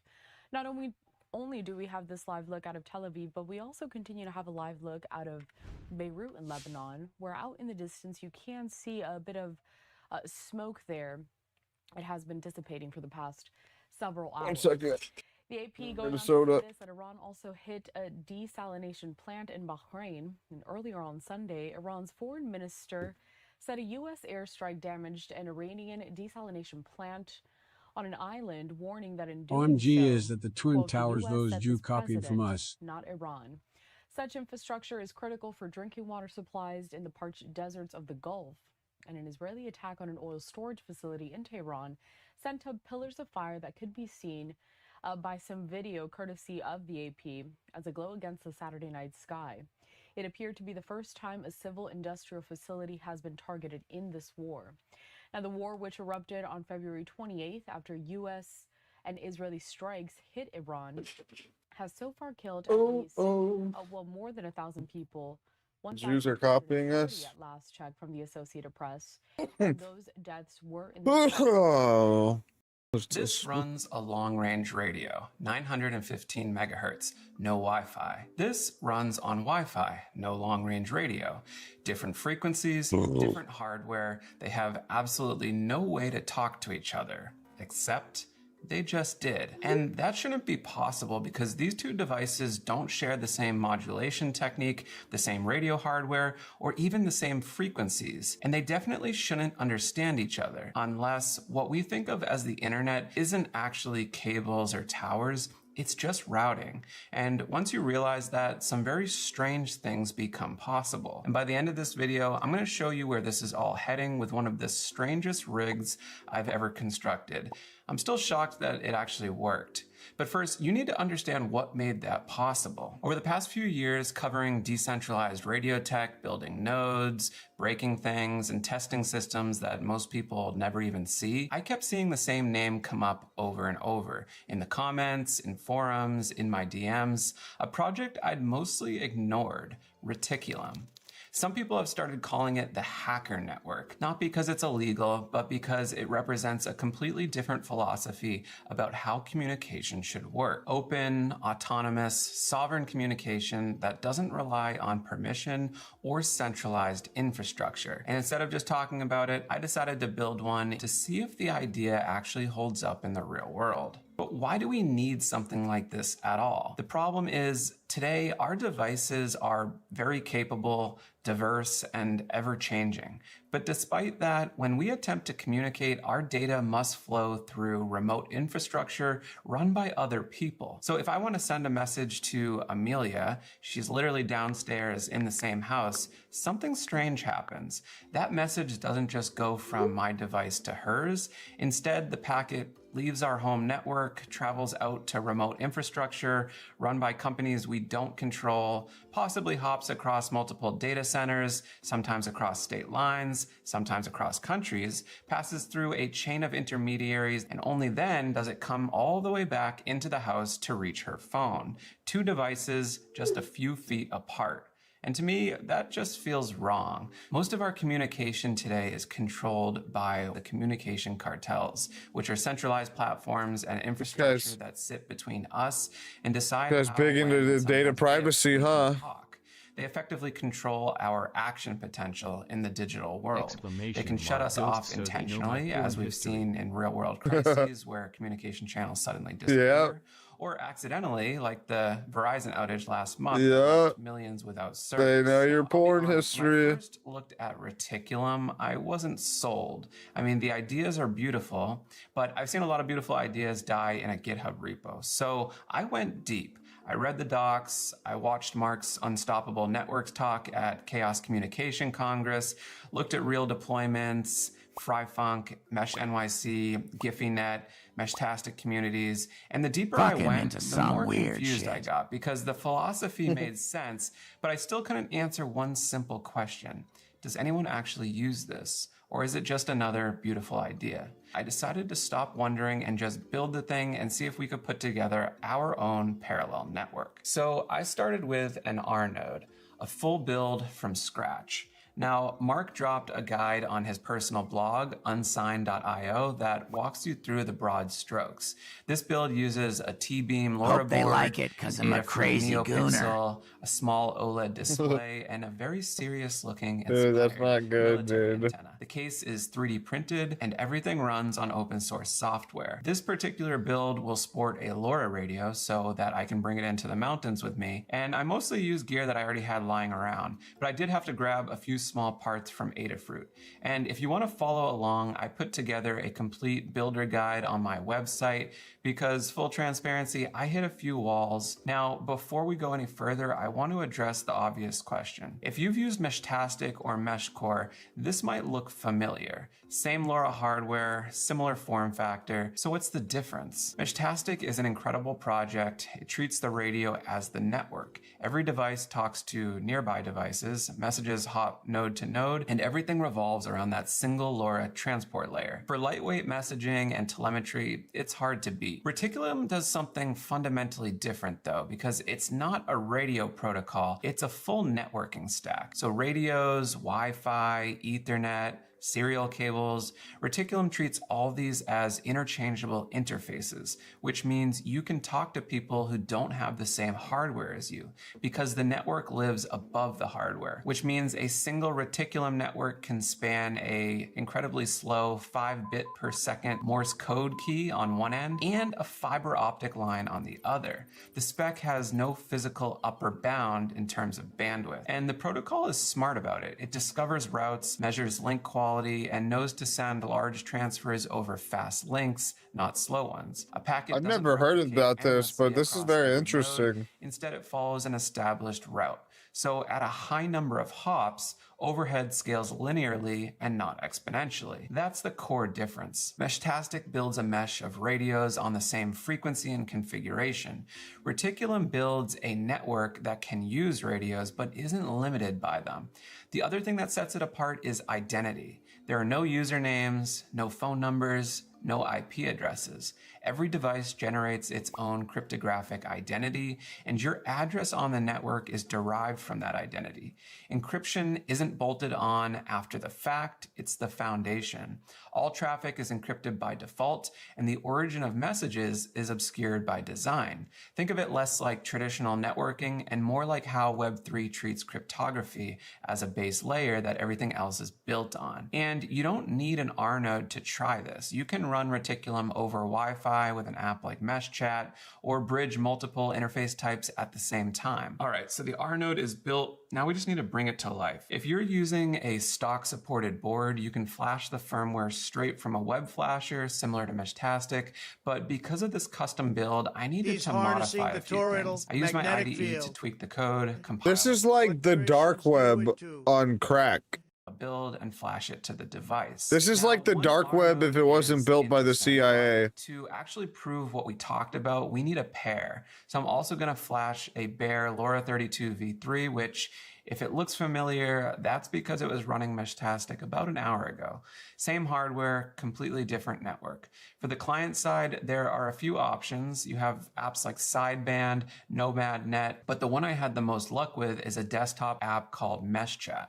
So that's what we'll use. So let's start simple. 2 devices, both on Wi-Fi. Reticulum discovers the path automatically and messages go through. Nothing exotic yet, but watch the network visualizer. You can actually see the route forming in real time. Now let's swap to something more interesting. Same message, but now it's traveling over 915 megahertz LoRa. No Wi-Fi, no internet, no infrastructure at all. Just 2 radios and open spectrum. Now the one I've been waiting for.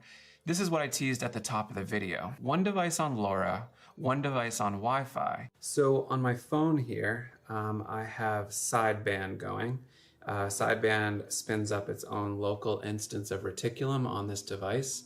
This device is connected to the network over Wi-Fi. It doesn't have any LoRa radio or anything like that. It's just connected over the Wi-Fi interface. The other node is a standard R node. This is what the freaking Iranian and Hezbollah and Hamas should be using instead of the pagers they got from Israel. This is using a T-beam, and it's only using If they were LoRa smart, this is what they would be using. Interface. And then the client is MeshChat on my computer here, and I have a conversation going between these 2 devices, between the 2 clients. And so I can show you that real quick. If I send a message from here, I can say, let's go. Low. And the light turns on the R node. For real though, also see if Hamas was smart, this is what they would be using. It's This just is cool that you can basically bridge dissimilar. fucking A. That's what I think is so cool about it.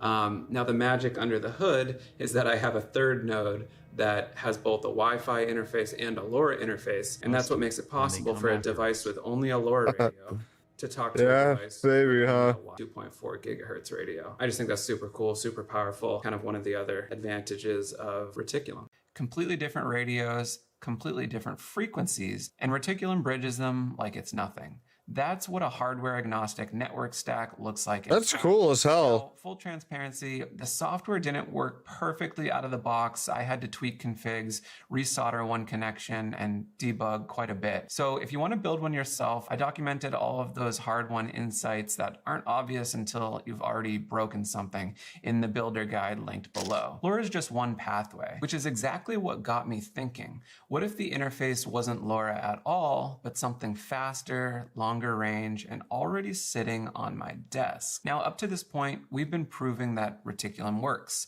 sending messages between radios, encryption, decentralized, cool. But can it power something even bigger? So I did something slightly ridiculous. I installed Reticulum on my Haven nodes and used the Wi-Fi Halo card as the transport layer. And suddenly, we weren't just sending messages between radios, we actually had a long-range IP mesh with a sovereign routing layer on top, running completely independent of traditional infrastructure. Just 2 nodes, open spectrum, and a whole lot of math. We have 2 Haven nodes. They are essentially Raspberry Pis running OpenMANA, so they're basically acting as router boards. But within these configurations, there are Morse Micro Halo cards, Wi-Fi Halo, 802.11ah.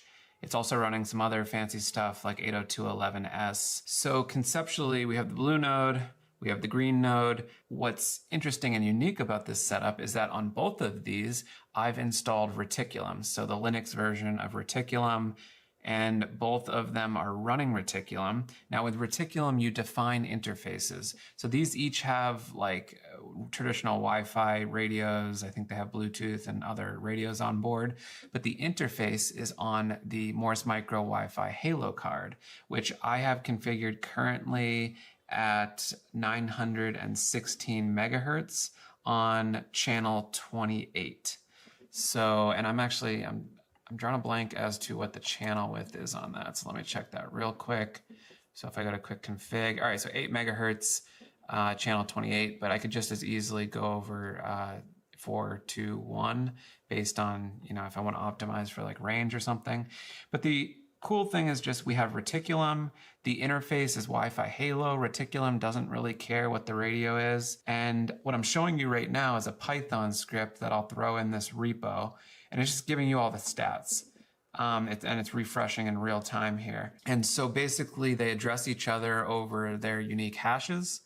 It has some metrics about the signal. So like the frequency of the channel, and you can see the signal right there is -1 dBm. There's basically no loss. The antennas are right next to each other.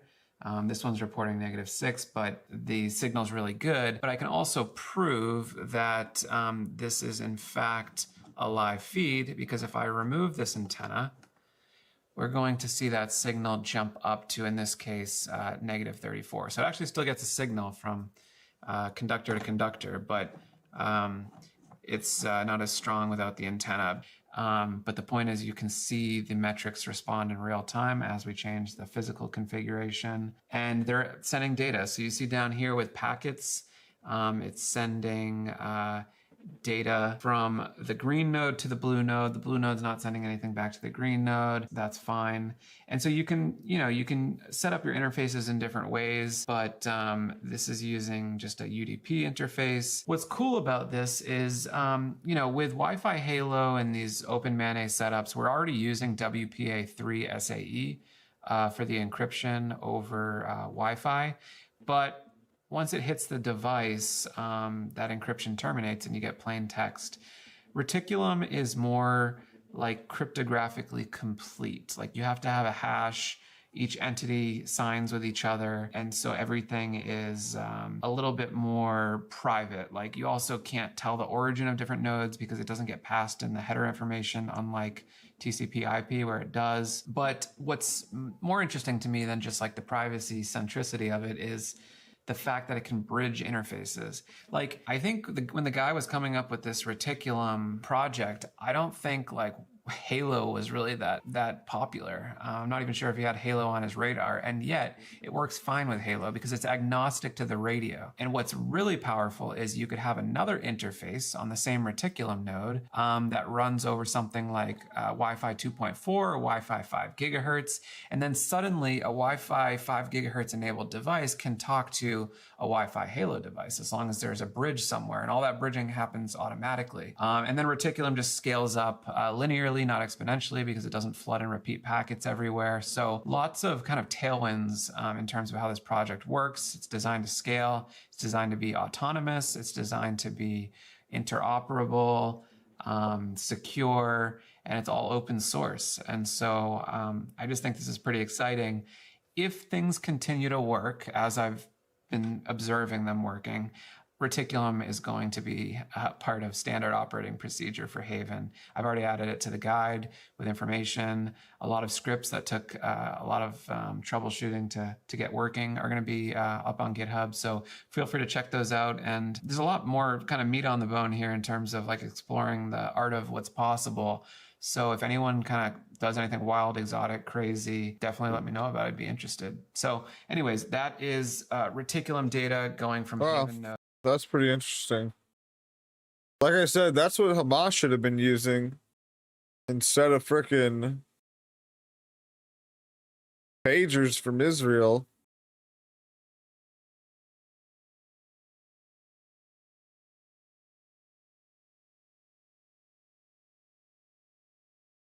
Anything new on here?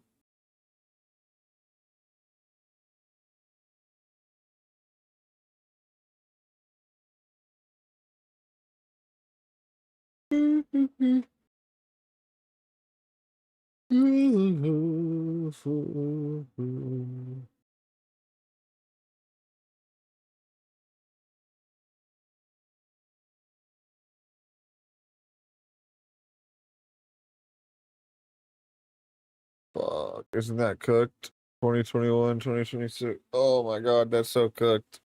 We're so cooked, bro.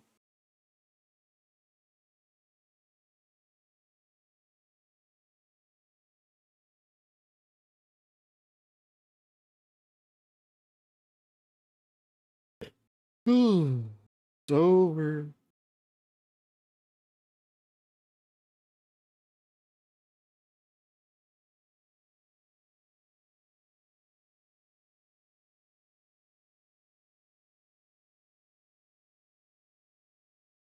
Trump vows not to sign any legislation until the Save America Act is passed. Based.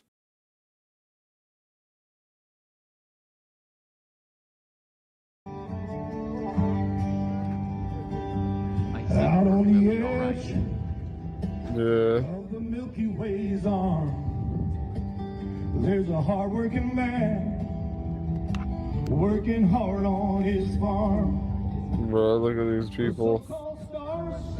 How to play their games. Holy fuck. There's a dark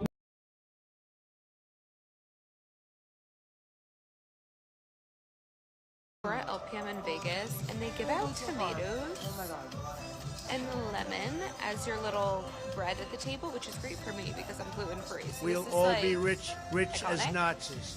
So I'm assuming we just cut it. We'll do a little bit of lemon.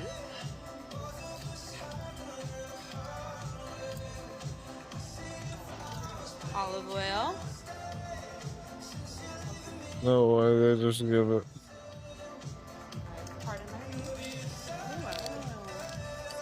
Pardon.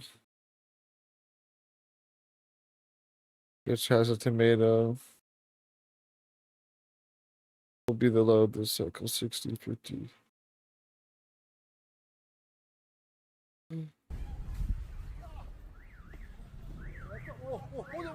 Last night in Tehran, not sure what happened here. Holy shit. They got fucked up.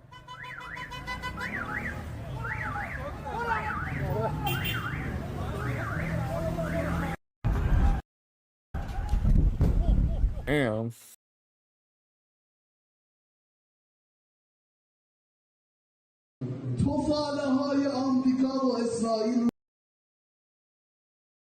Ground troops. How are you thinking about that? I don't even want to talk about it now. I mean, that's.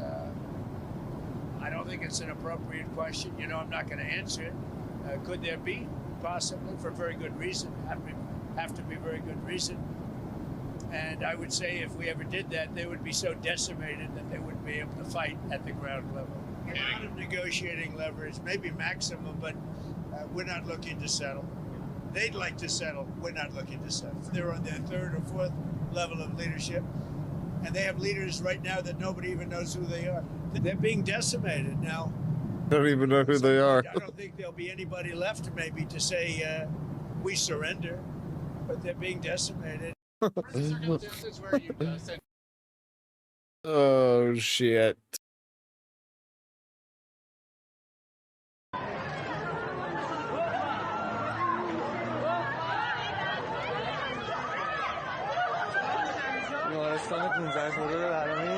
Oh la la la la la. Oh la la la la la. Oh. Praise la la la la la. La la la la la la. La la la la la la la la. I want to start with a broad.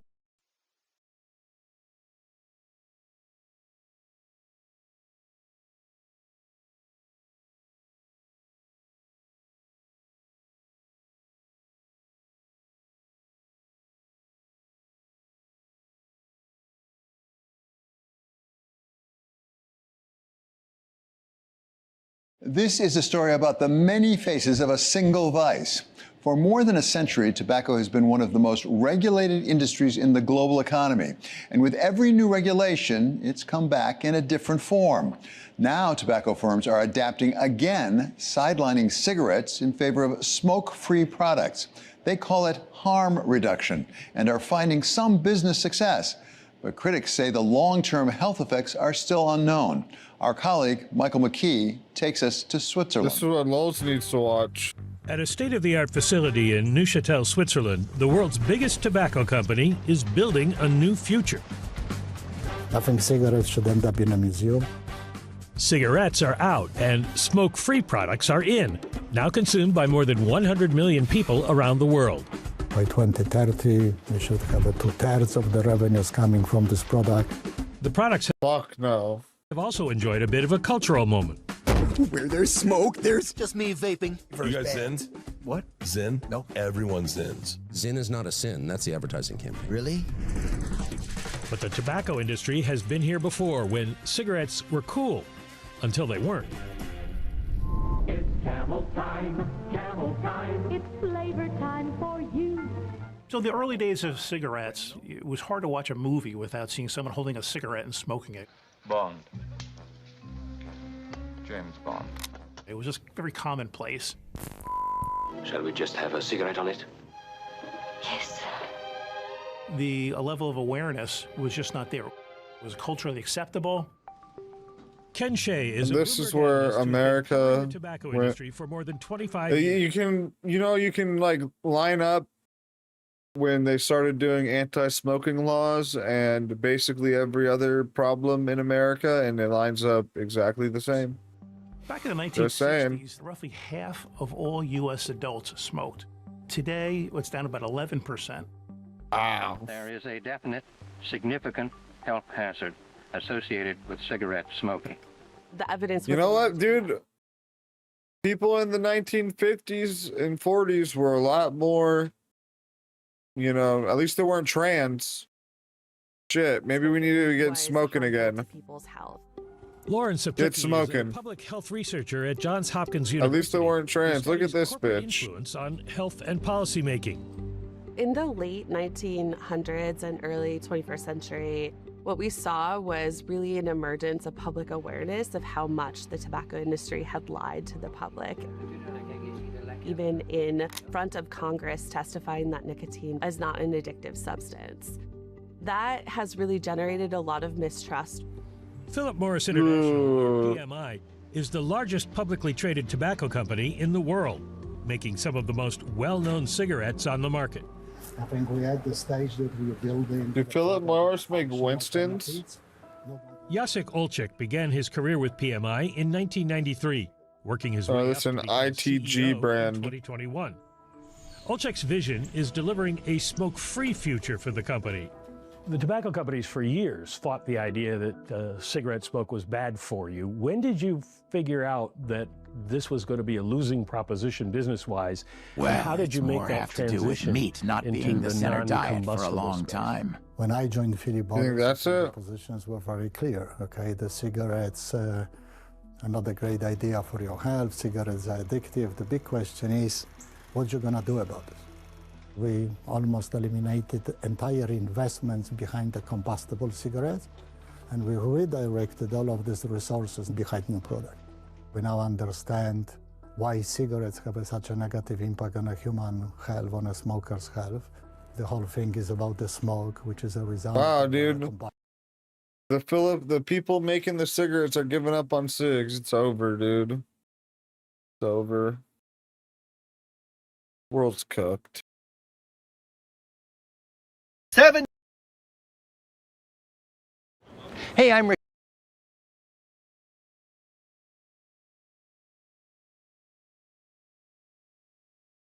Iran says they made a new choice for Supreme Leader. This morning with new strikes in Iran overnight. The United States and Israel targeting the country's energy infrastructure as Israel continues its attacks on Hezbollah in Lebanon. NBC's Matt Bradley is in Tel Aviv with more on that. But first, Matt, there is breaking news out of Tehran.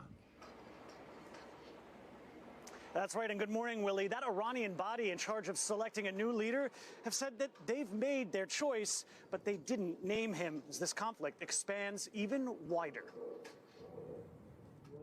Today, Israel and the U.S. are expanding their strikes on Iran, a day after President Trump threatened to escalate the conflict if the country's leaders refuse to surrender. For the first time, Israel is now attacking energy installations across Iran, like this fuel depot.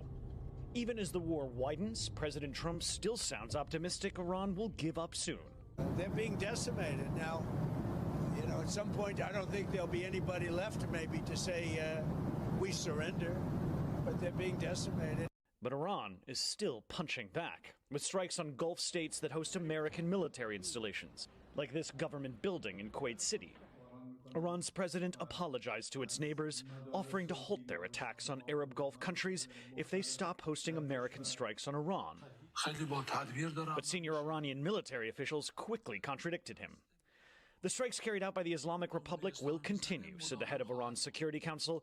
We have no divisions among ourselves in fighting Israel and the United States. Israel is also stepping up another war closer to home in neighboring Lebanon, pounding Hezbollah, Iran's main proxy, after the group started attacking Israel last week. We went to northern Israel to see the fight with Hezbollah up close. It's the kind of thing we've been hearing all morning here, right next to Lebanon. The sound of artillery coming from Israel toward Lebanon, and even the sound of small arms fire from Lebanon right over that hill. This is a hot conflict.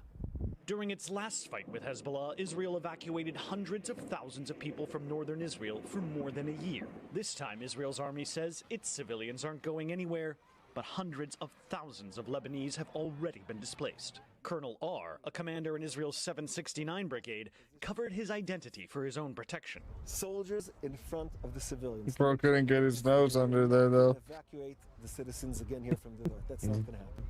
That imminent danger hasn't deterred locals who hope Israel's new offensive will finish Hezbollah once and for all. Hopefully we'll have freer hands to really finish off the job that was supposed to be done about a year ago. And Willie, here in Israel, the death toll is 10 despite those ferocious Iranian counterattacks. And the fact is that the vast majority of injuries have come from people hurting themselves while rushing to those bomb shelters. Willie? Matt Bradley starting us off in Tel Aviv this morning. Matt, thank you. Hey, thanks for watching. And don't forget, you can... All right, so a week ago, I built Worldview. And there we go, Tehran's an internet blast.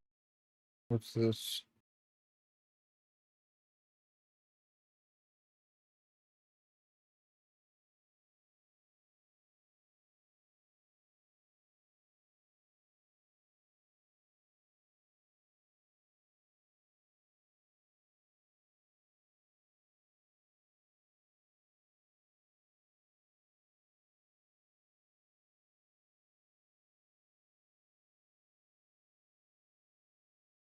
It's cooked.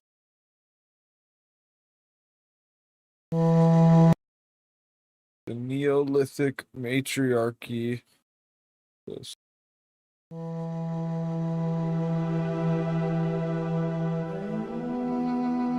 Around 9,000 years ago, societies across the Near East were changing in profound ways. From the Levant to the Zagros Mountains, and from the Euphrates to the plains of Anatolia, hunter-gatherers were settling and building permanent homes and experimenting with agriculture. This was the age of the first villages and the earliest farmers. It was an era before cities and kings, before writing and temples, when new ways of living together were being tested for the very first time.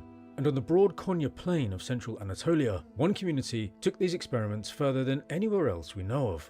This is one of the most important and most fascinating sites in prehistory, and I think it's also one of the most unusual. Here, hundreds or perhaps even thousands of people gathered, not in streets and plazas, but in tightly packed houses. They buried their dead beneath their floors, painted their walls with animals and symbols, and rebuilt some of their homes again and again over the same ground. And they made astonishing figurines from stone and clay. For over 1,000 years, it was one of the largest and most enduring settlements on Earth, yet it seems to have had no great rulers and no monuments of power.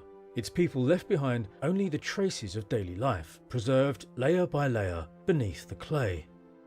Some researchers claim that, unlike the modern world, this was a socially egalitarian society with gender equality, or even that it was a matriarchy, a society ruled by women. I doubt this. It seems like a place of contradictions. This seems like some bullshit. Whose iconography was focused on hunting. Their frescoes display virile men chasing down wild oryx, and yet their figurines depict mature, fleshy, immobile women. So was this actually a society ruled by women, and was it really as egalitarian as is claimed? Or were some people more equal than others?